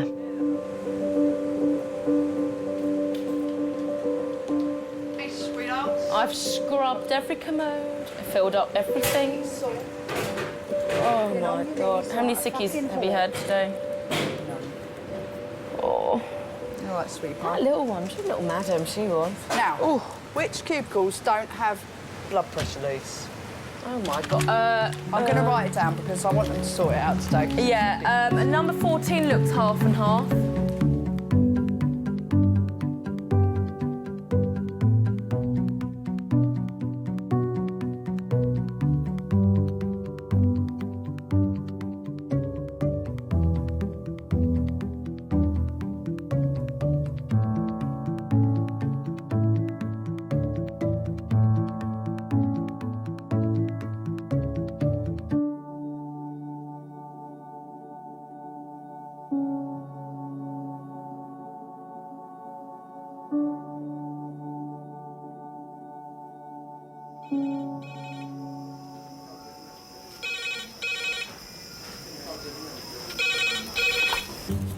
A&E Kings. 2. Any idea what he was stabbed with? Policeman said a samurai sword was seen. At the weekends, it's time to forget about your stress and enjoy yourself. Unfortunately, I think people enjoy themselves a bit too much sometimes. Just keep breathing. Come on. Come on. Can you not be Sit down. Sit down now. Why have they put us in here unadvised? There's so many things to play with.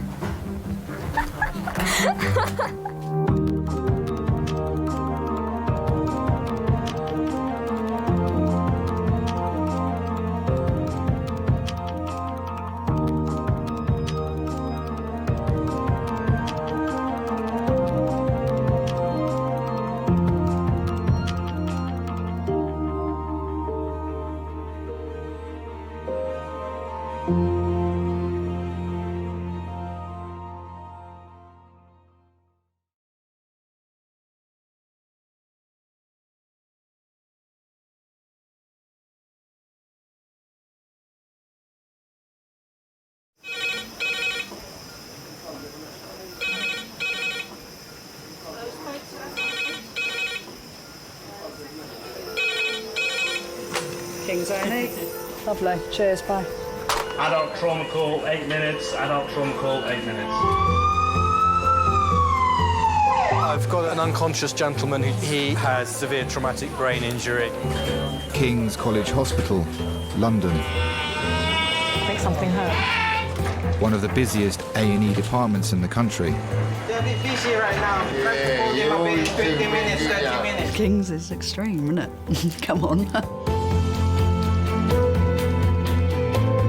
A place where love, life, and death unfold every single day. Fall from a tree. It's probably absolutely trolleyed. I'm very drunk. I just keep thinking, how am I going to cope?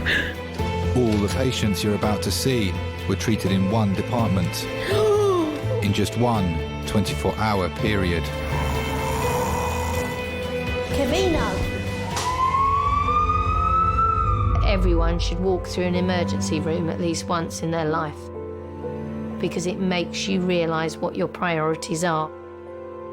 It's not the rush, rush, rush and the money, money, money. It's the people you love and the fact that 1 minute they might be there and 1 minute they might be gone.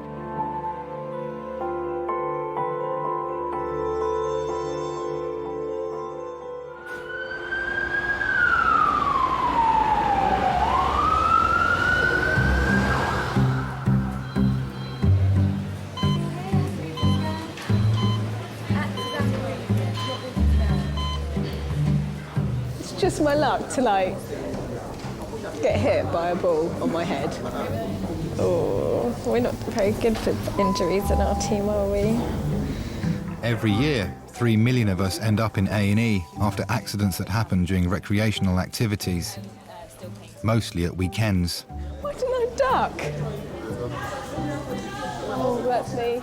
Well, I think majority of people work Monday to Friday, and at the weekends it's time to forget about your stress and enjoy yourself. Unfortunately, I think people enjoy themselves a bit too much sometimes.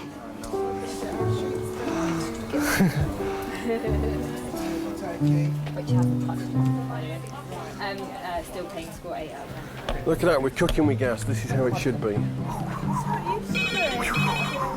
And we've been busy enough. Scott has worked at King's for 10 years. I came into nursing reasonably late. I didn't start my training until I was about 22. But, you know, in my career, I've seen absolutely everything. I remember when we used to have just the big whiteboard here and you used to write everything on it. Yeah. Yeah. Piles. Can I have a portrait and X-ray, please? Carrot in anus. Carrot in anus. I had ping pong balls in anus the other day at triage. Yeah, it was a bit embarrassing because I was sat there and, like, you know when you really want to laugh, and then I was trying to be serious and asking the questions. I couldn't do it. I couldn't do any obs. I was like, I can't do it. So what was sort of male or female? Male. And they'd been playing with. They had 4, and he noticed they only had 3 left. Fair enough. How are you more comfortable? Standing. Okay. Right. Can I get you? I know these gowns are not flattering at all. If we get your top off now, just because it's going to make it a lot quicker when they come to examine you. Hello. Hello, sir. Have a seat for me, please. I'm fine, thank you.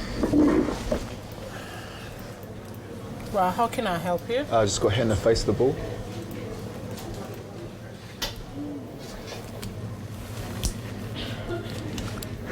What ball is it? A hockey ball? Hockey ball. Yeah.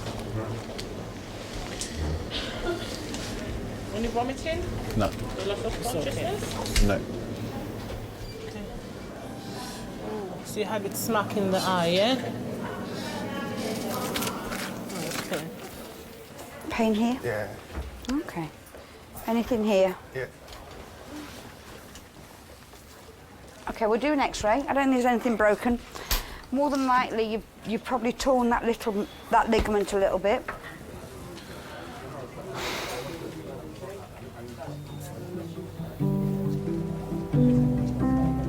Football is the sport responsible for the most casualties in A&E, closely followed by rugby.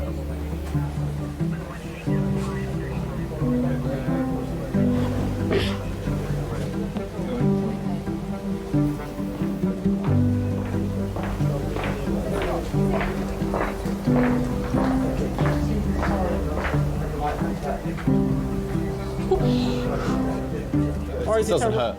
It doesn't hurt. No, it hurt at the time, but it's fine now. My teeth feel weird, but that's it. It's not, yeah, it's fine up there. Okay, yeah, that hurts. Yeah. Yes. There we go. Clean knee.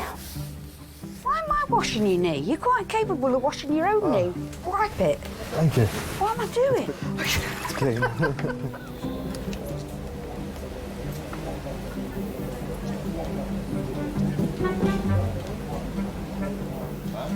All the rugby players put mud everywhere, look. It's in a mud trail. He thinks it's poo. He thinks it's poo. Why would you put tissue on it and then sweep it up? What is he doing? Ah, here he comes. He's gonna make another mess. Jesus. What? Jesus. I didn't know he played rugby.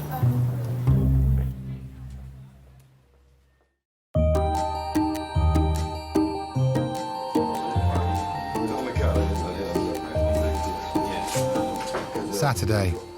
As evening approaches, sporting injuries make way for another recreational pastime. Before you come on shift, you know it's going to be busy, pretty much.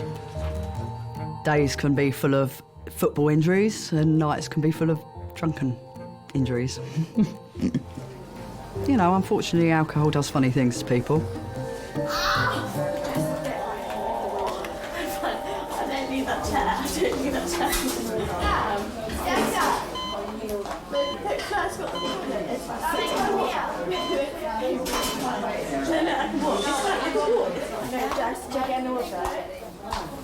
I'd follow your friend. I would. A party has ended prematurely for a group of university students. What can you say, eh? Two have hurt themselves after falling from a bar they were dancing on. Well, things looked like it was a good fancy dress party, though, wasn't it? Yeah, it was. Everything just went Pete's on. 18-year-old Fleur has hit her head. And Jessica, also 18, has hit her head and knee. You like an old woman. Babe, you like an old woman. Babe, what the fuck are you doing? What the fuck happened there? We were just dancing on the bar, and then what? All I heard was a scream and everyone... Are you kidding? Yeah, and everyone just looked at the bar and where you two had been was gone. And it was funny, but then it was horrible because you didn't get up for like 20 seconds. I mean, you've hurt yourselves, but I thought you'd really hurt yourselves. I thought it was really God, don't. For a minute, I thought. Please don't. I don't want to think about it. That's what I think, you know, like, I have like, babe, rest your head back. I got, babe, stop it, Fleur. Rest your head back. Rest your head back. Rest your head back. But then when I start to fall asleep, I feel really drunk, like really drunk. It's because you are really drunk. It's true, babe, it's true. I'm not even react because what I want you to do is the toilet and just sleep because you've been knocked out in the head. I'm in the hospital because of it, okay? Shh, shush, okay? It's fine. No, you're fine. Just talk about you, okay? You're fine, okay? I'm fine. I'm absolutely fine. Okay, shush. Headband. You're fine. Shush. Shh. It's fine. It's fine. Go ahead. It shouldn't be long. Half an hour, hopefully. Half an hour. Like your wishful thinking. My name's Colin Sykes-Wilkinson, I'm 32 and I work in construction. You've got an air of Robert De Niro about you, mate, I've got to tell you. There it is. What's wrong with you?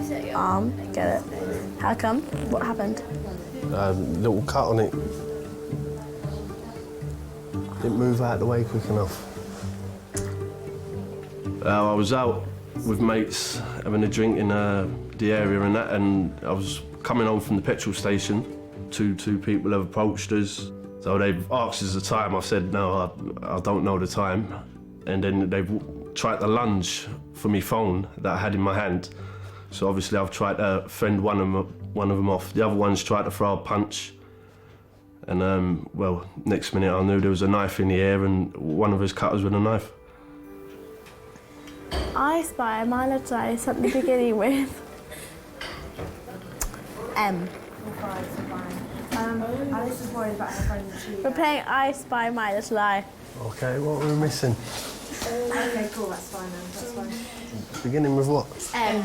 M? She wants to talk to you. Mobile. Not many people can say they've had a knife pulled on them. What were you thinking when the knife got pulled out?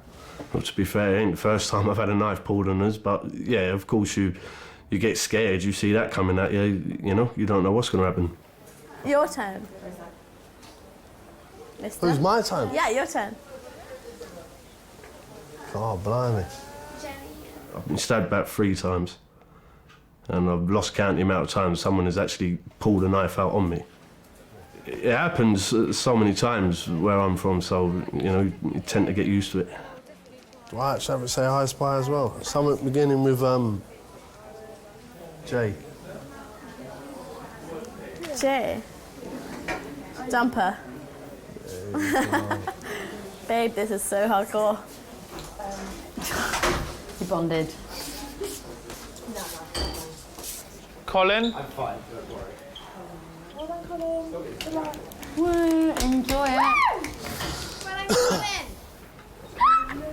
What happened today then? Someone tried to mug us in it, or something. Hit you with what? Knife, machete, sword, whatever. Okay. When was this? About 10 o'clock. Oh, sounds pretty bad. Well, it's not Did you too get any bad. other injuries apart from that? A little scuffle in there, but no, that was it. That's the main one. Well, for me being a kid up to where it is now, it's just got worse and worse and worse and worse. Did you hit your head? Huh? Did you hit your head, sir? No, I hit his head. You hit his head? Yeah, Okay. his nose. Okay. If someone comes in with a broken nose, it was him. Okay, well, I'll keep an eye out, sir. My opinion, they ain't got the bottle to stand up and have a straight in a one-on-one, so they use knives. Okay, let's have a look. Yeah, bring it towards me a little bit.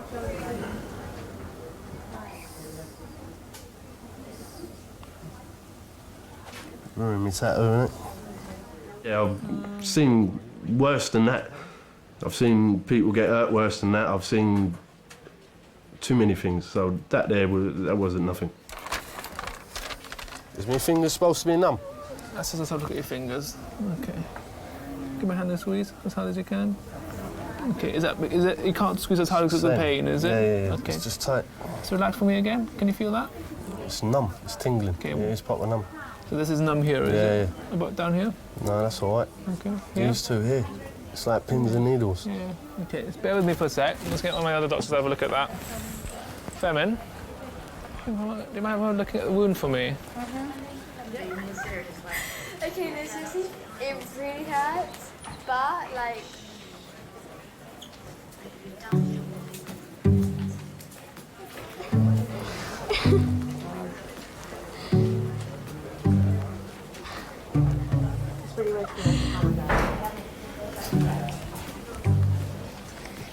I feel so old right now. Oh, I'm so upset because you look so fit. Oh no, you're so fit as well. Oh, feel that. I'm serious from now on, okay? Let's be serious. Stop giving him leaflets. It's so bad what you do. Darren has collapsed at a party. His friends Ian and David are keeping him company. I'm going for a cig. Just go on your own. No. I'd rather just go on my own. I don't have time. It's fine. Okay, no, I need to know. Can you, oh, for God's sake, I'm just outside, baby girl. It's fine. You stay here, you can see me just like, hello. Yeah, I'm fine. Oh, you fagging. Bad time, me time. Okay. You let her go out and do that? No, Dave, seriously. Dave, bad move. Jen is one of the most experienced nurses at King's A&E. I'm tired now. Oh. Do you know what I fancy? You've done all kinds of nursing, haven't you? You've been a nightclub nurse. Yeah, a rave nurse, yeah. I'd walk around the club all the time, making sure people were all right and making sure no one was sleeping. You like doing a dance walk? Having a little bit of dance, yeah. Jen the Dancing Medic, that was my name. 46-year-old chap, GI bleeding, vomited blood times once a night, smells of alcohol, probably a anaphylactic tear, nothing on his bloods. I spent many years, like 8 years I spent at Heaven. It was good. It was good. Crazy, but good. The House of Commons were on the RAS last night. We had a few on our money come in. Anyway, she came in, she got picked up by a pre-booked cab, which was a Bentley, wherever she had been drinking. The poor driver, she vomited all over his beautiful Bentley and pissed herself all over his Bentley. I think I've seen pretty much everything. What used to shock me 10 years ago, I've seen it. I've seen things up people's bottoms. I've seen people, you know, come in, you know, both of them locked together having sex. I've seen all sorts of things that, so things don't particularly shock me. Locked together having sex? Yeah. What do you mean? Well, I don't know if you've ever seen the ER episode when a couple come in and they've been shagging and basically, I don't know how quite it happens, but the woman's pelvis kind of like locks, so they can't actually become uncoupled. We had a little chat and I said, look, just have these fluids, get yourself sober, and if you still want to talk to someone about how rotten you're feeling, about the fact that you can. Yeah. But at the end of the day, it doesn't matter who comes in and why they've come in, they still need our services and our care and attention. Gonna be okay. Honey, relax, honey. We're just going to try and roll over on her front and over again. Unfortunately, some nights you can have more drunk people than actually genuinely medically sick people. In my past, I've gone out and enjoyed myself till whatever time in the morning and never needed to go to A&E with any of my friends or myself. I find it a bit unbelievable that people do end up with us.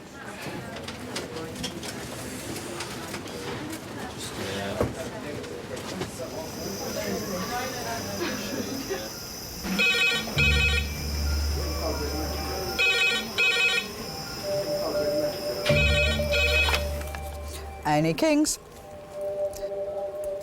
2.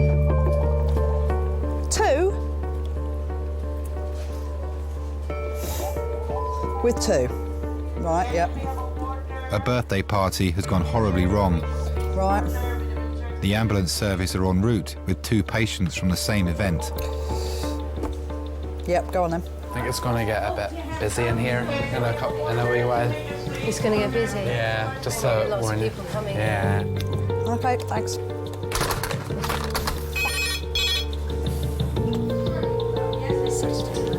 Saturday night, yeah. 2 HEMS trauma calls, 10 minutes. 2 HEMS trauma call, 10 minutes. Oh, way. Yeah, way.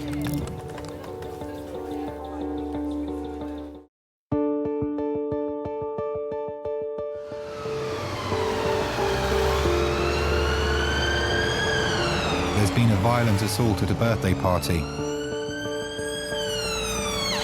Reports suggest a samurai sword was used in the attack. Ah! We have 2 from the same incident coming. One a 50-year-old male, head injury, LOC on scene, now GCS 15, that's as far as we got. The second one from the same incident is a 20-year-old male who's been stabbed in the neck and the back. Father and son, so I think they're keeping the family together.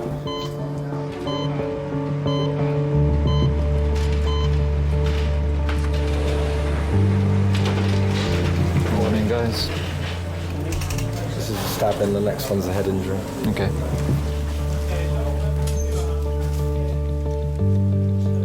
Okay, guys, this is Jamie. He's 22 years old. Approximately 50 minutes ago, he was in a brawl with several people. He's got a small hematoma over the side of his head, a stab wound just below his left ear, 2 stab wounds over his left scapula, and a stab wound to his left abdomen. Any idea what he was stabbed with? A policeman said a samurai sword was seen.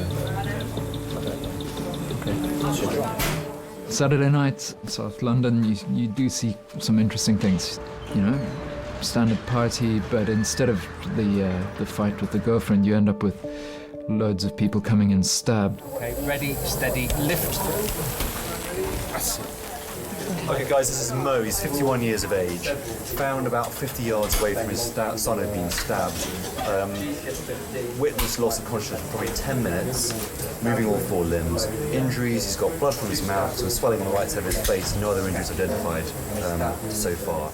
We were celebrating our daughter's 18th. The boys, her brothers, had gone all out and hired really fantastic lighting and smoke machines and everything else. It's quite an exciting thing for the family. We had a nice mixture of family and friends. It was a really, really lovely party. Jamie, I'm just going to shine a light in your eyes. Sorry about this, mate.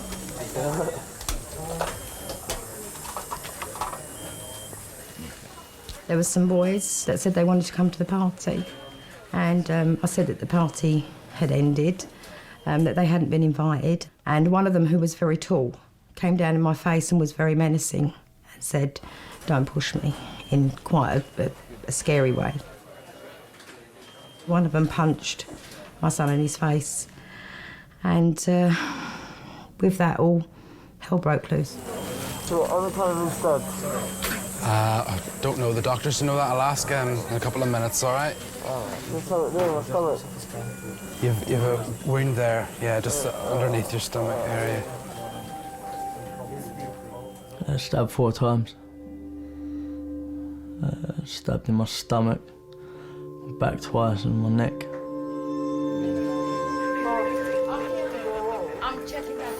I can remember falling to the ground and seeing everything around me disappear. It was really frightening there. Maisie's fine. Maisie's fine, Kate's fine, Lee, Mark and Alt were all fine. Okay, but what you have to do now is be really strong for me.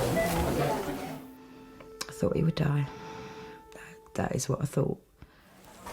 Is your tummy hurting there? Just try to relax.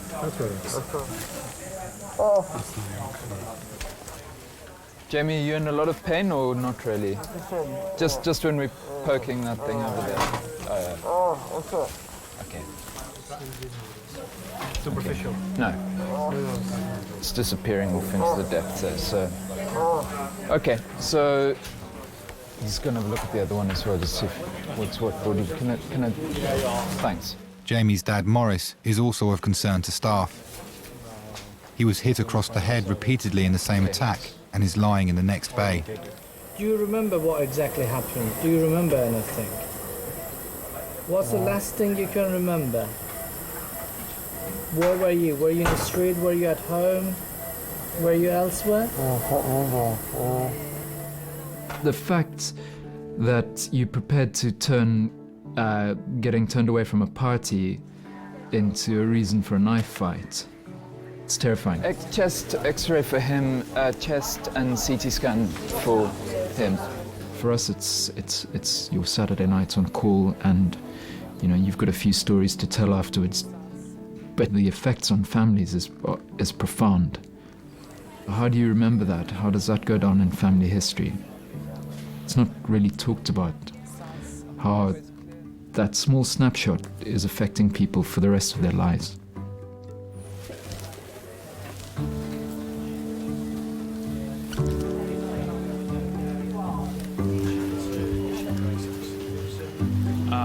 It's quite a deep cut. No. Hi, my name's Shameen. I'm one of the other doctors. 2 hours ago, Colin was also attacked with a knife. I'm just going to have a real good look, yeah? I just need to see how deep this goes, yeah? I'll be as gentle as I can. Tell me if it gets too much, yeah? Doctors think he may have suffered some nerve damage. No, I'm just going to go a little deeper. Tell me if it gets too much. Tell me if you get any pins and needles anywhere. Just that baby finger there's the one. You getting pins and needles in there now? It's been there constantly. Okay, I know the numbness has been there. Yeah, that hurt. Tell me if that pins and needles gets worse. That hurts. Sorry. You got fascia exposed, yeah? Just the surface of your muscle, alright? So I need to flip the skin back a little. Try and bear with me, yeah? Okay. Alright, this bit is pretty superficial. This bit extends down below towards the arm. I think you need to speak to plastic and such, yeah? I was due to start a job the following day. And I work hard for what I get, so, you know. So if I don't get stitched up, will it just heal naturally? No. You will get infected. So what sort of work do you do? Bricklayer. You won't be able to lay brick with that, sir, I'm afraid. No, I'm trying to say. I've got 4 kids, you know what I'm trying to say. I need to work. You can't work with that, mate. I had to work my socks off to buy what I buy. Instead of them going out and trying to earn that money, the legitimate way, they'll just try and take it the easy way. You do have a legitimate reason to take time off work, so there's no... They can't do anything, they can't fire you for not taking off work, so you need surgical help. Okay, cushy. Thanks a lot, yeah? Okay. Obviously, I couldn't go into work on a building site with that room there, you know, just dust and all, infection and all that, so I couldn't actually go to work. How are you doing, Colin? Content, but I'm gonna have to wake up. Look, it is as well. It's gonna break my heart to take it, but I've got to go. You know, life's too short. So you just got to make the best of it and just crack on with life. Sit up slowly. Sorry. Colin's just gonna take his jacket. All the best. Yeah. Right, that's right.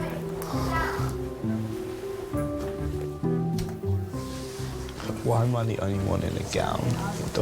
What happened there? Did I miss a trick? Why am I the only one in a gown? What happened? Why have I been victimised like this? Like, my mum, when she worked at A&E, she's like, it's awful. Like, she's a qualified doctor. The amount she had to work, like, day and night. It takes so long. No, it's awful. Think people come in, they've just inflicted it upon themselves. If that were me, I would have no sympathy whatsoever. What happened tonight?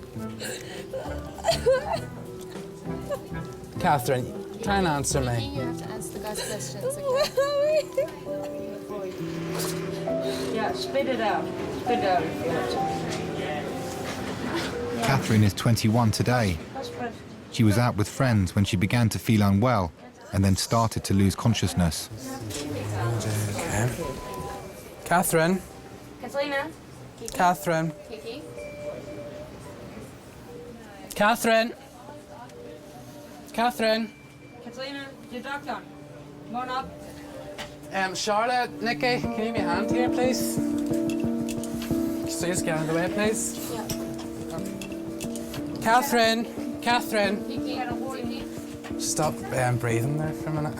What about apnea? Yeah. She's all right now.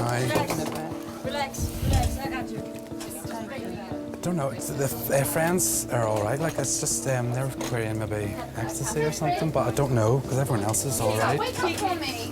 Catherine, wake up and sit up. Come on. Okay, stop worrying your friends. Sit yourself up for me and wake up a little bit. No. Come on, open your eyes. Yeah, spit it out. Spit it out if you have to. This is Jen. Yeah, beautiful. Thanks, mate. Thanks. Bye. Jen is the senior sister on duty. A&E Kings. Hello.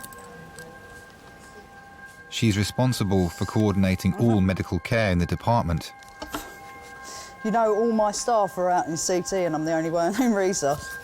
Yep, go on. What's wrong? Brilliant. Okay, thanks. Bye.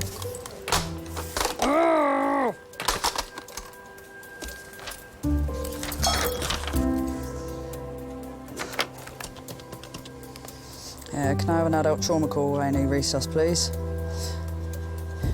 Yep, thanks, bye.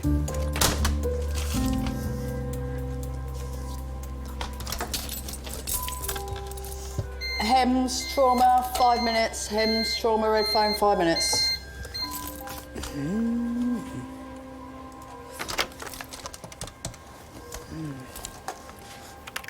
Hey, Darren, it's Jen. Is there any free nurses that could give me a hand, seeing as I'm the only person in resource and I've got another trauma call?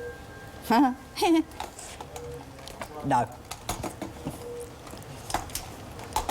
Sure, thanks. Cheers, mate. Bye. Just keep breathing. Just keep breathing. Come on. Come on.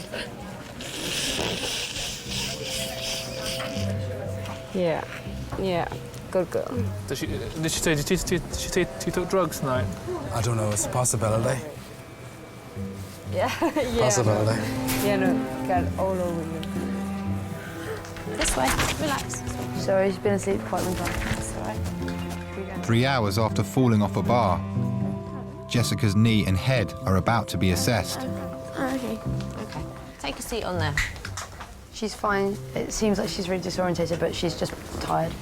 Okay, so the longer we keep you awake, the easier it'll be. Okay. Do you want to tell me what's been happening? Yeah. What happened? Well, tonight, I think I got very sleepy, and I think I fell asleep. No, as in with your knee. Oh. Well, I think I got very tired. Shall we tell you what happened? And I think... Okay. No, I know. I'm not stupid. No, I know. No, I know. Do you know where you are? Yes, I do. I know I'm in a hospital, in an AHS hospital. I just need to ask you a few questions. They might seem a bit silly, but it's important, especially if you hit your head. What day is it today? It's Friday. Must be the 21st today. Okay. Today is... I would accept it Saturday or Sunday. I'm sorry. That's sorry. all right. But I know it's 22nd. I know. I'm sorry. And do you know the name of the Prime Minister? Yes. No, it's not Tony Blair. It's Gordon Brown. Sorry. Sorry. And now she's sleeping on my head, and there's nothing I can do. Following her arrival 2 hours ago, Catherine has caused some concern. Catherine. Hiya. Catherine. Kiki. Wake up for me. Kiki. Doctors still don't know why she collapsed. Okay. Catherine, come on, darling. Wake up for me. All right. Turn around for me. Let me have a little look at you, okay? You have to be on your back. Wake up, sweetie. I love the eyelashes, by the way. Come on, sweetheart. Up you come. Come on. Come on, sweetheart. Up you come. There we are. Sorry, it sounds like we're being forceful with you, and I know it's horrible. She'd sort of said to us that she'd wanted to go out and maybe take something, Right. and She was talking about she talked. I'd get the coffee away just, and she said that she had taken something, but she wasn't alone at all to take anything.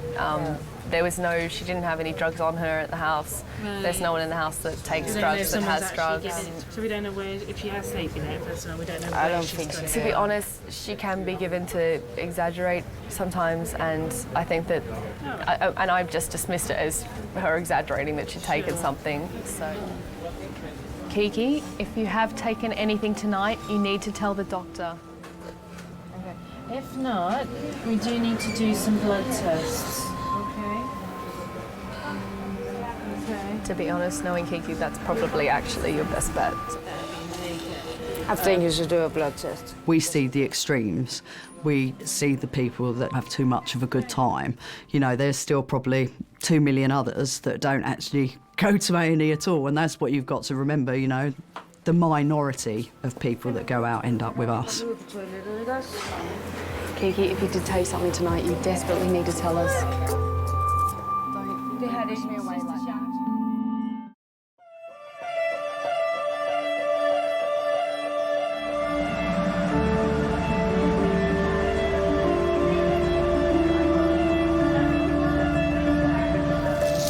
5 minutes. 5 minutes. I will just because I said, do you not think you could have gone somewhere else? Not being funny, but you know you've just brought 2 traumas. All my nurses are in CT.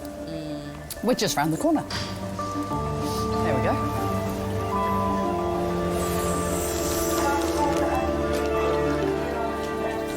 It is that time of the morning, isn't it?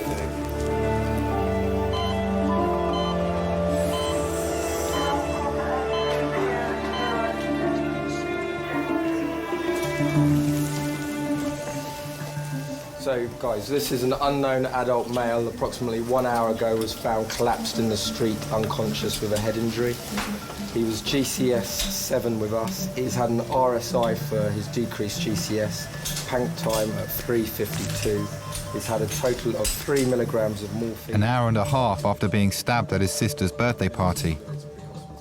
Jamie has returned from his scan to find a much busier resus room. Okay, guys, you happy with his ventilation, John? He hasn't seen his dad since they were both attacked. Thanks. Is you back from CT with him? Thanks very much. Oh, no. Well, I tried to have a word last time. You need to go down there, mate, please. That's my dad. No, it's not. That's my dad. It's not. It's another patient. Honestly, he's down in Bay 5. Do you want to go and have a look? Okay. It's another patient, darling. I've just told you. Your brother's in there and your dad's in 5, yeah? Can I ask you a quick question? Yeah. What? Do you want us to CDU2's just got 1 patient in? Yeah. But there's people coming up to 3. It's standing up on the trolley, peering over into cubicle 2. Do you want to sit down now, please? How's he doing? Is that my dad next door? No, it's not your dad. Your dad is in Bay 5, and I told you could go and see your dad. No, Sit down now. No, thanks. Can you not be mad? Sit down. Rude, please? Listen, mate, I've got 5 patients that are really sick in here, including your brother and your father, and I've told you where your dad the is. situation I've gone through tonight, yeah? I don't want to be rude Right, or come anything here. like that. Put that bottle down. Listen, and don't be peering over the top, mate. This bloke's really not very well. I know in the hospital at one point, Jamie had got quite stressed because he wanted to know where his dad was. He was very worried that something worse had happened and people was hiding it from them. It's not. I thought it was dad. And I told him that it's not your dad. And everybody was very, very stressed. So, yeah, it was a difficult night, that one. It was difficult to manage. When you've got a massively busy department, I think you have to show an exterior that you're a little bit hard. Can you blame me? No, Sit down. No, I'll take your piss pot. You know, if you don't mind, let's have a bit of privacy. Get back in your cubicle. Yeah. Thank you. It's all looking quite busy suddenly here. With so many patients in resus, there are no senior doctors available to the rest of A&E, leaving the less seriously ill patients with a wait. Got some gloves?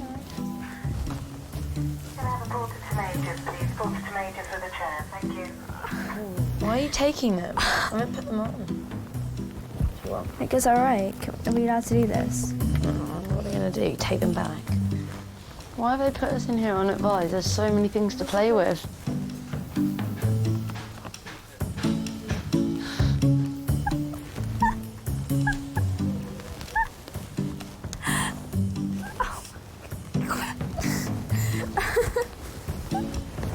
Oh my god. If I could take a picture, like.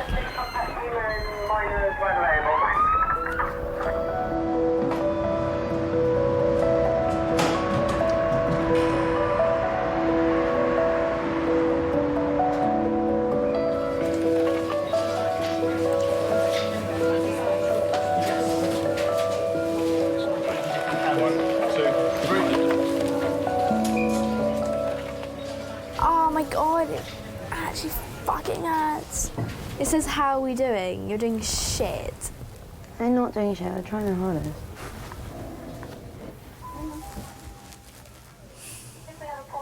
Someone pissed in the seat.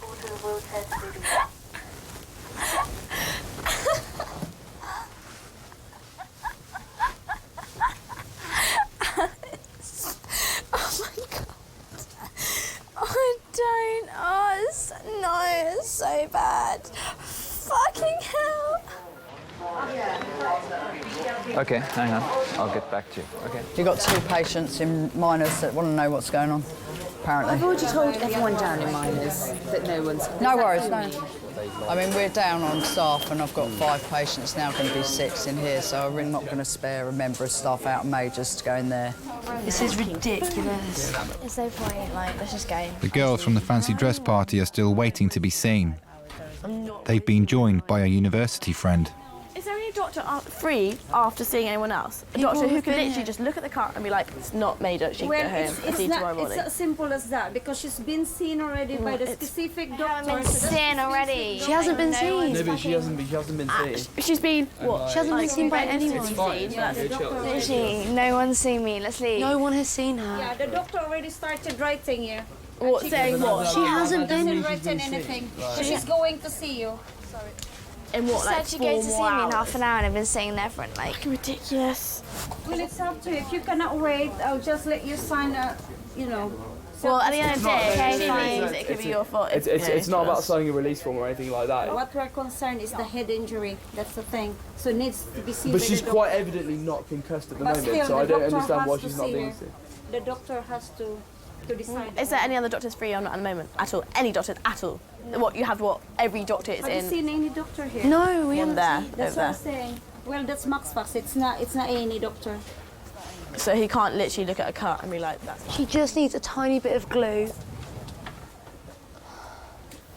So there's no one actually qualified to do this right now. Okay. I've never had to wait for anything. Nothing, my dad. Just go and stick my hand up, done, out again. Exactly the same thing. I've never had to wait for anything, but you know, you've got to like... I can bring my dad up. I can bring him up. I think actually we might move these 2 next to each other. And then everybody's happy, yeah? I told your brother that he was in Bay 5 and peering over with someone who's intubated and not... I know, but it's not, you know, come on. I would never lie to anybody where their dad is, would I? I think we went through something together that night. It happened so quickly and it was so serious. There's just a massive reality that, you know, this could be it. This so quickly, in a matter of seconds, you know, 2 members of our family could have just been taken away.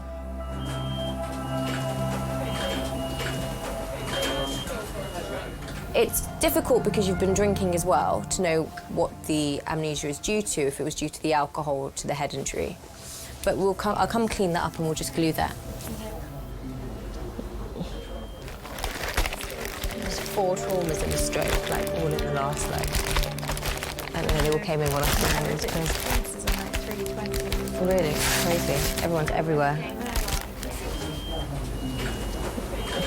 I think everybody deserves to be looked after and loved and cared for.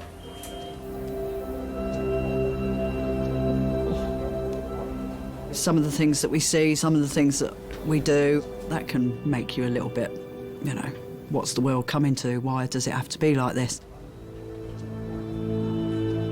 Thank you. Thank you so much. You know, I do feel sad sometimes that people aren't always what I would like them to be. But I have to think that it's not everybody's like that. You know, there is good and bad in everybody. And then you save someone's life and it's absolutely amazing. There's no better feeling.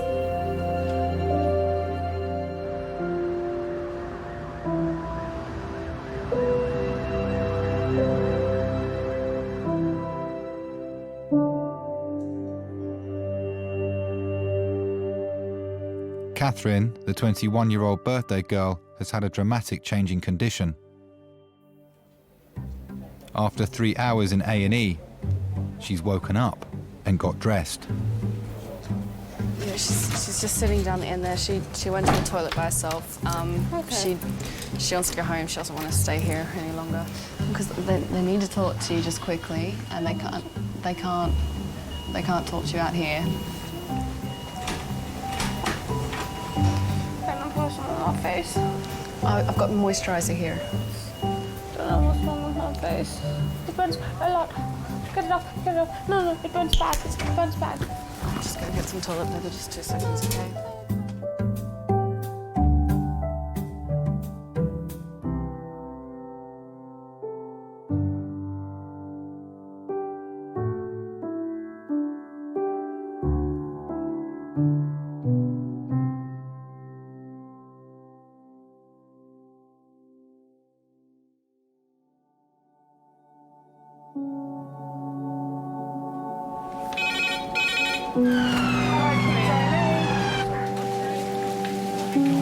He's basically been crushed between a cherry picker and a parked car, and he's managed to have his chest and his abdo and his pelvis all kind of crushed in this single motion.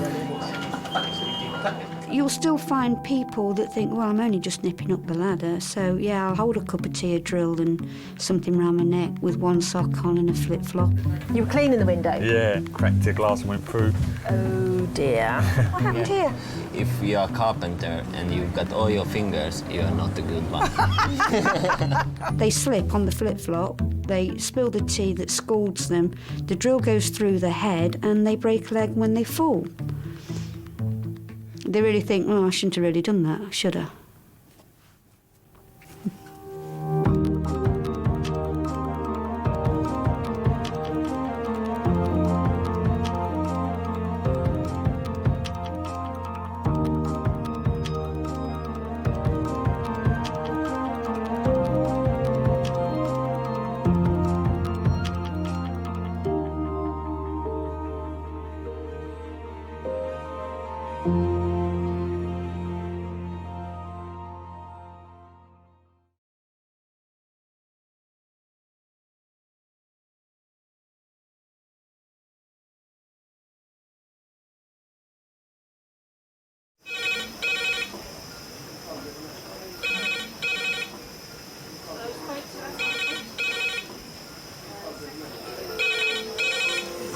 King's A&E. Lovely. Cheers, bye. Adult trauma call, 8 minutes. Adult trauma call, 8 minutes. I've got an unconscious gentleman. He has severe traumatic brain injury. King's College Hospital, London. I think something hurt. One of the busiest A&E departments in the country. They're a bit busy right now. Try to call them a bit, 20 minutes, 30 minutes. King's is extreme, isn't it? Come on. A place where love, life, and death unfold every single day. Fall from a tree. It's probably absolutely trolleyed. I'm very drunk. I just keep thinking, how am I going to cope? All the patients you're about to see were treated in one department, in just one 24-hour period. Kevino! Everyone should walk through an emergency room at least once in their life, because it makes you realise what your priorities are. It's not the rush, rush, rush and the money, money, money. It's the people you love. And the fact that 1 minute they might be there and 1 minute they might be gone.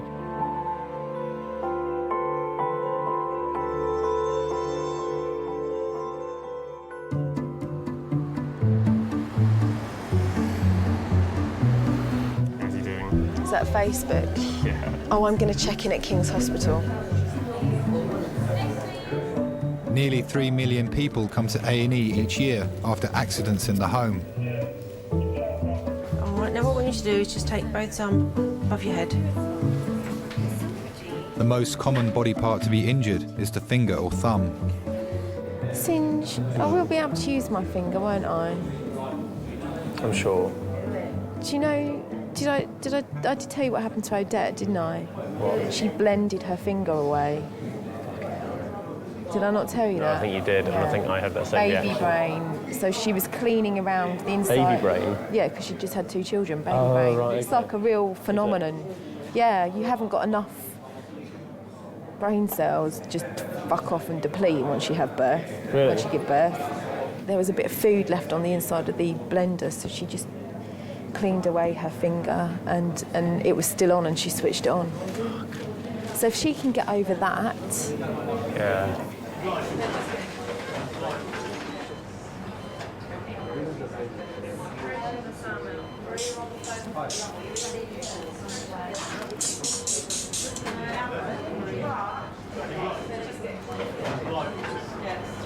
Hello, Jack speaking.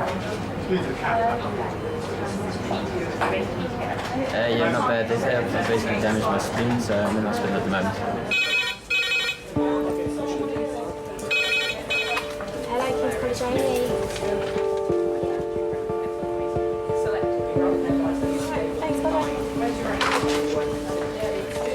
stroke team to resus, 20 minutes, please.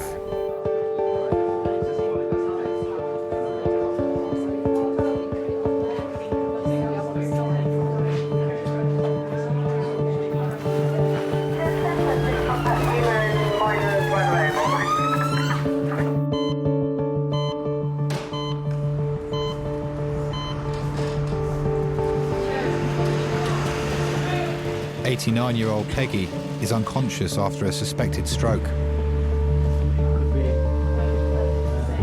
King's is a specialist stroke centre, treating on average 3 stroke patients every day. A stroke means a blood vessel supplying a part of the brain gets blocked. As a result, that part of the brain loses its function. Okay, so Malcolm, what's the chest like? She's got some crackers on the right base, but otherwise you've got bilateral air entry. It can cause a severe disability, and if it affects a big blood vessel, it can also kill. 3. Pupils are 2 millimetres not reacting. Not making even the slightest response to pain. Suction, please. Wherever Tim's put it. That's it, lovely. Thank you. Hello, Tim. How's it going? Yeah, lady had all the symptoms of a stroke earlier on, but fitted in the ambulance, not maintaining her air on arrival, put a Goodell in, breathing rather slowly, around 6 to 8 per minute, not particularly adequate breathing either. Yeah, pupils are fixed but very small. Yep. She hadn't been very well for a long time. We've had various troubles, and so it was not really unexpected. Of course, it's probably about the 3rd time she'd been into hospital. What we're going to have to do, which is probably going to have to be achieved for scan, because she's not really reacting at all. One of the worst things, though, when she said to me, "I'm dying," she knew that she was going. So are you Peggy's husband? Yes. My name is Malcolm. I'm one of the A&E doctors. This is Leanne, is our sister here. My colleague, my consultant is just with... not very good. Okay. My consultant is just with your wife at the moment. Yes. And we just wanted to come and find out a little bit more about what had happened to her this morning. Is that okay? Yes. So what happened this morning? Well, this morning, you see, we got a routine. I get up about 9 o'clock, I go in to wake her up, then I go down and do the breakfast. Mm-hmm. Well, I go in this morning and she's slumped yes. over the side of the bed. Couldn't do anything with her, so we phoned the doctor said phone the ambulance, and that was it. Okay. Was she responsive to you? Was she talking to you this morning? Inaudible. Right. She was mumbling, I don't want to go, I fear he's coming back in the hospital. Okay. I don't want to go. Obviously, your wife is quite unwell at the moment. Yes. Okay. She's not really responding to us. No. What we want to do is take her to the CT scan and do a scan of her head. Yes. Okay. We want to see whether or not anything has happened inside yes. to make her so drowsy. Yeah. Mm-hmm. Okay. She is very unwell, and I don't want to give you false impression. I hope you don't mind, sir. No. We realise that. We're both of us will pass our sell-by date. There's no doubt about that. It's got to come sometime. Okay. Well, we're going to do a scan of the head, okay? We'll see what's going on, okay? And obviously we'll get you through to see her as soon as we can, sir. Yeah. Okay? Yes, thank you.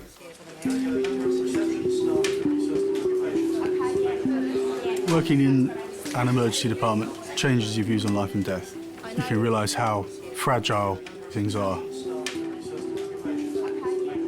We know that not everybody can be saved or can be helped. And we give it a good go, but we can't always help everybody.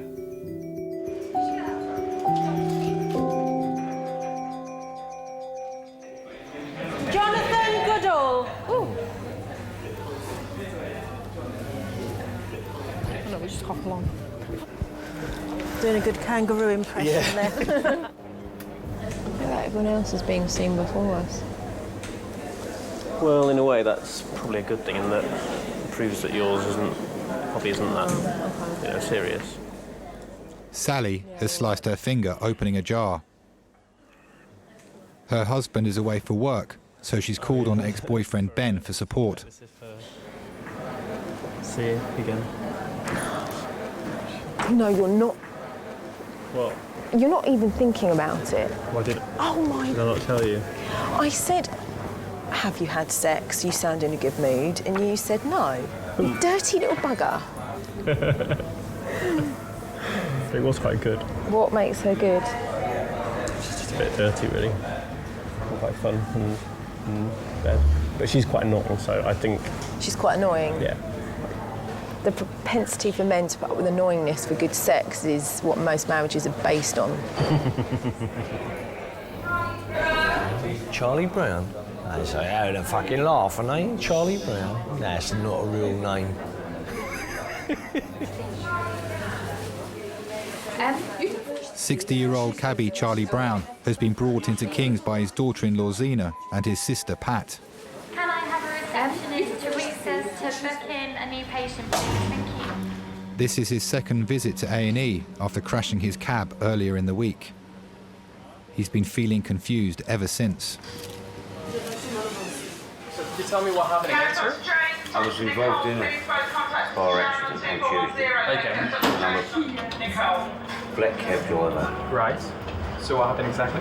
What actually happened was Saturday evening, it was raining, quite hard. Tuesday night, Charlie. Tuesday night it was raining, quite hard. Yeah. What I've been told since the accident, and not the evening that it happened, when the fire brigade come, was my cab went into a crash barrier on the side of the road, got jolted forward, and the ambulance crew told me what I actually had done was what you classify as I had bullseyed my head on the window screen. Yep. Charlie Brown had been a taxi driver for many, many years and was very experienced in driving. No one quite sort of worked out why he crashed his taxi. Did they take you to the hospital that time? Yeah, straight here. In here? Straight. Oh, okay. Doctor won't be long. Oh, right, no problem, no problem. Normally when someone has a trauma, crashes a car, they got aches and pains, but they're back to their usual selves. But Mr. Brown went home and was confused. We didn't know what was wrong with him. We just knew that he wasn't Charlie as we knew Charlie before his accident. We didn't know what was going on in his head or what was going on in his body. We just don't know.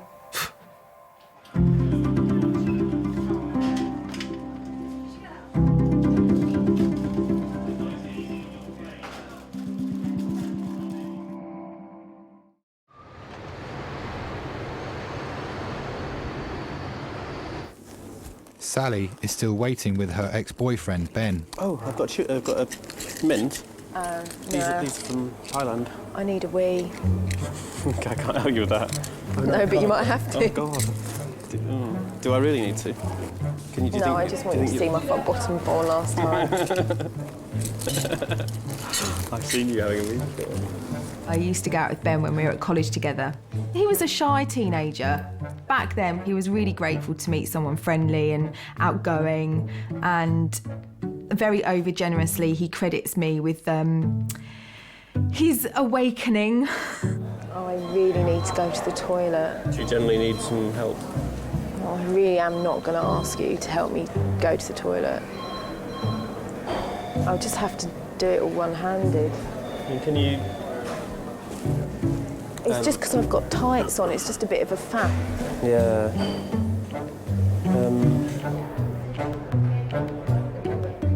I guess she was the dominant one. yeah, she was, definitely. I mean, there's no doubt about it. I certainly wasn't her first boyfriend, so she'd had a more varied and fun youth than I'd had. He did admit that he wasn't exactly worldly wise when he met you.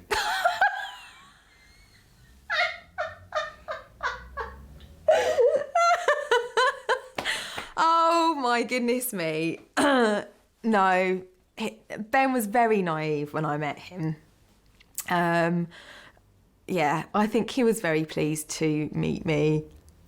Oh, I'm feeling a bit sick. What, after that chocolate? Is there anything I can get you that would make you feel better?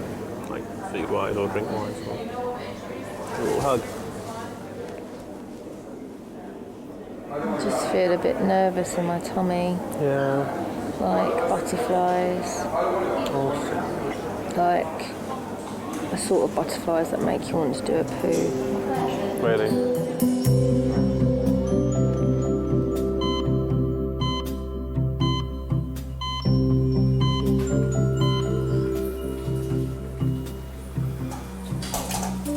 Here, go on, leave her. Look, you've run out. Sorry, just leave my child in the middle of recess. Hiya. You are? Daughter-in-law. Okay, so I didn't get your name. Zena. Zena, very nice to meet you. My name is Tian, one of the A&E doctors. Good morning, Olga. I know a little about you. I know that you were in a car accident. What's happened since then?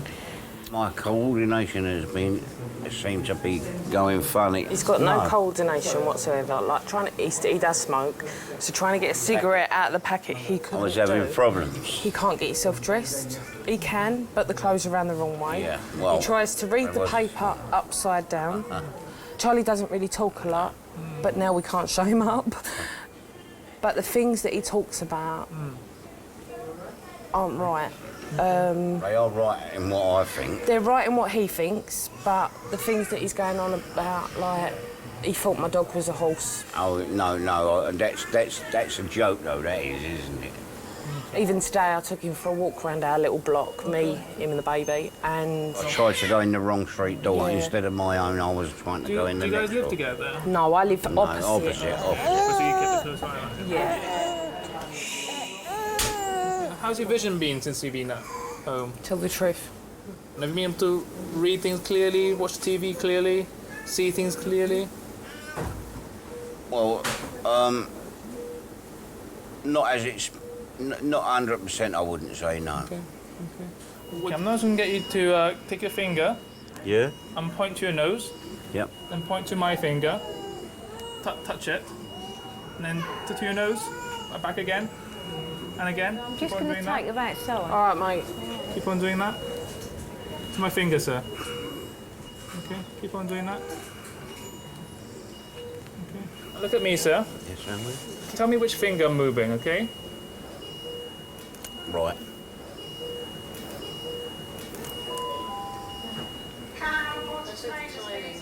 Right. I can remember thinking this is quite interesting, but I quickly worked out that it was something neurological, meaning something maybe wrong with his brain. And the things that we worry about after trauma is if there's been a tear in the lining around the brain, which causes bleeding. I'll have a look at the blood results, see what we've done. I'll come back and have a chat with you. Is that okay? Thanks. Sit back then, mate. Right.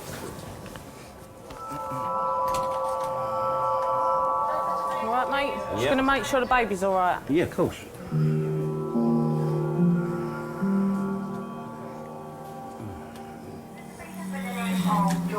Just waiting. But his left side, he can't see out this eye. No. When he stood there and done this to him, he's saying that the right side, like his right side is going, but there's nothing on the left, and he was moving that.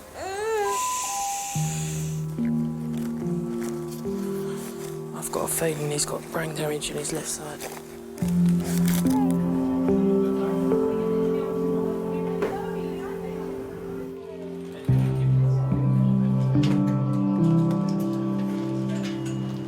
What's your speciality? Well, I'm a member of the Black Cabin Fraternity. What's that? I've done the knowledge of London. Okay. Yeah. Become a black cab driver. But in my I'll do your job next. yeah, I wouldn't mind that at all, young lady. Especially if you've got a young family. Becoming a black cab driver is an absolutely brilliant job for a person like you. As long as I can have a sat nav with me. Once you've done the knowledge, young lady, they say all cab drivers I've got a sat nav up there. are like a donkey, they never forget. I'll forget everything. No, you won't, young I'll lady, get to your believe job you next. me.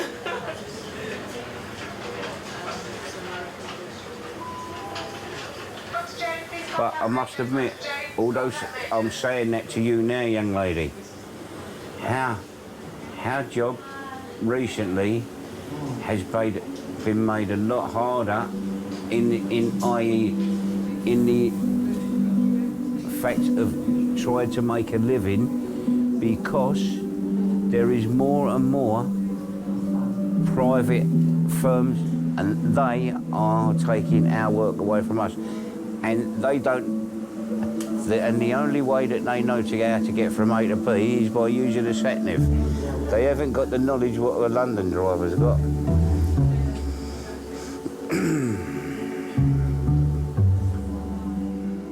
If the patient is aware of what is going on, it causes huge emotional impact.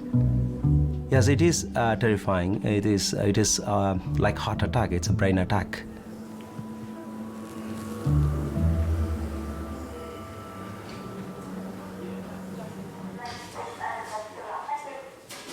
Derek is waiting for the results of his wife Peggy's brain scan.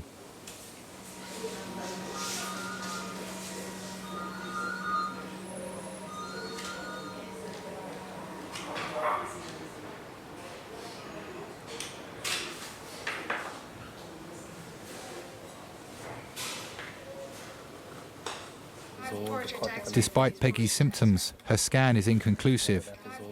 There's no sign of dark patches, which would suggest bleeding on her brain.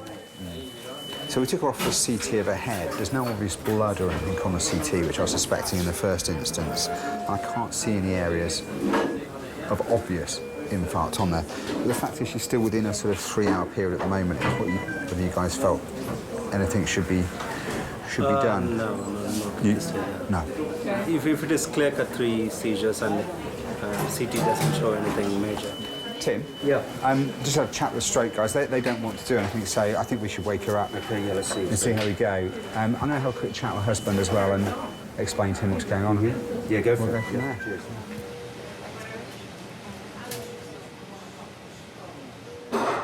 Hi, Mr. Pearce. My name is Dr. Tunnicliffe. I'm one of the consultants here. Yeah.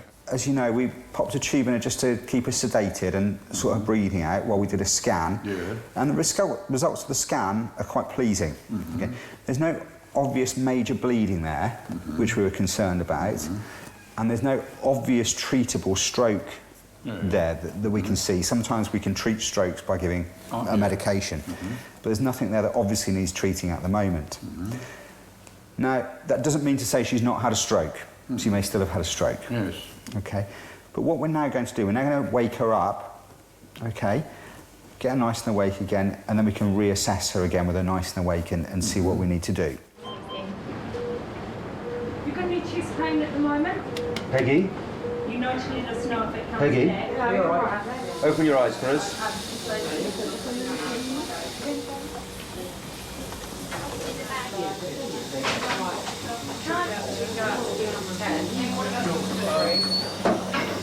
Peggy?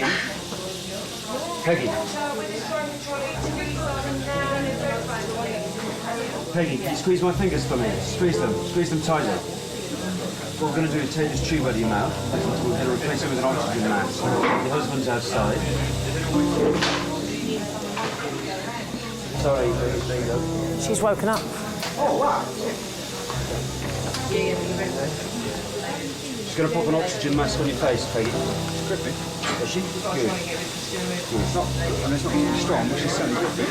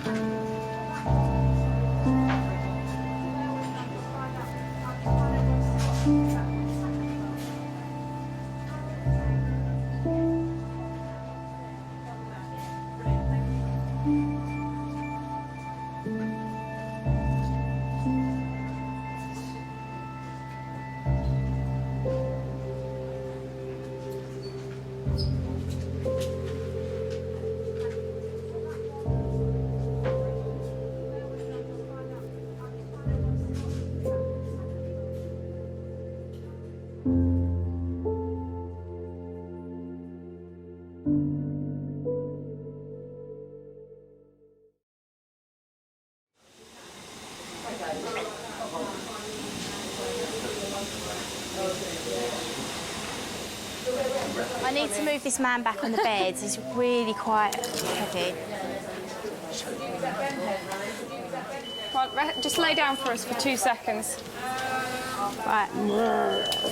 Ready, steady. Right, sit yourself up, Patrick. That would be back cannula. Try and move yourself back. That's it. You're doing really well. Oh, yeah. You are. That's it. Just move back a little bit. After 4 hours in resus, Peggy's stable but still hasn't come round. She's had a bit of trouble with this before, but Peggy's always been cured, shall we say, and come out for another year of being fit again. Yeah, it's always hard, but of course you never know what's going to happen. You're in the lap of the gods to know what's going to happen next. That's 2.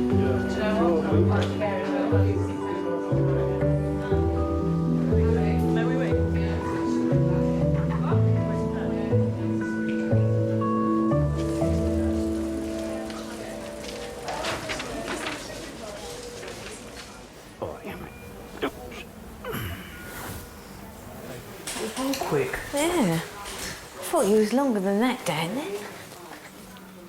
Charlie Brown's also had a brain scan to find out the source of his confusion. That was quick. Yeah. Did they say anything when they'd done it? The doctor's going to come back and Is this his explain all the reports to me.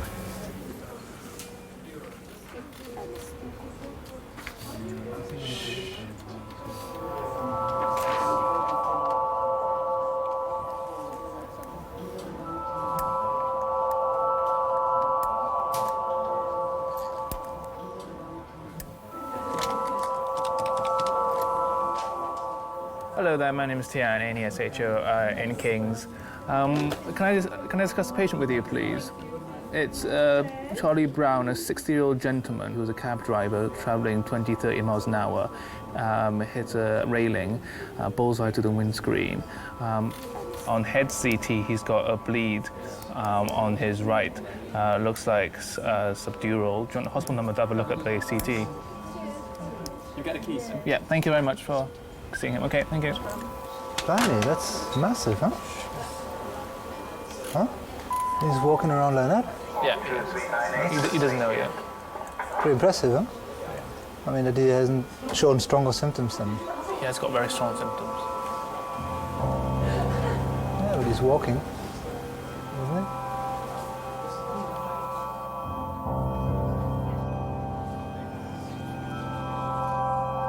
Did a show. Oh gosh. It may just to X-ray, please. Thank you. Wow. Yeah. Gosh, that's not well. At least you know. Does the family know yet? No, I'm told. Okay. Do you want to just tell them because they've been kind of looking at the scans over your shoulder? I could see it from where we was. The left side was just black.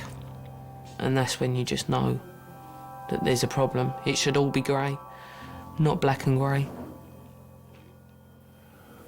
We had a look at your scan, and you've got an area that's slightly abnormal on the right-hand side, Right. in your brain. We're not quite sure what it is at the moment. Right. We need one of the radiologists to have a look at it. Right. But initially, it looks like that you've got some loss of brain there. The cause of which is slightly uncertain at the moment. But I just thought I'd come and tell you what's happened so far. Okay. But what sort of things put problems like that back together again? In other words, how can you fix it? How can you fix it? We can't, depending on, the problem is we're not quite sure where it is at the moment. So once we know, we'll discuss with the relevant doctors regarding how we can help you. Yeah, so we're sorry about the lack of That's not a problem. clarity at the moment, but we'll try and sort things out and come and talk to you as soon as we know. Lovely. Okay? Yeah. I'll be right. around.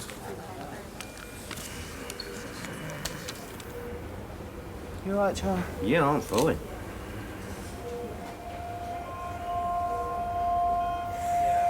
Pat, will you just watch over me?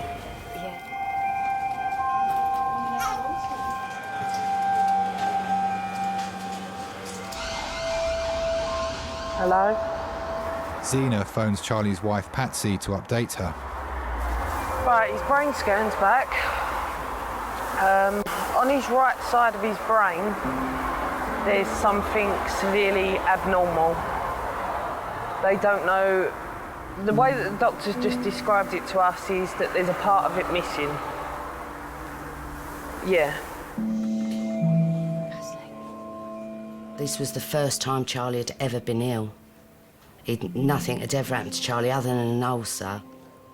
And Charlie always said he was invincible. Nothing was ever going to happen to Charlie. I just want you to focus on you for now, right? I know it's hard, but please just focus on you. All right, I don't need you fucking going down and all. I got this cancer, keratosis, and Bowen's disease. Charlie's accident was on the 26th. On the 25th, I got told this is terminal.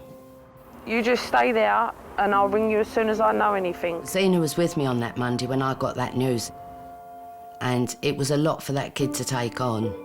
And I think Zena absorbed it more than I did. But love ya. Bye. 1 minute everything's fine, family's all running smoothly, and then bang. You get told that the most precious people in a family, there's something wrong with the pair of them.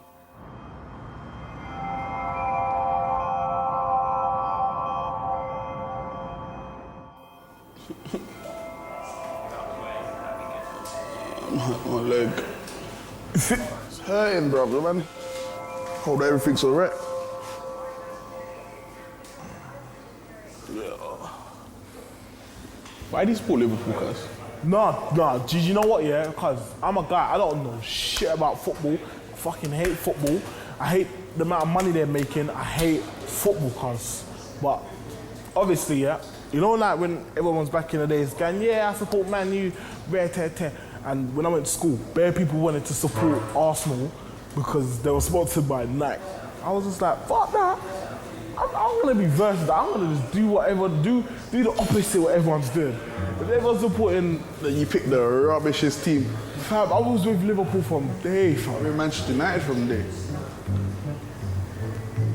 Glory hunter, fam. You me? Yeah. How can I be a glory hunter? That's the only team I've ever supported. Told man, Liverpool's the one. Liverpool's rubbish, bro. Where are they now? Third from the bottom. I don't know what bottoms, fam. I just know because I support Liverpool. Though you can't tell me about what players play. All I know is Matt Manningham. That is. He's been playing for Liverpool for years. Sally Cullen, please. Oh, that's me. Thanks. Is it all right if my friend comes? Of course. Thanks. How did you do it? I was getting a rubber stopper out of a Kilner jar, and I was like, you know, you build up quite an amount of pressure trying to get something out, and then as it came out, it cut through my knuckle. Okay. And also I've been frightened to bend it in case blood squirts out of it. Okay. Well, have a seat on this blue chair here. Have a look.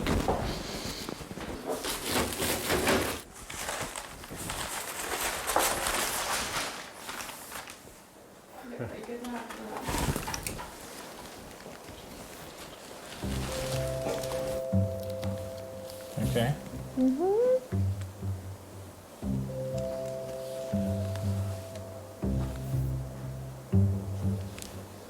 All right. Yeah, I'm just a bit squeamish, sorry. As long as you're moving a finger Yeah, that's a good sign, isn't it? and you can feel me touching the Yes, end of and your I finger. can. Yeah, I can. And we're happy, really. Oh, right, good. That's reassuring. What happened to you and Ben in the end? Why did it not last? I don't know. You'll have to ask him. He dumped me. No.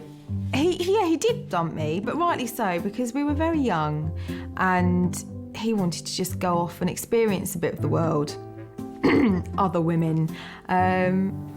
Dr. Magic with his magic liquid. And he doesn't need to stitch me up, he's just going to give it a magic kiss better. Well, this has ruined my plans of becoming a hand model. I've got another one.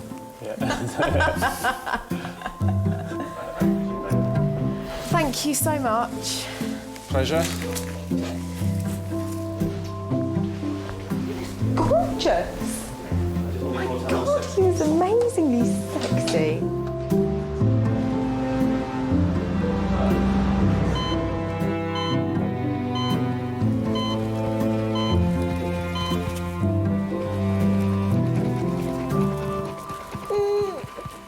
Auntie Pat's going to give it a shot. Mummy needs to make some phone calls. When I spoke to Patsy's sister, and that was when it hit home that it was real, that something was seriously wrong and what was going to happen to us all. Right, he's had a CT scan. His right side of the brain, he's got a part missing. And that's what the doctor's just told us. He's got a bit of his right side of his brain missing. Fuck knows. And I keep laughing in shock. I don't know. Poor Pat, she's laughing with me. Pat, what does it mean? What's happened to Grandad? Pat, where's it gone? Well, I don't know where he's lost it. One of the passengers I just took don't it. know then. And we're waiting for brain Grandad. surgeons to assess his thing.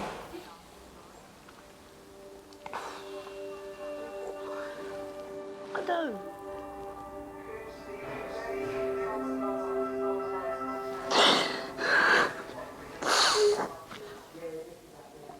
I just keep thinking what if I do next.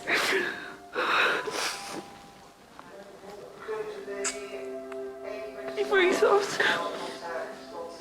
I've took him straight back through to resource. And that's where they want him.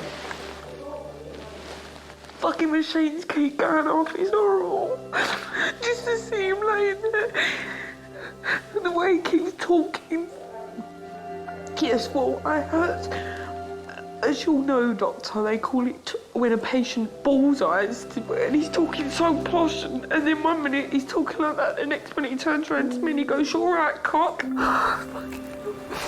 You know, I know this sounds really horrible, but I just keep thinking, how am I going to cope with her having treatment, him being like this, looking after a baby? I can't do it all, Anne. But I don't want to let him down. But I can't let him down for everything they've done for me. I can't.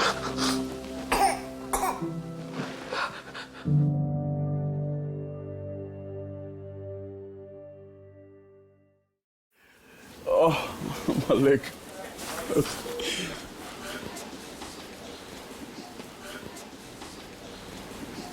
I'm pulling me, cuz. Yeah, let me put you in this, John. I've got a views to make because the brakes are on. Yeah, thank you, boss. All right. Let's go down there and see what go. Slow down, look. You okay, yeah? Nice, Begging it, fam. Are you still begging it like blam? Blam. Blam. Blam. Blam. Blam. Blam. Blam. Blam.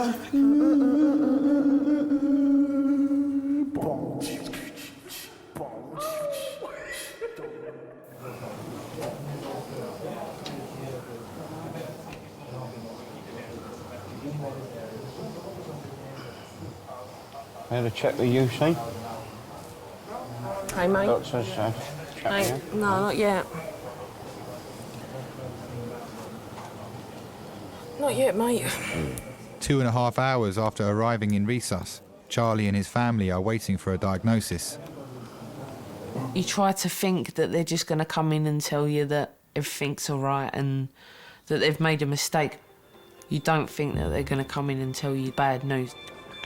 The CT hedge, as you probably have got up already, shows an area of right-sided low attenuation, which is not there on Tuesday. I've spoken to the neurosurgeon, Mr. Koch. Hello, Mabel. Rosy red cheeks. She's been screaming. Oh, not them TVs again, is it? What do you think?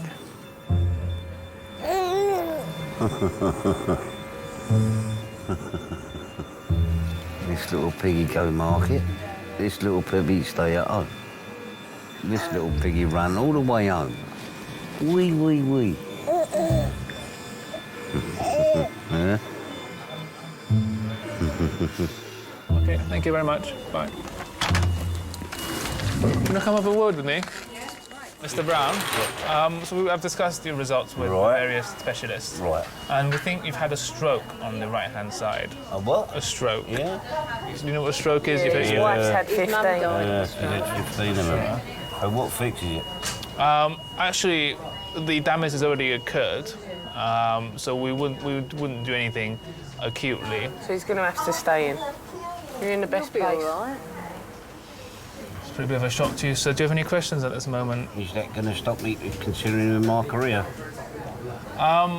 Symptoms will improve with time as your brain adjusts to what's happened. Fine. Okay. Yeah. Sorry. Is that, you know when you've done this with your hands, is that why he didn't pick this one up? Yeah, that's why. You'll be all right. But when I say stroke, is it as bad as it sounds it is? Strokes affect different people in different ways. It's a broad spectrum of things. Right. While he's answering questions, you're all right with him, yeah? As you say, some people are affected where they can't move one side. Doctor's just been round. He's had a stroke.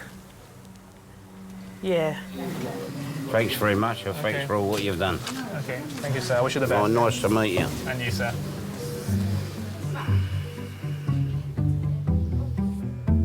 I was relieved that I was alive. I couldn't face dying because I always think, if I'm not here, what are they going to do without me? Little old Charlie Brown. Charlie's wife Patsy comes to see him in resus. Whatever job Charlie's had, he's took to heart. He wants to take the world on. If something's not right, Charlie thinks he can fix it. And you can't get through to Charlie that you can't fix it. That's Charlie. Listen to me now, right? It's too dangerous for you to drive at the moment. Charlie, I know what I'm talking about, mate. You could get in that cab and it could happen to you again, and this time you won't come out of it. But you've got to do what they say. Look what's happened to me, Charlie. Do you think I like what's happened to me? But I've got to accept it. We've got to get our heads round it, mate. It don't matter how many knocks you get. We can all get over it because we're all together. So we're all as one. And what more can I say? What, mate? What did I say to you? What floor? Dunno. Top floor, penthouse. Yeah, you get a penthouse suite, yeah, mate. No good penthouse this weather. Get a telly, get a phone. Sunset. Oh, don't tell him that. He'll be on the phone in 5 minutes. Arseholes to you and all. The only thing that harms me is me not being able to go to bloody work. Everybody's been saying to me, why don't I get a T-bar? And if I could put it on the rank where the drivers that I've been brought up with work, there couldn't be no better thing for me. And at the moment, it ain't hard to make a cup of tea. I can still do that, and a cup of coffee. And I might even throw in a cake. I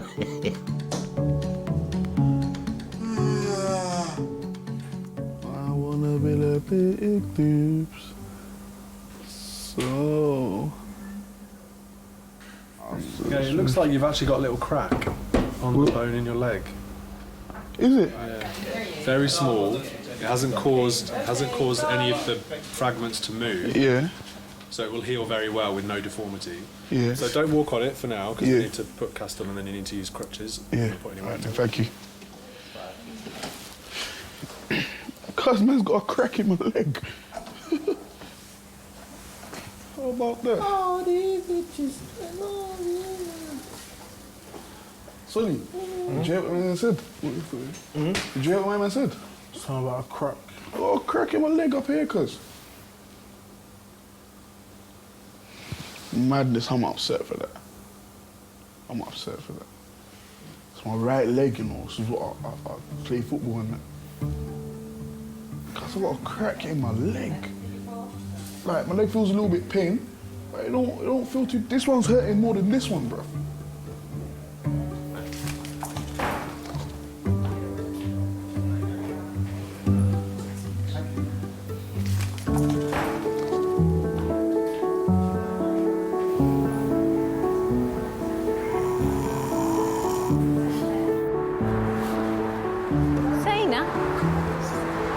be?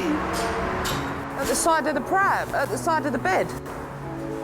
Oh, yeah. Oh, I've left it. He's going away with the doctor. Oh, you've left the baby. Pat's come out and left the baby in fucking resus. Oh, you pulled the baby out. Oh, God.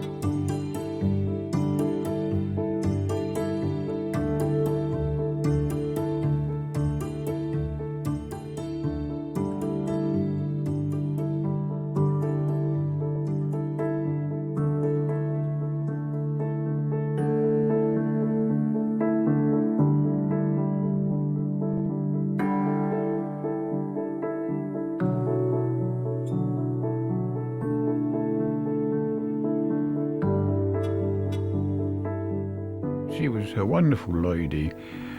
She brought up two wonderful daughters. She knew what she was doing. She had a habit of losing things now and again, but apart from that, to me anyway, she was perfection. You do miss her very much, but I suppose that's the way life is. It happens to us all in the end. We've all got to go, and that's inevitable. Especially when we're getting on a bit now.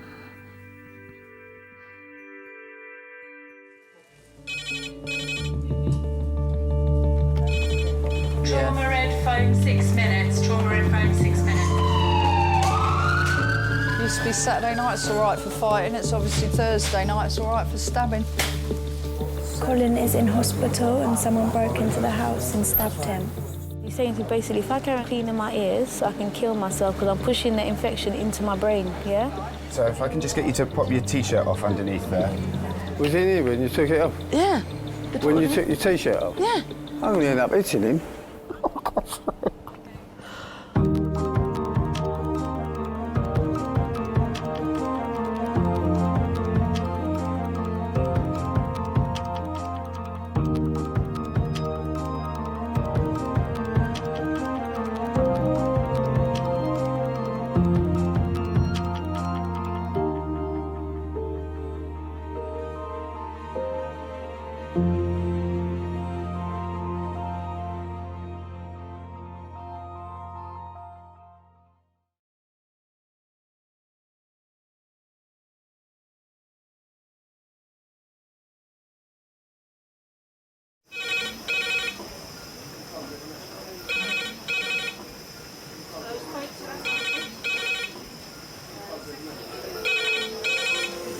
King's A&E.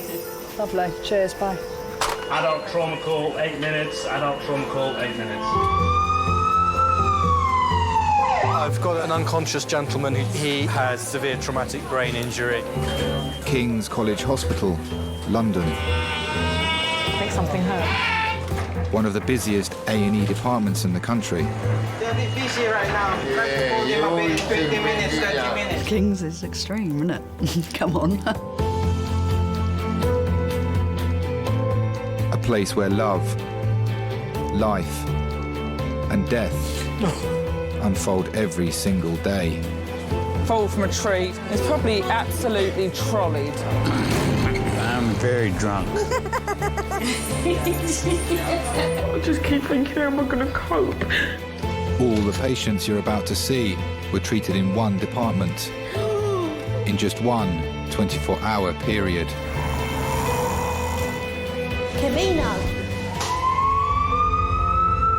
Everyone should walk through an emergency room at least once in their life because it makes you realise what your priorities are.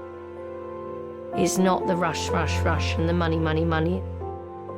It's the people you love and the fact that 1 minute they might be there and 1 minute they might be gone.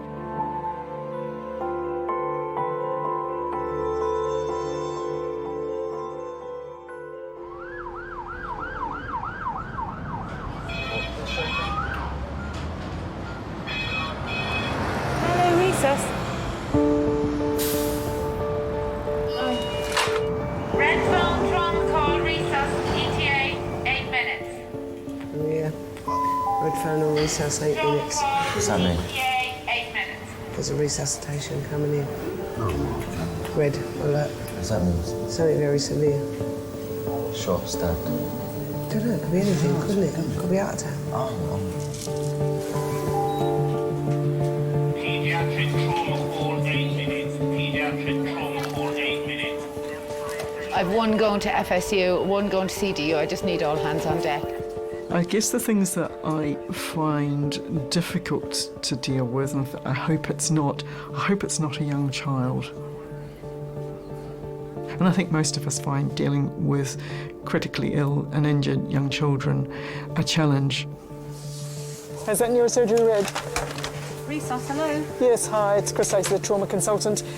Just to give you the heads up that there is a young 11-year-old being brought in by HIMS who's GCS 11 on scene, RTC 30 miles an hour. Lovely, thank you. Bye. No, not yet. 11 years old. The 11-year-old. Sports update. It's now face, chest, and tib injury. Okay. Face, head, tib, and fib. We have anaesthetics on site. We've alerted neurosurgeons, and we've got fluids drawn up. Okay, have you got your kit ready, John? You happy? Yep. The number of staff called to a trauma depends on the severity of the injury. Airway doctors, breathing doctor, C team. Okay, everyone knows the history, everyone's happy? Okay. In this instance, 15 people are waiting to treat the young boy about to be brought in. So you guys are going to be doing most of the talking to the child if there's any talking to be done.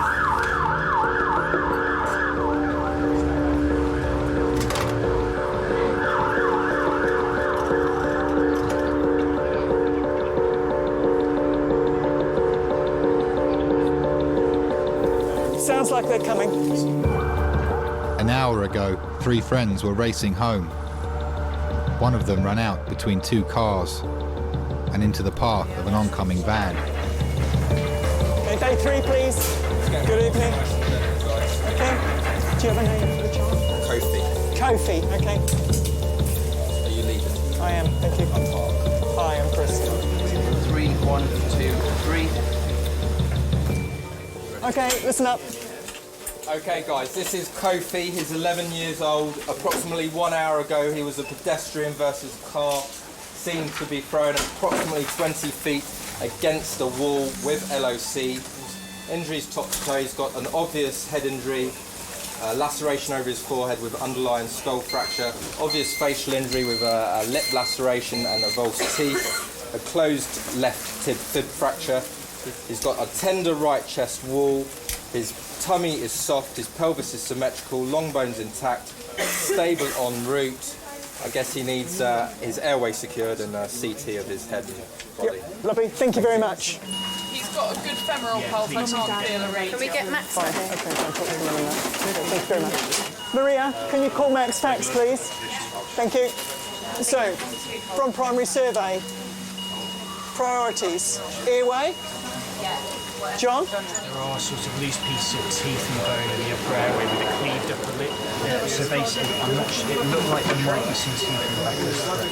Okay, John, are we going to protect the airway? If there's loose tissue there or teeth, can we save it, please? Have we got a sterile pot in case there's loose teeth, please? Yeah.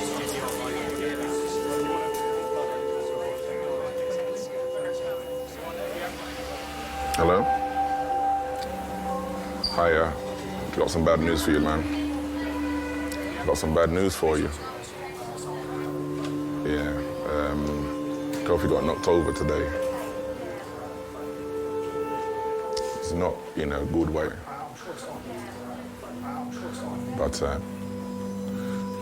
I say he's not in a good way physically.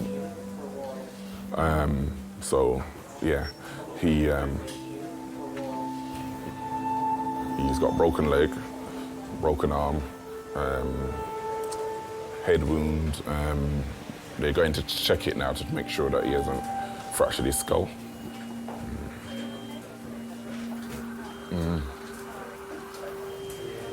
Yeah. Yeah. When Kofi was born, he was my first boy, and to look down and see I have a son, you know, was amazing.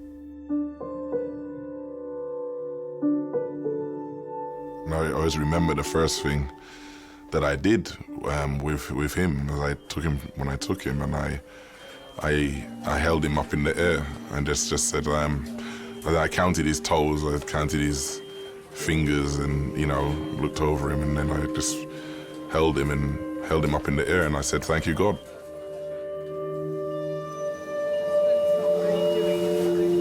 Kofi, it's important. I want you to open your eyes for me. Kofi, listen to me, Kofi. Kofi, open your eyes. Anyone got pee and torch? Kofi, can you hear me?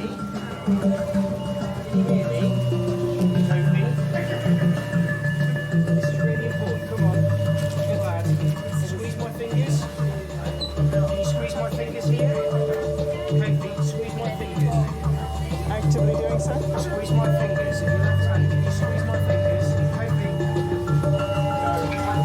So not responding verbally. Okay. It's always difficult to put your own emotions aside.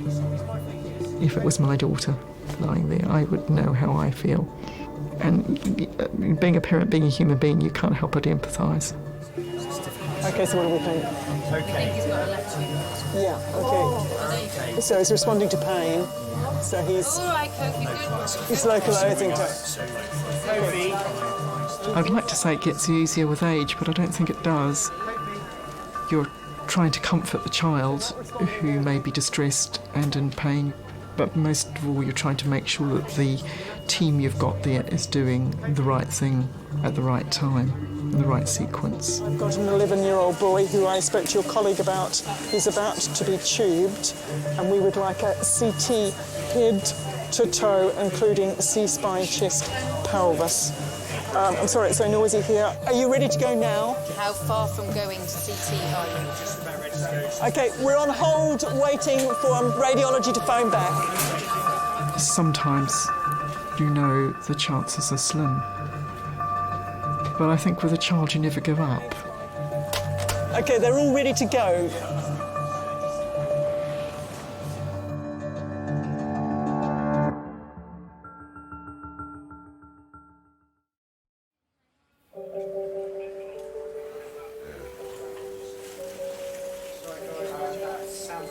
They just brought him back from CT scans.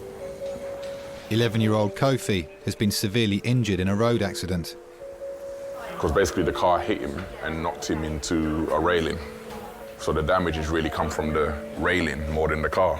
He's got a right-sided frontal 7 to 8 millimetre subdural hematoma with no swelling, no hydrocephalus, and no midline shift, so it's stable injury. I was supposed to be going to church that night. This Wednesday night, I go to church on Wednesdays. For some reason, I was something just came over me not to go to church. And then my daughter phoned me and told me what happened. She was screaming down the phone, "Daddy, can you come quickly? Daddy, can you come quickly?" And I panicked. I was really panicking, Because of how she sounded, I thought the worst. Immediately thought the worst, that, I don't even want to say it, I just thought the worst,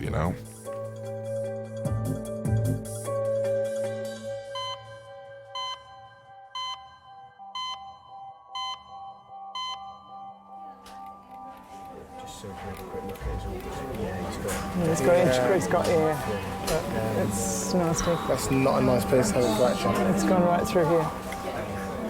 All the way through, that's nasty. I don't know whether I'm going to talk to the parents now, but he's quite seriously unwell. Right, we've just had the CT scan result back. We've only got some of it back at the moment because there's a lot of images to look at. We've now got the neurosurgeon who's just coming to see him, and we've also got the maxillofacial surgeon who's there as well. but he certainly has a fracture of his skull and of the face. And there is signs of some brain injury as well. So there is blood around the brain, on the top of the brain. Now, I'm sure there'll be lots of questions and things that you're thinking about, but just give us a little bit of time to get all the image reporting back, and then we'll come and tell you a little bit more about what's going on. Okay. Okay?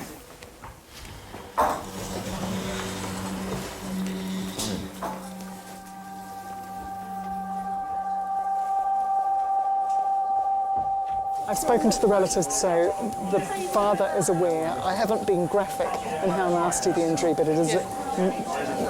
The fracture goes right from the frontal sinus all the way down to the base of the skull to the clivus, with an extradural as well. There's lots of intracranial air. It's a horrible injury. The facial injury is bleeding. He's got a pH of 7.2. His HB is 9. He's going to need blood next. So could you speak to the lab about getting some cross-matched blood? Okay. Right. Kofi's head injury is now the main concern. Once they've stabilised him, he may need brain surgery. He's going to go to paediatric intensive care. Okay. Spoken to Dad, haven't told him a lot of the detail, but he's aware grossly of the injuries, but I haven't told him graphic detail. It's potentially a lethal injury. It's not a nice injury. At the moment he's quite stable, but it's potentially a nasty head injury. Life-changing, if not fatal. Yeah, it's life-threatening. No.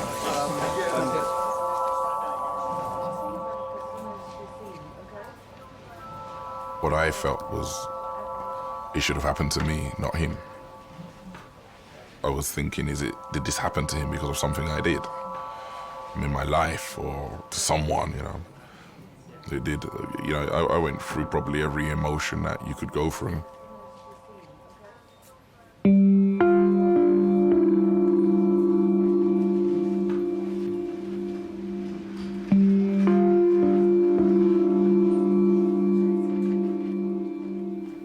I was just thinking, my son, you know, and a hurt went through me.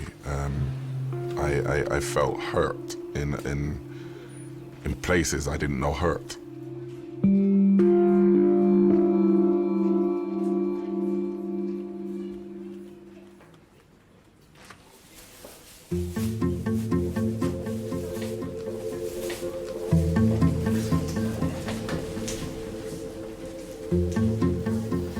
Are you the plastic surgeon? No. No. This is the senior doctor in the A&E, and he's got experience with faces as well. My name is Nadine and I'm 16 years of age. I'm a hairdresser. I style, cut, blow dry, whatever. I love appearance. I love making people look beautiful and it's just my thing. I love it. Sorry, I'm doing touch. So. My best feature are my eyes, as you can see. Beautiful eyes. Yeah. I'm not big-headed or nothing, but I think I'm perfect. If you're happy, I can do. If not, then you can wait. Up to you. This is my face, you know. Everyone sees it. So please do not mess it up, please, because I won't be happy. Yeah.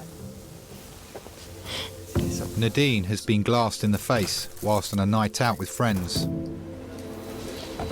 I'm scared. I didn't know that he scarred me until people was like, you're bleeding.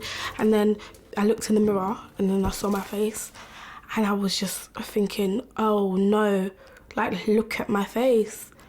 Look at my face. That's why you're getting an injection.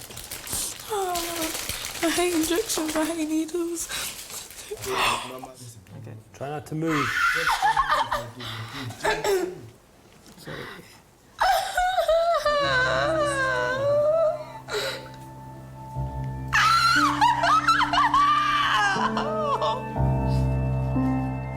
There was like maybe 10 or 11 boys.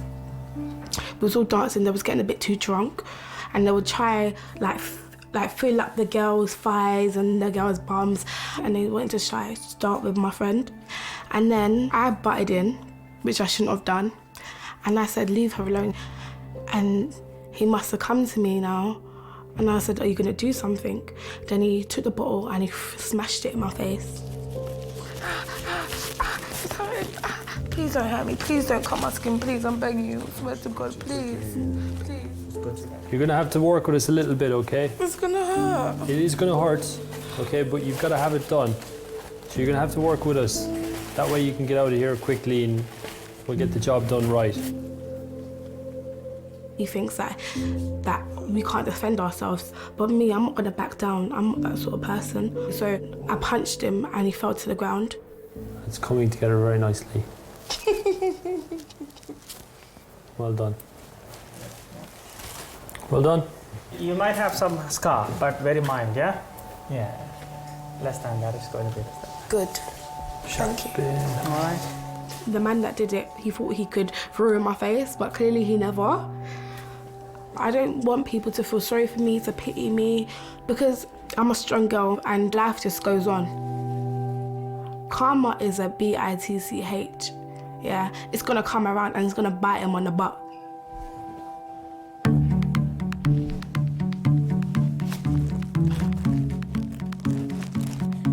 Look at all that blood. Look, there's blood everywhere. Oi, oi, oi. There's blood everywhere. Sorry.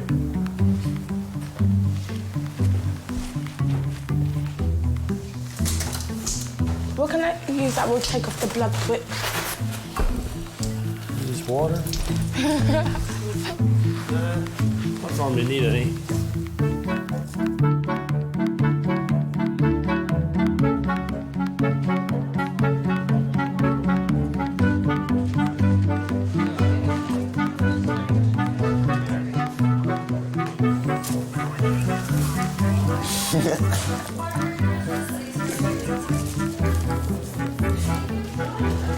I actually don't want to get called in now until I finish.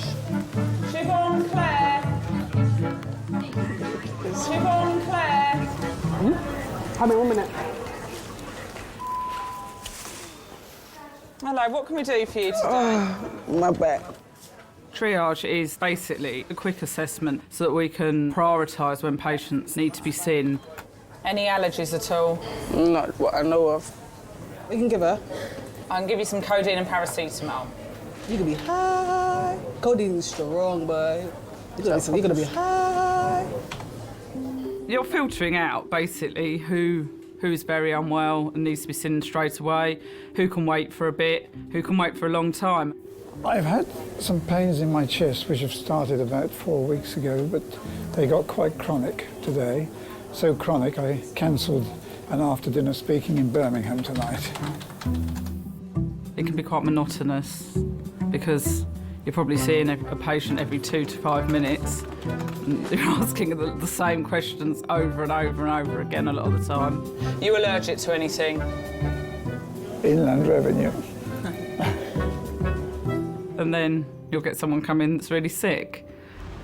You're presented with something you're really not expecting. Without any notice or a moment's notice, and everything changes. The whole atmosphere of the place changes. A 22-year-old man has come through reception, having been shot in the face. Okay. Oh my, right, come through, sir. Okay. Okay, darling, just come through this way. Right, Sonia, this man's been shot in the face. Okay, darling. Sorry, mate, all right? Okay, darling, we're going to get you on the trolley. Just come on the trolley for me. Let's get this off. Come and sit on here, babe. What's the story? He's just walked into triage saying he's been shot. What's your name? And do you know where you are? It's the stuff of movies, but we get it sometimes at work. Where you are now? Okay, my love, there's going to be a sharp scratch in your left arm. Keep it nice and still. This gentleman has just walked into reception. He's been shot in the face through a window of a car. So I don't know if that's glass all over his face, yeah. That sort of livened my triage. Oh my God. Hello, King's A&E. Okay, listen up. We have another trauma call coming in with a stab wound. So if we can hide some of the team to be ready for that. Third trauma call. Okay. The majority of people that we get coming in having been stabbed or shot are under 20 or in their very, very early 20s. In fact, it's extremely unusual to get someone over the age of 25. Stab wound to the chest, 17-year-old. Stab chest, okay. Down on 5, please. Good. Get them all signed in, please, guys. Stab wound to the chest, okay. You do find that there are cycles of violence, and you just get a period where, you know, there's lots of retaliation going on, and so you could have a wave of gang activity. Sometimes the police will alert you to that, and so, you know, we expect further violence. Hello, King's ED. OK, we have another trauma call, a stabbing to the face. If the transfer team can stay intact, I will take what's left. Probably 5. I think it's incredibly scary that they're so young and that's the way that they deal with their problems, and they've got their whole lives to live ahead of them, and yet they're putting themselves in a position where they could be killed or they could kill someone else, and it's so sad. Has everyone looked in his eyes? Not yet. I mean, the youngest victim of gun crime that we've had in the department is a 5-year-old child, which is just unbelievably shocking, and it's extremely scary to think that's the way things are going.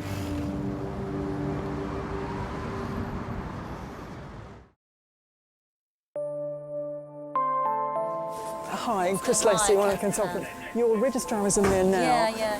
Whilst 11-year-old Kofi is fighting for his life in resus. He's got a nasty skull fracture. I've only just quickly looked at it. He's got an extra... 3 victims of violence have arrived in quick succession. There's a gunshot wound to the face. We're just waiting for a CT. And then we had a chest stabbing, predominantly superficial. And then there's a knife to the face with the knife in situ. He needs to go to theatre tonight, but he's stable, completely stable, and can wait. It's been a little busy. Has he got over there with a knife sticking out of his head? Yeah. Hey, are you okay? Right, poor bugger, because we're fine the other side. Get you to have a seat on there. If you can take your jacket and shirt and all that off. Don't let me forget that. That's the most expensive brolly you'll ever hold. Oh, really? Actually.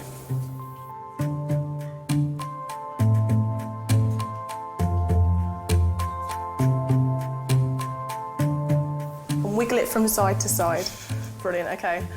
There is a reason I'm doing this, I promise. I'm just testing the nerves on your face, OK? And you said, what type of... It was a knife, you said? Do you want to see him? Oh, brilliant, yeah. Yeah, I've got... Well, it's always useful to see what's caused the injury, because then we can... Yeah, I saw. Oh, gosh. Yeah. Wow. OK. 73-year-old Roger Jackson has come in complaining of chest pains. OK, let's pop your gown on. Where did he put it? Under another name, I'm quite famous. Is it under there? What's your other name? Roger Laverne, you can Google it. Oh, really? I will later. Your mother and father might remember my group, the Tornadoes. Oh, cool. I'll be back in a sec. Oh, Jen, do you know the band Tornadoes? No. I was in a group called the Tornadoes, and we had a multi-million selling record which still gets played every day called Telstar. A lot of people say they've never heard of it, and then they hear it and they say, oh, that one. Knock, knock. Hello. Hello there. Roger Jackson. Yes? I'm Tony, I'm one of the doctors. Nice to meet you. And you, what seems to be the problem?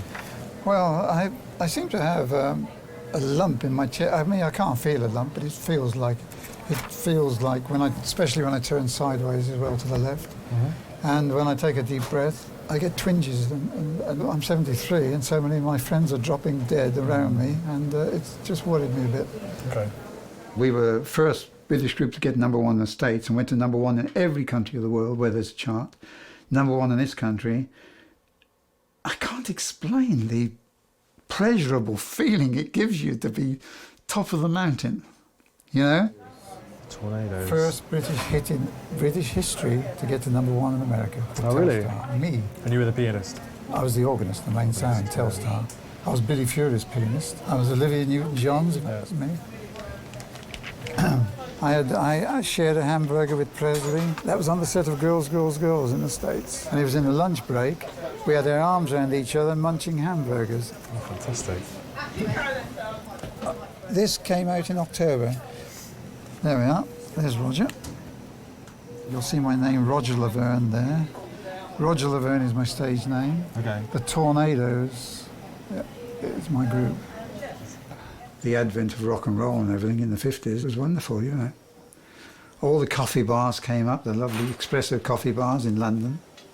Presley came up and Little Richard and people, and it was a wonderful time, you know. As a teenager in that time, over kind of the 50s and the 60s, what would be the worst thing you'd hear about kids getting up to? Well, you had the Kosh boys in Clapham who were dragging people off buses and that. They used to wear drainpipe trousers and Edwardian jackets with their hair well greased.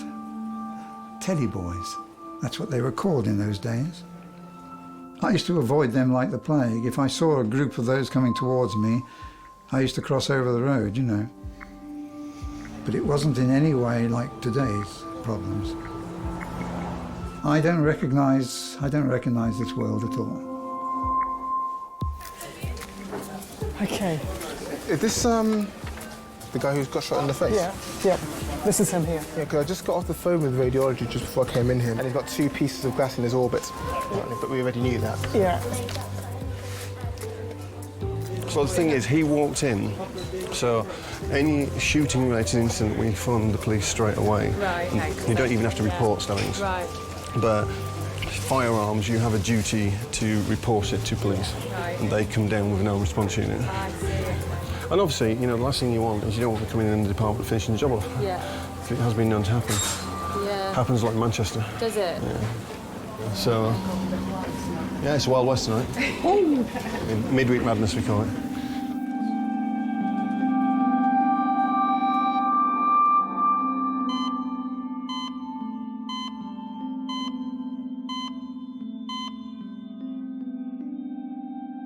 Kofi's condition isn't improving. The medical team are still trying to get him stable enough for vital brain surgery. It's chest CT. You worried about it? I'm worried about his CO2, even though we increase his ventilation and his CO2 is not clearing.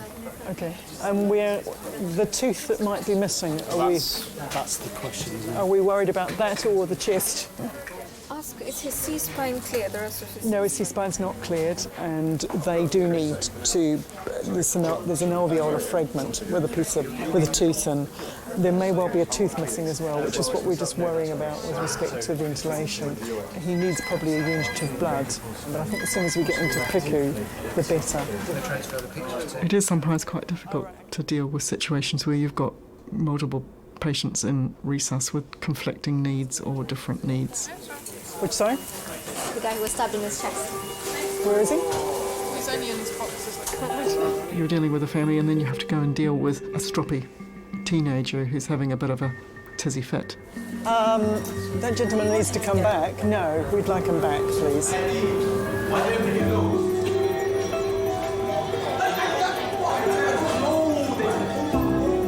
You do just have to switch between one situation and another and try and manage the room in the best way you can. Yes, sir. Hi, I'm Dr. Lacey. Do you want to come and talk to me? Can I talk to both of you? I don't even want the police here. That's how cool it is, Kim. I don't want the police here. All I want is my stuff. Excuse me, what's going on with this CT scan? I want to get out of here. Okay, CT scan is going to happen, but... You do have to sometimes just detach yourself and say, I've got 5 patients in here. I'll prioritise the need of one, but I can't completely ignore the needs of the others. Innocent or not, they're both my patient. So as soon as we've got the scanner free, we'll get you up there. But you just have to be patient. Realistically, half an hour.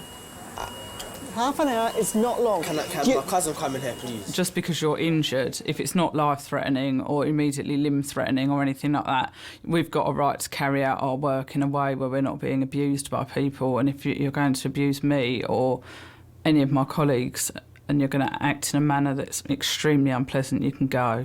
I'm trying to comply with you. Do not try psychology on our brain cells. Do not. Guys.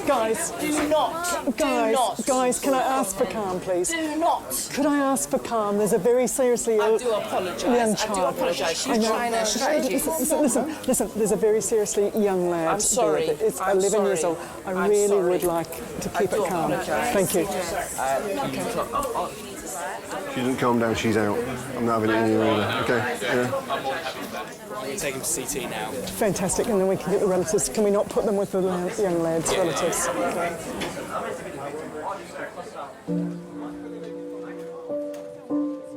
I hate to say it, but those that come in that didn't bring on the situation themselves, you do actually care that bit more about them and saving their life than you do about someone that's brought it on themselves. You always do your best for the patient, but deep down you care more about those people that you don't feel deserve to be in that situation. Okay. Now, parents haven't seen Kofi. I wondered if this is a good time to see if they want to come in. We wait until I turn up there. Yeah, it just depends how long you're going to be. 15 minutes, max. Okay, all right, because they've been very patient and very tolerant. Right. I was in the hospital when the young man that had been shot in his face came in. And I thought, that's the world that I don't want my sons to be a part of. I admired how he was growing up. Like, if he wanted to do stuff that his friends wanted to do, if it was something I disagreed with, if I could sit down and actually have a sensible conversation with him. It wasn't a fight with him. I didn't have to fight with him to get him to listen or to take advice. So I was proud of how he was coming along. Kofi's parents have been waiting outside Resus for 3 hours to see their son.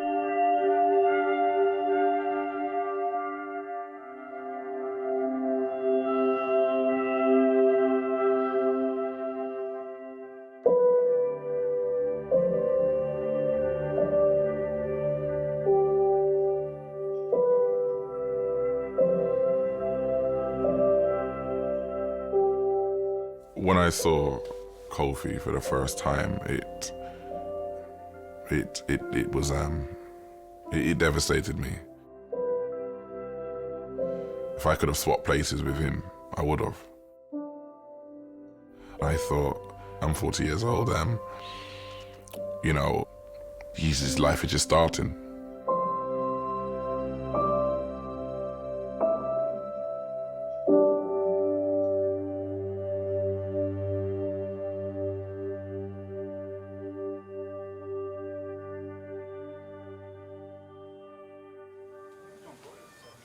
In 1982, I realized I was mortal. In Mexico, I had viral hepatitis. I was in a sanatorium for 18 weeks. It was really dangerous, viral hepatitis. Then I had cystitis, chronic cystitis, and salmonella.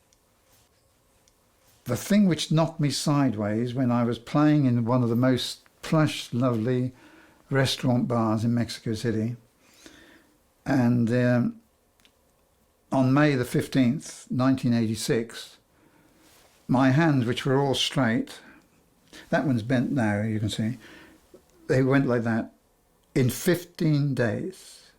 I was like that for 10 years. And you had them released? Yeah, I had them over 7 years operations. I was the actual favourite cocktail pianist of the President of Mexico at the time. Oh, really? And the Dupuytren's contracture came in 15 days. Stick your tongue out for me. Okay. That was the worst nightmare of my life, I think. I was a cripple. That was finished. And then, of course, I got cancer in 2004. And so you smoked on and off for 40 years? Yes. And how many a day? Too many, actually. I think 2 packets. Okay. And what kind of cancer did you have? Esophageal. Okay. And I'm out of... I've done my 5 years remission now, so... And did you have any chemotherapy or radiotherapy? Oof, God, did I. It knocked me sideways, you know. Well, your heart tracing is completely normal. Is it? There's no evidence of any angina or any heart attack or anything like that happening on here. The way you describe it, it sounds more like a chest problem to me, a lung problem, than a heart problem. Okay. I think we need to do a chest X-ray in the first instance and some blood tests to see what's happening with the blood tests. Okay. Okay. Whatever it is, I don't want it. You know. And as I say, a lot of my friends have just dropped dead, younger than me, and that gives me the wobbles. I've got prostate cancer right now, yes, brand new. This is a new thing, you know. And sadly, they caught it late and it spread to all of my body, and they don't think they will ever be able to eradicate it completely.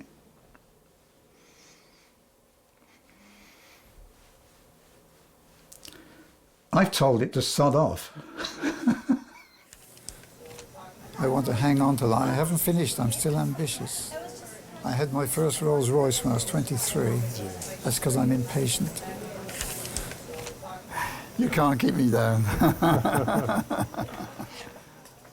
Would you give up the fame and the fortune for your health? To have health now? I don't think so, because I'm glad I experienced it.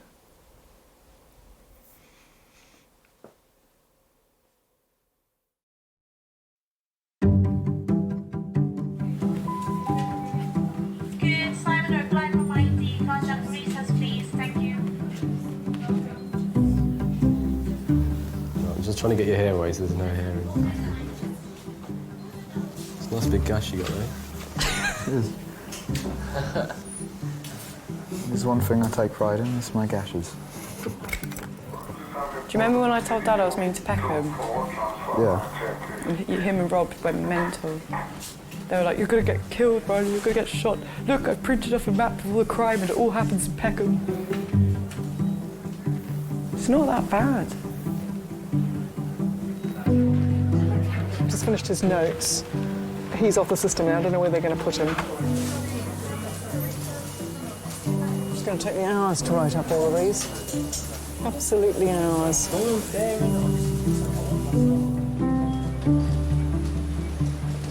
I guess the fear is that in the next 10 years, you know, where we see 15, 16-year-olds being commonly involved and younger 10, 11, 12, 13, you know, not infrequently be involved, you just worry about how low that line is going to go.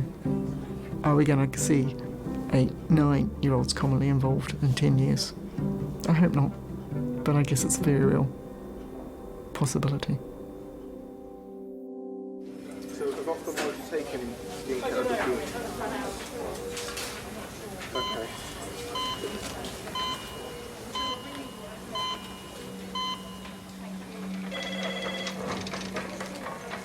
3.5 hours after arriving at King's, Kofi is ready for surgery.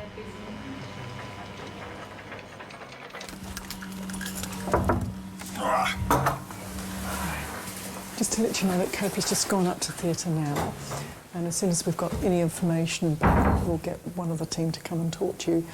He'll be going to the paediatric intensive care unit after that, so we'll get you up there once he's settled and we'll take you all up there.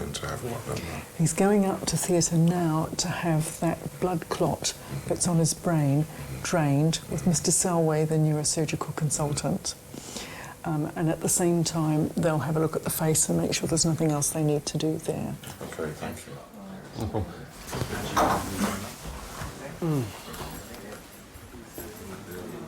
I'm Scott, by the way. I'm the nurse in charge tonight. I'm running the place. Wayne.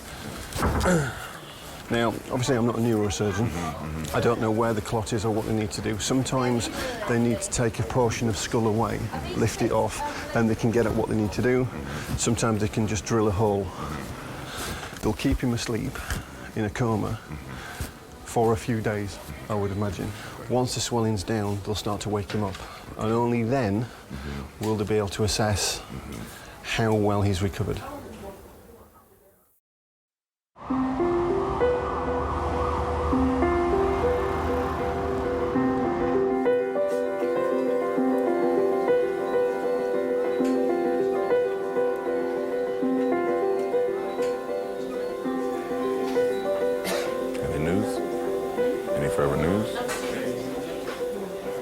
when they brought him out of in the induced coma, because the hospital they weren't sure if he had suffered any brain damage.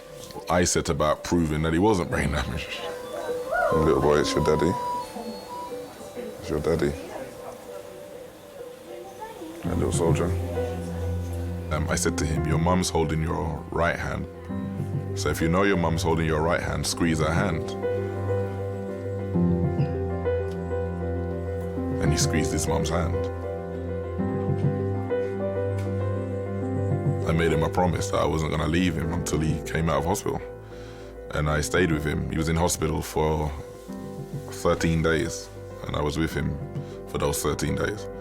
You're still giving, his swelling's gone down a lot, hasn't it? You're still giving trouble, little soldier. I think he was dreaming about playing football when he was kicking, innit? My full name is Kofi Jordan Wayne Cadogan. It was good to wake up and see my dad's face, because I felt more safe, like there's not a better feeling, because my dad is great, I love him. What's the best thing about surviving something like this? That it teaches you a lesson. There's no point risking your life on nonsense that you don't really need to waste it on. You should be thinking about the future and what's important in life, like your family. And football? Yeah. Football as well. Do you mind putting that, please, for that request? I shall have to get a Queen's commendation for you for your services to rock and roll today.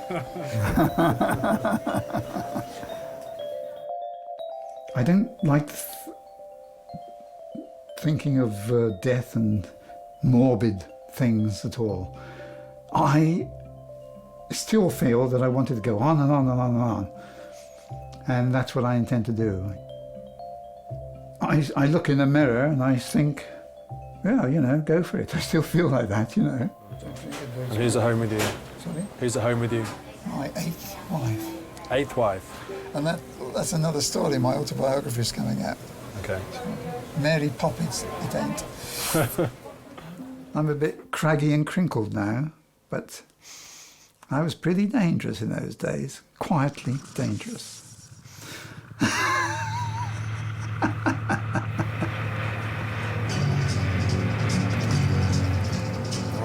Okay. Rock and roll. To rock and roll.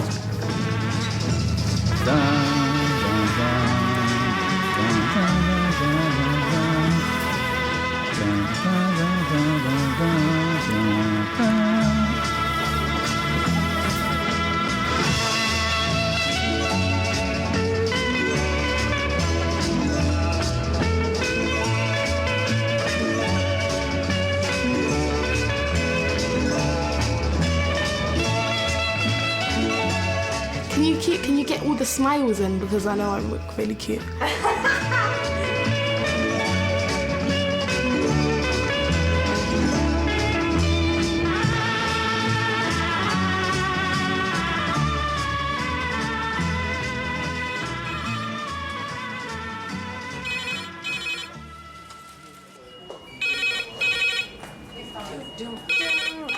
Hello, King's A&E staff nurse. Thanks, bye. Oh, lovely. Deep breath, head out. It'll have to be number 11. We might as well just keep the drunks together. Which one's the best, you think? That one? Or? That's quite cool. Look, all my boyfriends, all lined up. Oi! Just don't know which one to choose. I think it would have to be number 10.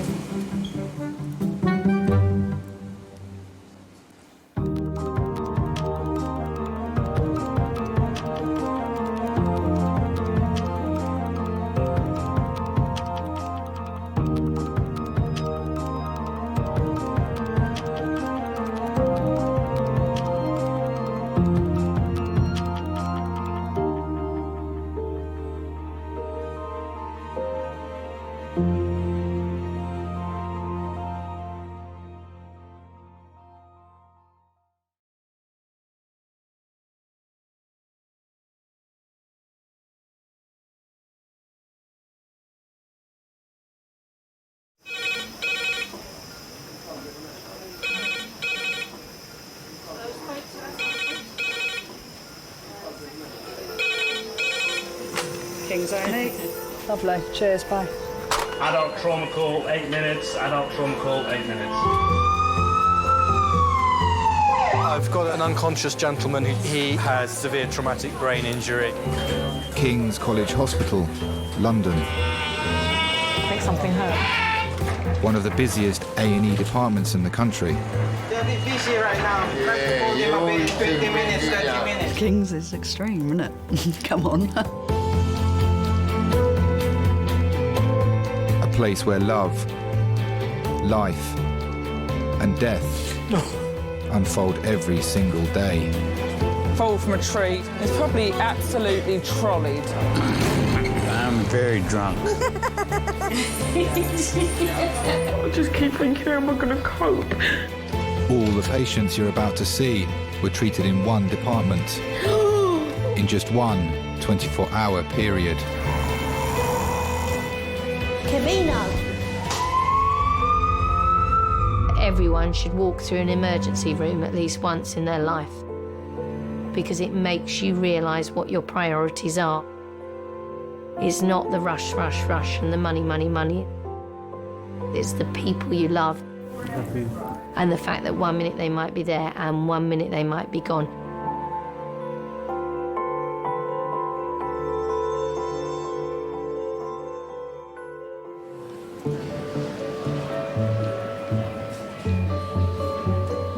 King's College Hospital's A&E department sees on average 350 patients a day, 150 of them in minors. I remember I got a massive splinter under my nail and I thought, oh, I'll go out and get that cut out. And there was a notice that said minimum waiting time and approximately 4.5 hours. And I thought, I don't think so. What did you do then? How did you get the splinter out? Let it go bad? Pulled it out, I think. Did you? At the moment, we've got about a 3-hour wait, and you've been here 2 hours, so it shouldn't be too long, because we've got lots of doctors around. Shouldn't be too long now. OK.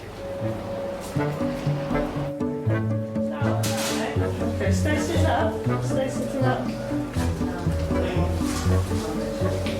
Christian, sit up for a minute, yeah?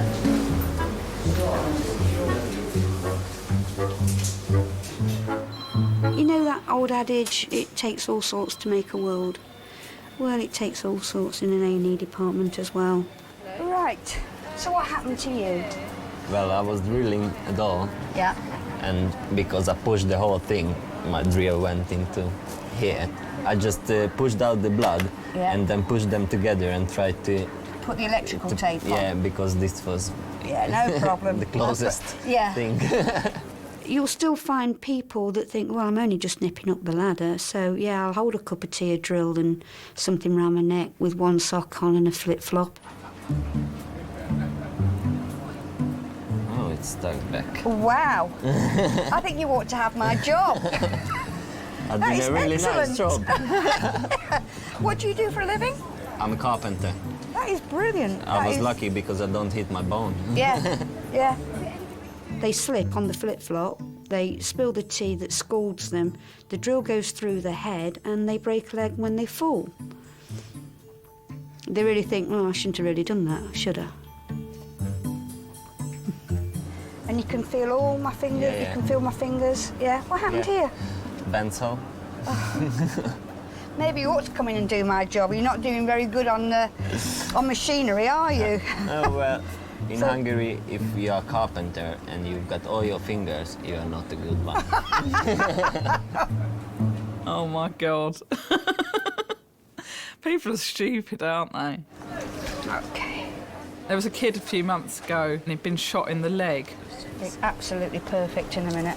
Then it transpired he'd been trying to shoot the label off the back of his trainers or something ridiculous and had shot himself in the leg.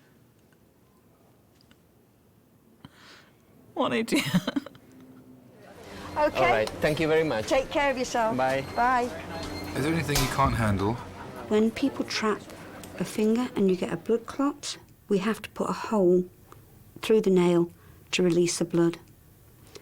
I can't do it without sitting down because my ankles go. Can't do it. Awful. that thing, isn't it? Hi, King's A&E. Adult red phone, 4 minutes.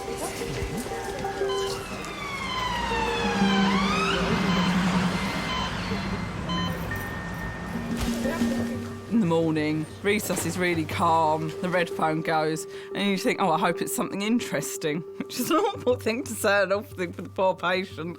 But you do, you think, oh, I hope it's something I could do with something interesting today. Perk the day up a bit, pass an hour or two, make it go by quickly. A construction worker has been trapped under a cherry picker, breaking his leg in several places and crushing his chest. William, just take a nice big deep breath. That's pretty sore, is it? Yeah, Okay, mate, okay, mate. What about there? No. Okay. No. Not too bad. So it's all on that left side, isn't it? Have you got any pain in the leg here? Got the whole leg in pain. Just this whole leg, yeah? Basically, William, we've got to be really careful with you, I think, because There we go, Brian. you've had big forces involved. The pain that you've got and the tenderness that you've got in these different areas, we're going to need to basically do a scan of your chest and your tummy and your pelvic area there. It's just give him some morphine before we... Yeah, he's got the morphine coming, that's fine. Say again? What we're going to do is just have a scan of your belly, all right, see if you've got any blood in your belly, all right? Yeah, 5's good. Yeah, thanks, yep. They're in a completely alien environment, you know, and they're in pain and they've got no idea what's happening. All they can see is the ceiling. They've got all these people talking around them. They've got, you know, they've got no idea what's going on, and it must be petrifying. We might get scans all the way down, including his femur. I'll organise those.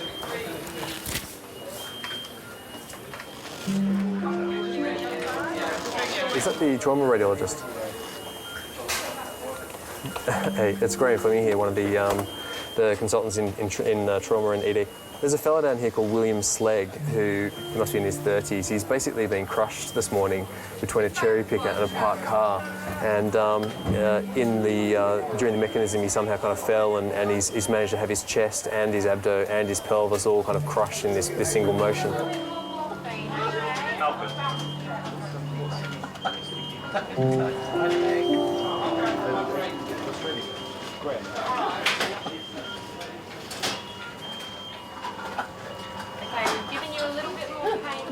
His whole body basically crushed between him and the back of the car. It sounds kind of odd, doesn't it? Odd, but it sounds terribly lucky as well. I mean, given the... What, that he's still with us? Yes. Yeah. One of the saddest cases I ever saw was a man who got home. He smelt gas, so he rang up the gas people as an emergency, and then he hit autopilot. Autopilot for him was leaning against the wall with the phone under his ear, lighting a cigarette. He burnt his entire body except for the soles of his feet.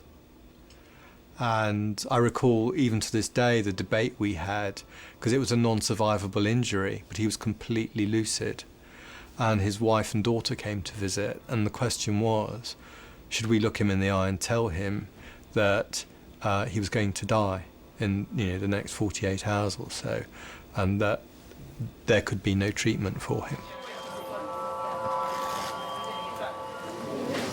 Those who are looking for eternal life, for the second coming of Christ, it's not as easy as some people have it. Most Christians, they are not following the commandment of God, and we will be judged by it. You sure you don't want a flapjack?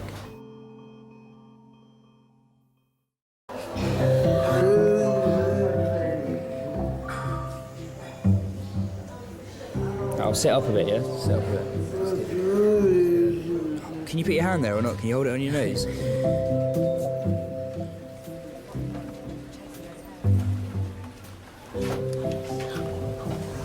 I'm getting fed up sitting here. We'd be a long while these things take. You know that. You could be here all day doing this.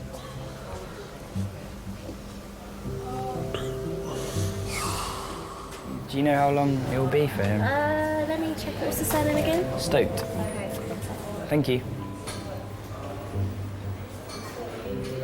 He's actually the next patient to be called. Awesome, that's great. Do you want me to wake him up now or just wait till they come out? Just listen out for his name. Okay, I will. Thank you very much. Cheers.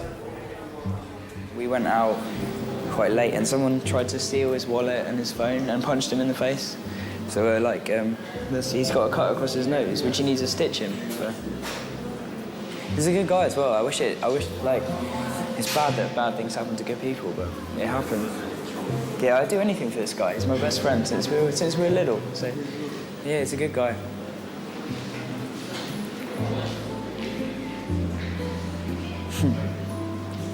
Oh, is he gonna? Oh. Yeah, it was close, that one.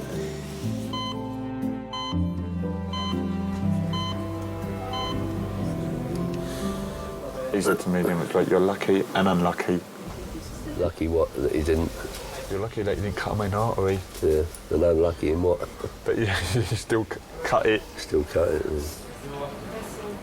This morning, 39-year-old Darren was cleaning his windows when he fell through a pane of glass. There's like a lot of the skin on the arm. It does. You might have to have a skin graft if it's that bad. I had to hold the skin back in. You know, it dropped like that and I had to push it in to hold it in. Yeah. She said, can you wrap a towel around it? But I thought, how can I with one arm? Well, you just get a towel and... She said, get a clean towel, she said. Wrap around it, yeah. I just pushed pressure on it like that. What did you phone, 999? Yeah. Well, I ain't going to phone you first, am I? Well, your mum said, why don't you phone us? So, you panic, you phone and... You have to, don't you, though? Phone straight away, don't you? He said, it's a lot of blood, he said. Just cut the pints, I think. You laughed, you didn't see it, did you? It's all up the carpet, it's all up the passage. All the blood was going everywhere, like, up the wall, on the carpet. Just pumping out, it's like dripping tap. It's like fingerprints on the walls. Oh, we'll have to have it redecorated then. Yeah, like drip, drip, drip. You know, say it's the foot, it goes psh, psh, like that.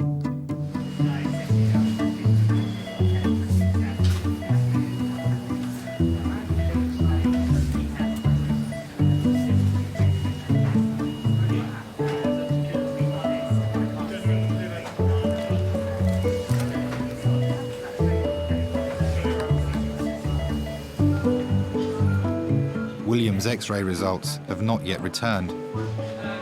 William, your girlfriend's here. Do you want us to come in? But doctors have decided that his injuries are not life-threatening.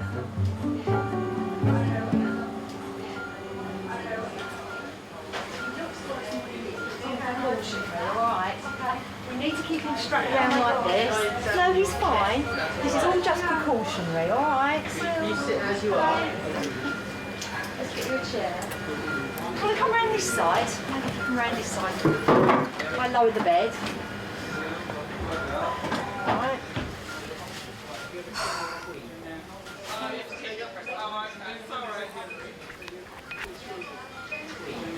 How are you feeling anyway? Great. It just broke all my ribs and my leg. So what happened? Basically, you carry some stuff or something? No. Sorry, I'm grumpy because I'm angry.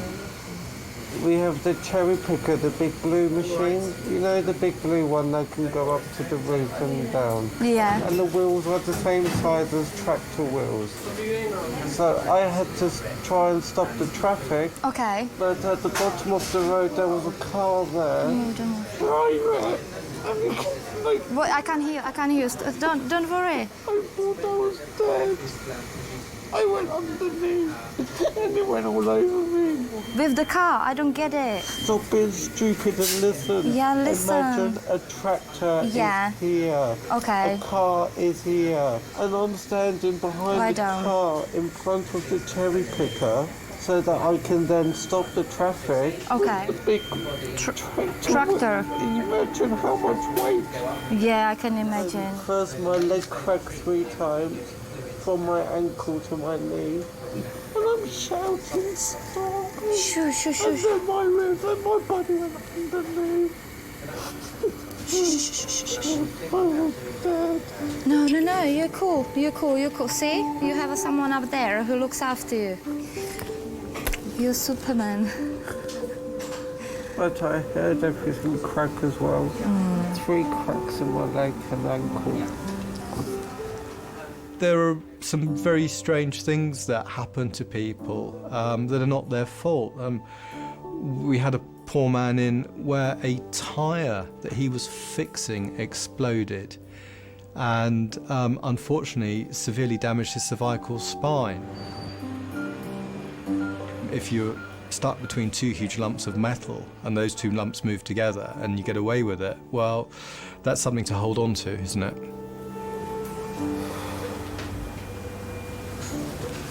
I've had a lot of accidents and injuries in my life, but this is the most scariest. This is serious. This was the most scariest, because he could... Typical when everything goes quite well. Something like this happens,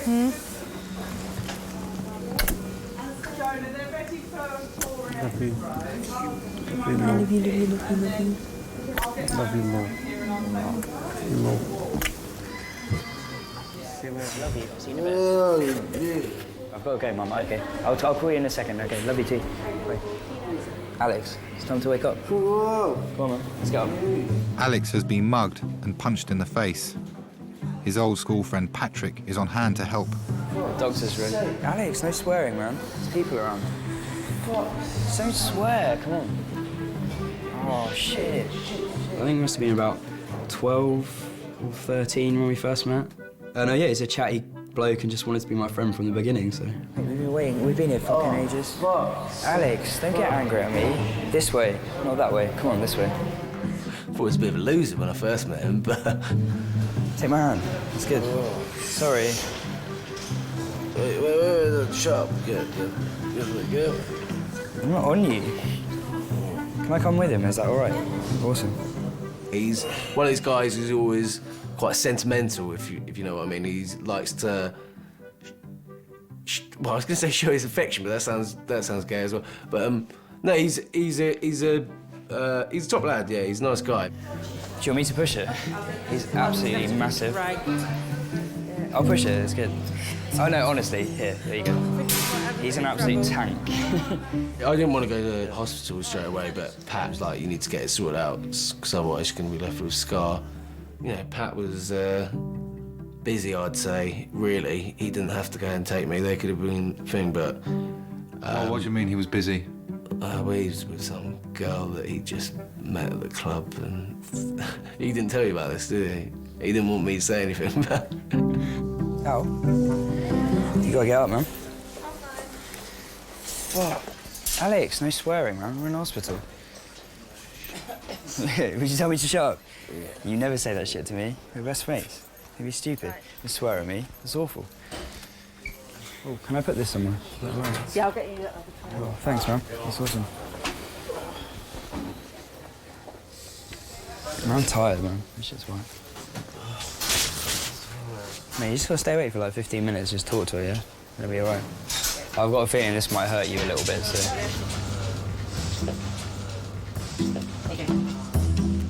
I do like abscesses. I like draining abscesses and squeezing out all the pus. I know that sounds really horrible, and some of them can be really smelly as well, but it's almost like a sense of achievement. You've got this huge sort of pulsating swelling that's full of bad stuff, and that knife goes in and whoosh, all the pus comes out, and it's just like, I don't know, it's almost like a eureka moment.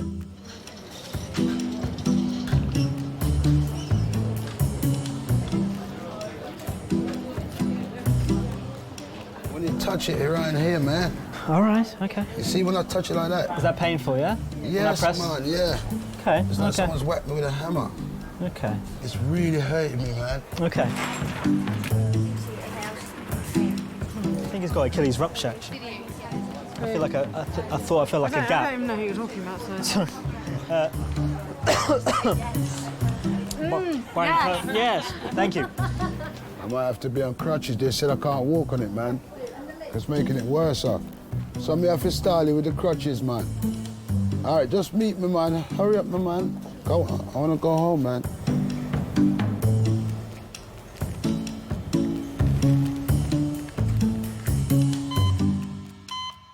Hopefully that was on what they ordered. I'll get the portions in.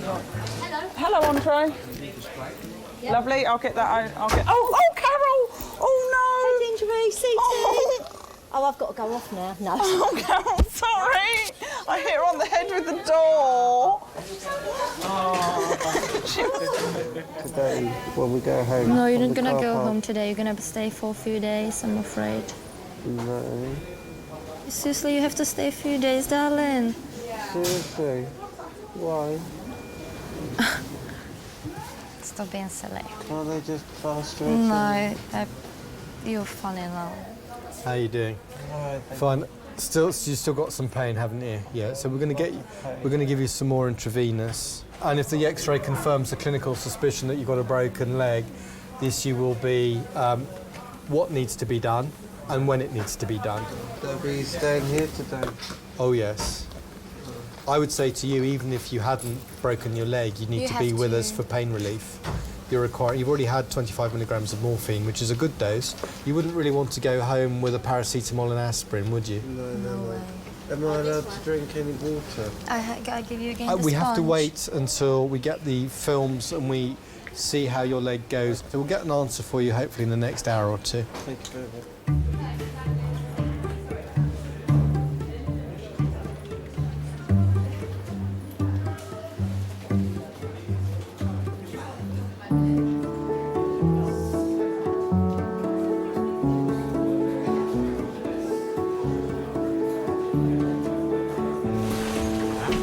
Wagamama's face. Wagamama's. You got what? Wagamama. Well, I've still got a big crisp from left here from last night. You didn't know I'm still left here.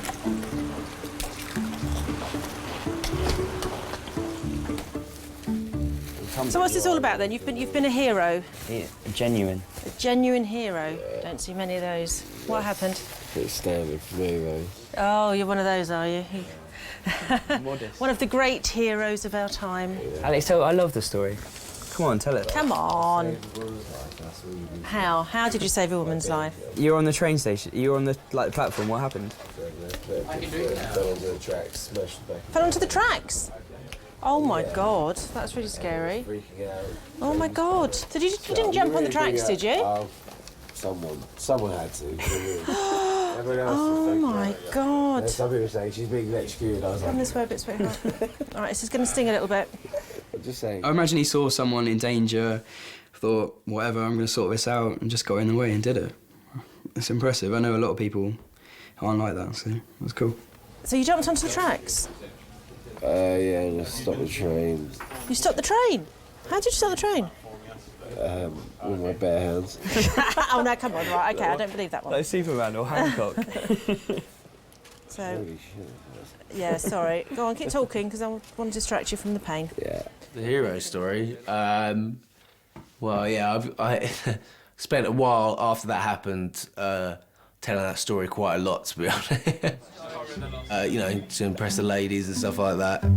I think I've ended up exaggerating it so much that I don't even know what's true anymore. I mean, does she know that you saved her? No, well, No. before she didn't. When we left, she was being brought to an ambulance. I mean, that is pretty amazing. That is something to tell the grandchildren, isn't it? Is it painful, Alex? Not really. Well, you're a hero, aren't you? Yeah. Is that a bit stinging? All right, that's the last one, sweetheart. All right. I'm not a player like Patrick is, though. He's a bit of a ladies' man these days. He got freezing the other day. Alex, do you want a photograph or not? He claims that he didn't even have to do anything. They came onto him. I was like, what the fuck? With that hat on? What the hell? I hope that's on film. Did you see my two guys that I had in there? The one that I was suturing his nose, somebody had an epileptic fit on the train station, fell onto the tracks, and he jumped down onto the tracks and saved her. That's amazing, isn't it? What a hero. Yeah. So what happened to him this time? Somebody's headbutted him. Has he been assaulted?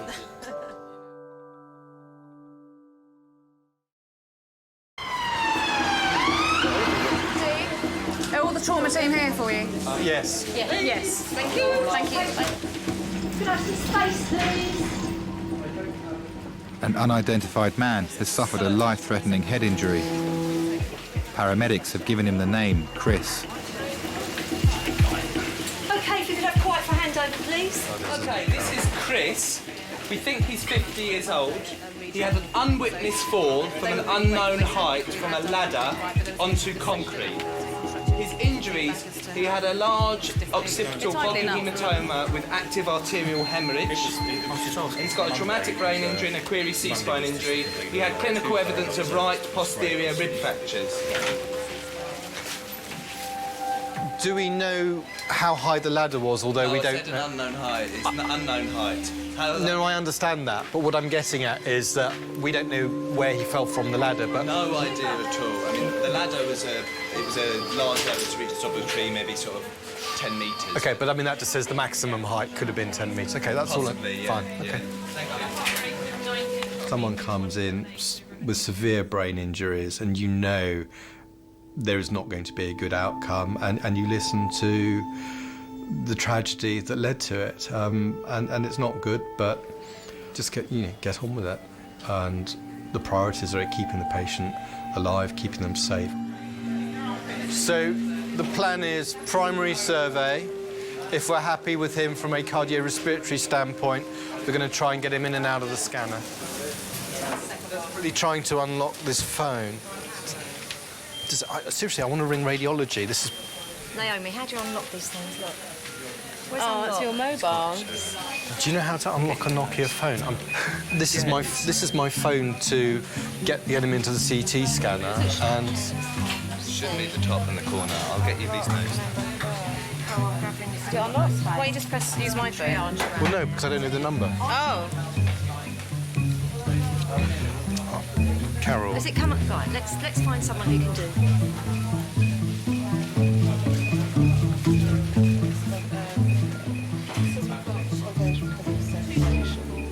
I would say the greatest loss to a person would be their personality and their ability to think and retain information and to talk. So if you gave me the choice between losing 1 or 2 legs and my person being destroyed, then I would give up the legs. Yeah, hi, it's Decotac, trauma consultant. I've got an unconscious gentleman who's intubated, fall from an unknown height onto concrete.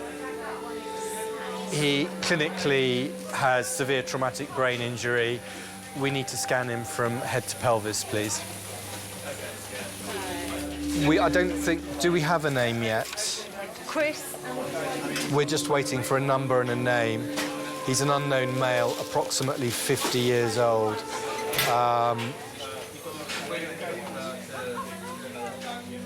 When Nick first came in, he was, for some reason, known as Chris Unknown. I don't know where the Chris came from, so that was first we heard of it. I just want to get the ball rolling so we know which scanner we're going to. OK, thanks. Bye. It's a sort of story you read about the local paper. It happens to other people. That's the classic. It's a paragraph in the local paper, man falls off van, cracks head, goes to hospital, you think, plonker, and you read on. OK, team, so, from the top, Buzz, are you happy? Yeah, tubes. That's just for the gentleman down there, don't worry about that right now. We're not concerned about anything in the chest. OK. He's probably fallen onto that, hasn't he? I suspect it could actually be what's going on in his head that's causing that blood pressure. There was peripheral damage, but clearly the head injury was all they were concerned about and what was very serious. He stressed from the word go that it was a very, very serious case. And you were left in no doubt that when we're talking serious, we're talking life and death. There was no doubt about that. We need to keep a regular check on his pupils in case he blows one, in which case we need to then obviously hyperventilate him and give him some mannitol or hypertonic. Our aim is, if everything is stable, to get him in and out the scanner as quickly as possible. I've spoken to radiology. And, you know, one minute you're bouncing around on a Friday morning about to do something else, and the next minute you're in the casualty unit of a major hospital thinking your brother's about to die.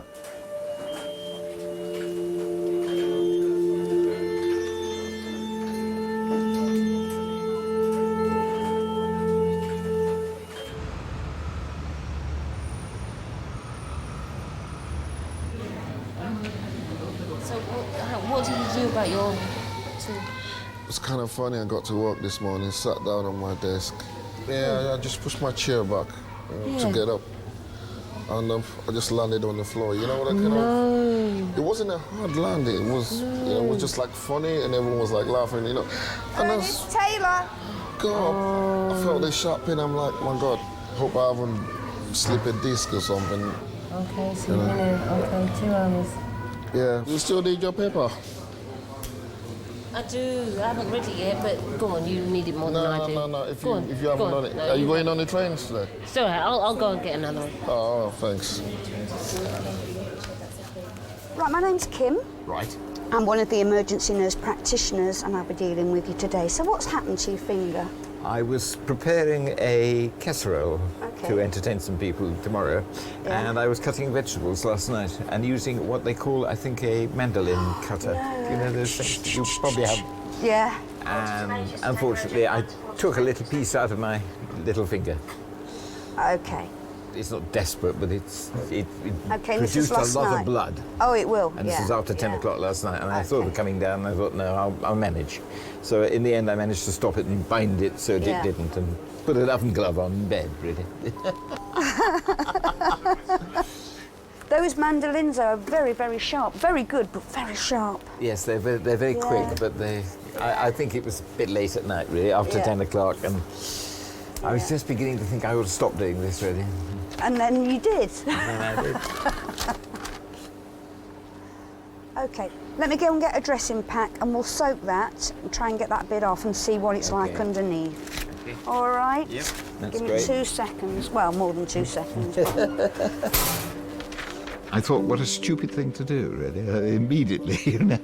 How very stupid to allow yourself to do that.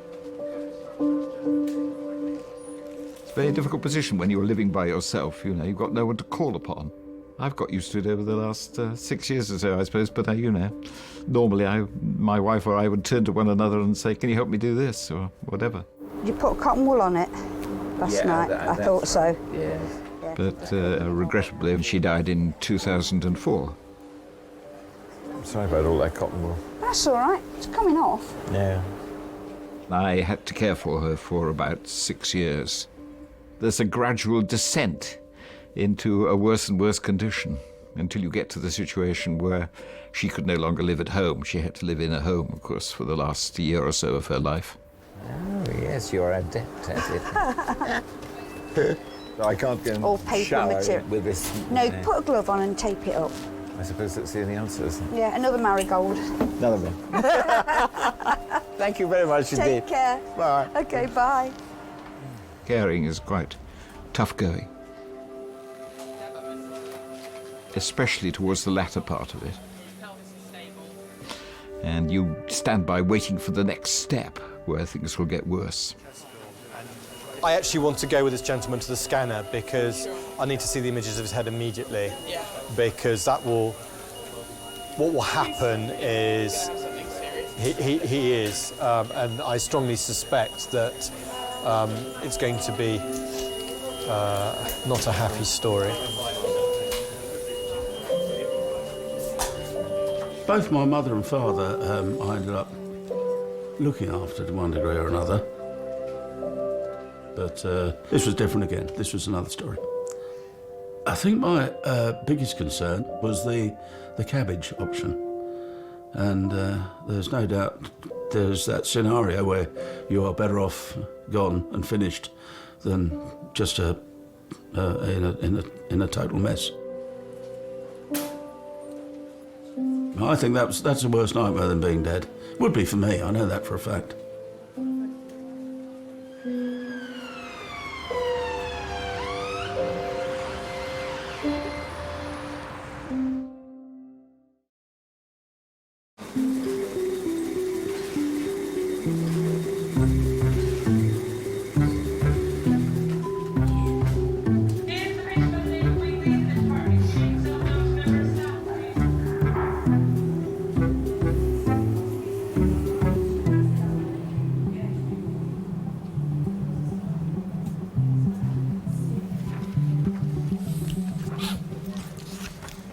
hello. Hi. Hi. Can I just eject you from your seat? Thank you very much. I'm Nancy, I'm one of the nurse practitioners. So what's happened? I slipped or cleaned the window, and as I slipped, I put my arm through it. You were cleaning the window? Yeah, and I Yeah. leant forward, and as I leant, I lost my balance on the seat, and my arm went on it, cracked the glass and went through. Oh dear. Did it completely shatter? Yeah, there's still Yeah. like sharp pieces stuck in the frame of the glass of the window. Yeah. That's it. Oh goodness me. I think probably what I want to do before I look at all of the Yeah. rooms is actually send you for an X-ray Right. to see if there's any glass. What I do want to do is just remove that little bit of glass off your face because I can see it there. All right, okay. All right, you just close your eyes for me. Quite honest, I never thought he'd have it in him to go to the phone like that and actually phone 999. He had a bad accident years ago, which was... But to see another one, and then you think to yourself, oh, no, not again, please. Okay, that's that. Okay, all right, if I show you where to go for your X-ray, all right? When he was about 14, 15, I believe. It's such a freak accident, it's unbelievable. Basically, this moped come from the other side of the road, and his brake handle thing caught his lapel and went into his lapel and threw him up in the air, and he come down on the back of his head and fractured his skull. Freak accident, really. The bike didn't actually hit him. All right, and I'll see you when you get back. Right. Okay. I thought at the time he wasn't going to pull through because he was okay in the ambulance, but when he got to the hospital, he passed out. Pretty horrific, pretty frightening. Like saying about that X-ray. That way, look, X-ray. Is it that way? Through having that brain injury, a lot of brain cells died, and who knows what he could have been today, you don't know. So obviously, I feel a bit aggrieved about that after all these years still, but thankfully he's still here. You know, you have a brain injury or you have a head injury like that, it could have been a lot worse.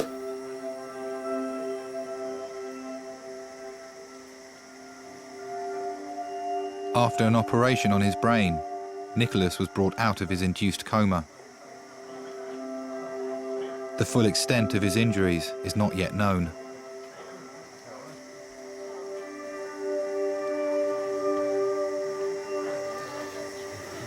Well, we're going in favourites. Cricket starts on Wednesday. First test at Brisbane. And we're starting as favourites. Won all the warm-up games. Not sure that's a good thing.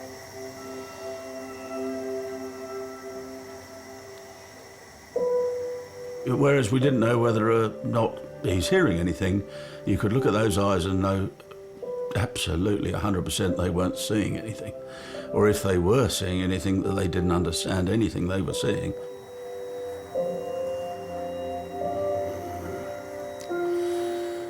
All right, I think you're better off resting, Sunshine. Yeah. You hear my voice?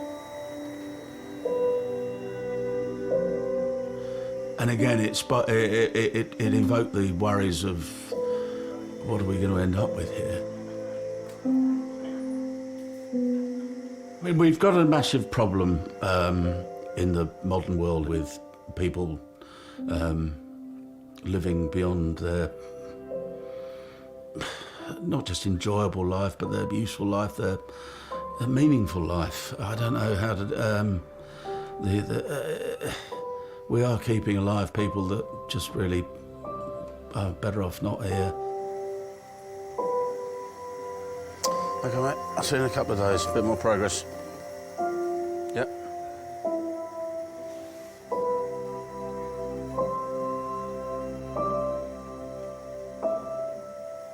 All right. See you in a couple of days. Good luck.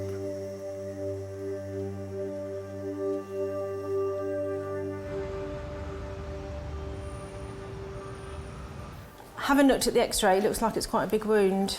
So until I've actually taken all of the bandages down and seen exactly what I'm dealing with, I can't say exactly what I'm going to be doing with you. Right. All right. I spent half my life in hospitals. If you only knew how many months of the year I've actually spent in hospitals with my kids being younger as well. I just want to get in and out. That's all I want to do. Yeah. So I've had my fair share of hospitals, I can tell you. So let's take the bandages off and see what we've got. I'd rather not look. OK, that's fine. You don't have to look. And, you know, it'd be just nice not to have to go to them. But unfortunately, that's what they're there for.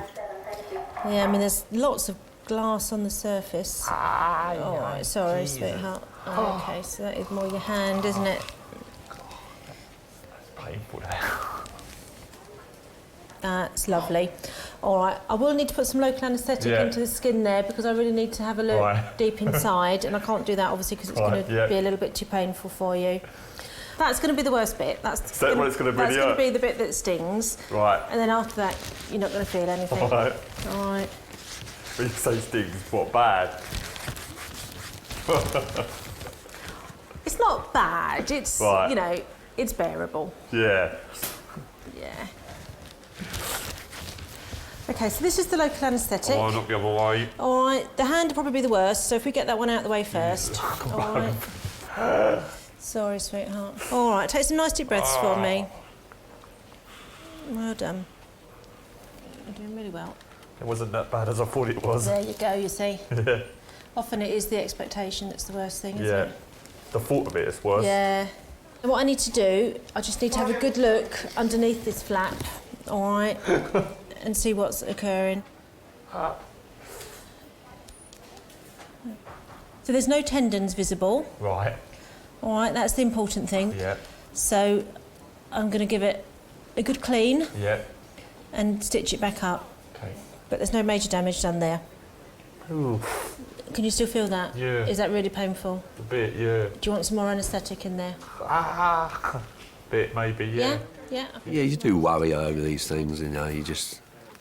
if you're worried about it every day of the year, you know, you put yourself in a box, really, worrying about it all, but you have to take life. Life has to go on, doesn't it? You know, whatever accidents you have to sort of move on from that, and otherwise, you know, if you just keep thinking about it all the time, it plays on your mind all the time, it sends you mad as well, so you have to move forward.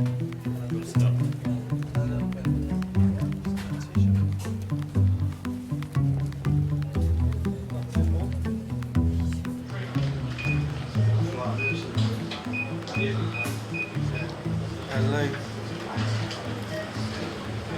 Yeah, 3 cracked ribs, broken my leg in 3 places. How can it be my fault? Yes, they did.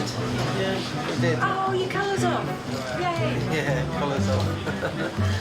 Bye-bye, take care. Thank you. Any worries, come back and see us. Thank you. Thanks a lot.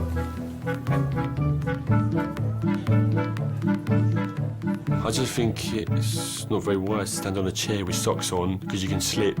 Should have used a ladder properly, like a step ladder, you know, for more support. So I think it was a bit silly, really.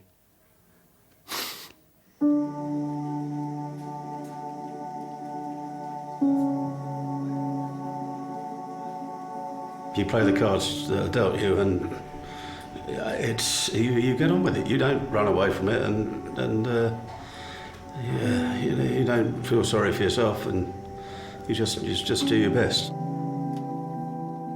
Had a motto at the time: hope for the best, prepare for the worst, which is what we started doing, and you know, hoping for the best won out.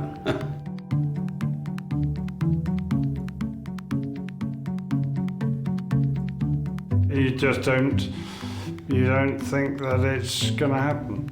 If it happens to someone else. The fact that I'm walking, talking, and getting around is fantastic.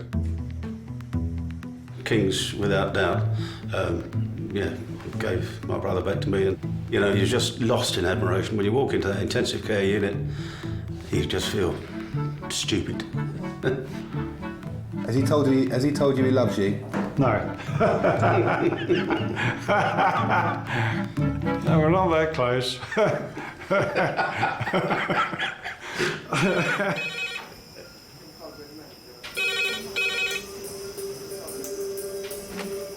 Hello, King's Emergency Department. Stuart, I actually think you're having a heart attack as we speak. David, can you stick some oxygen on? What? This. Oh, it's Just taking the pain of it. I'm going to be blunt, and I'm going to say this patient is going to die if he does not get critical care input.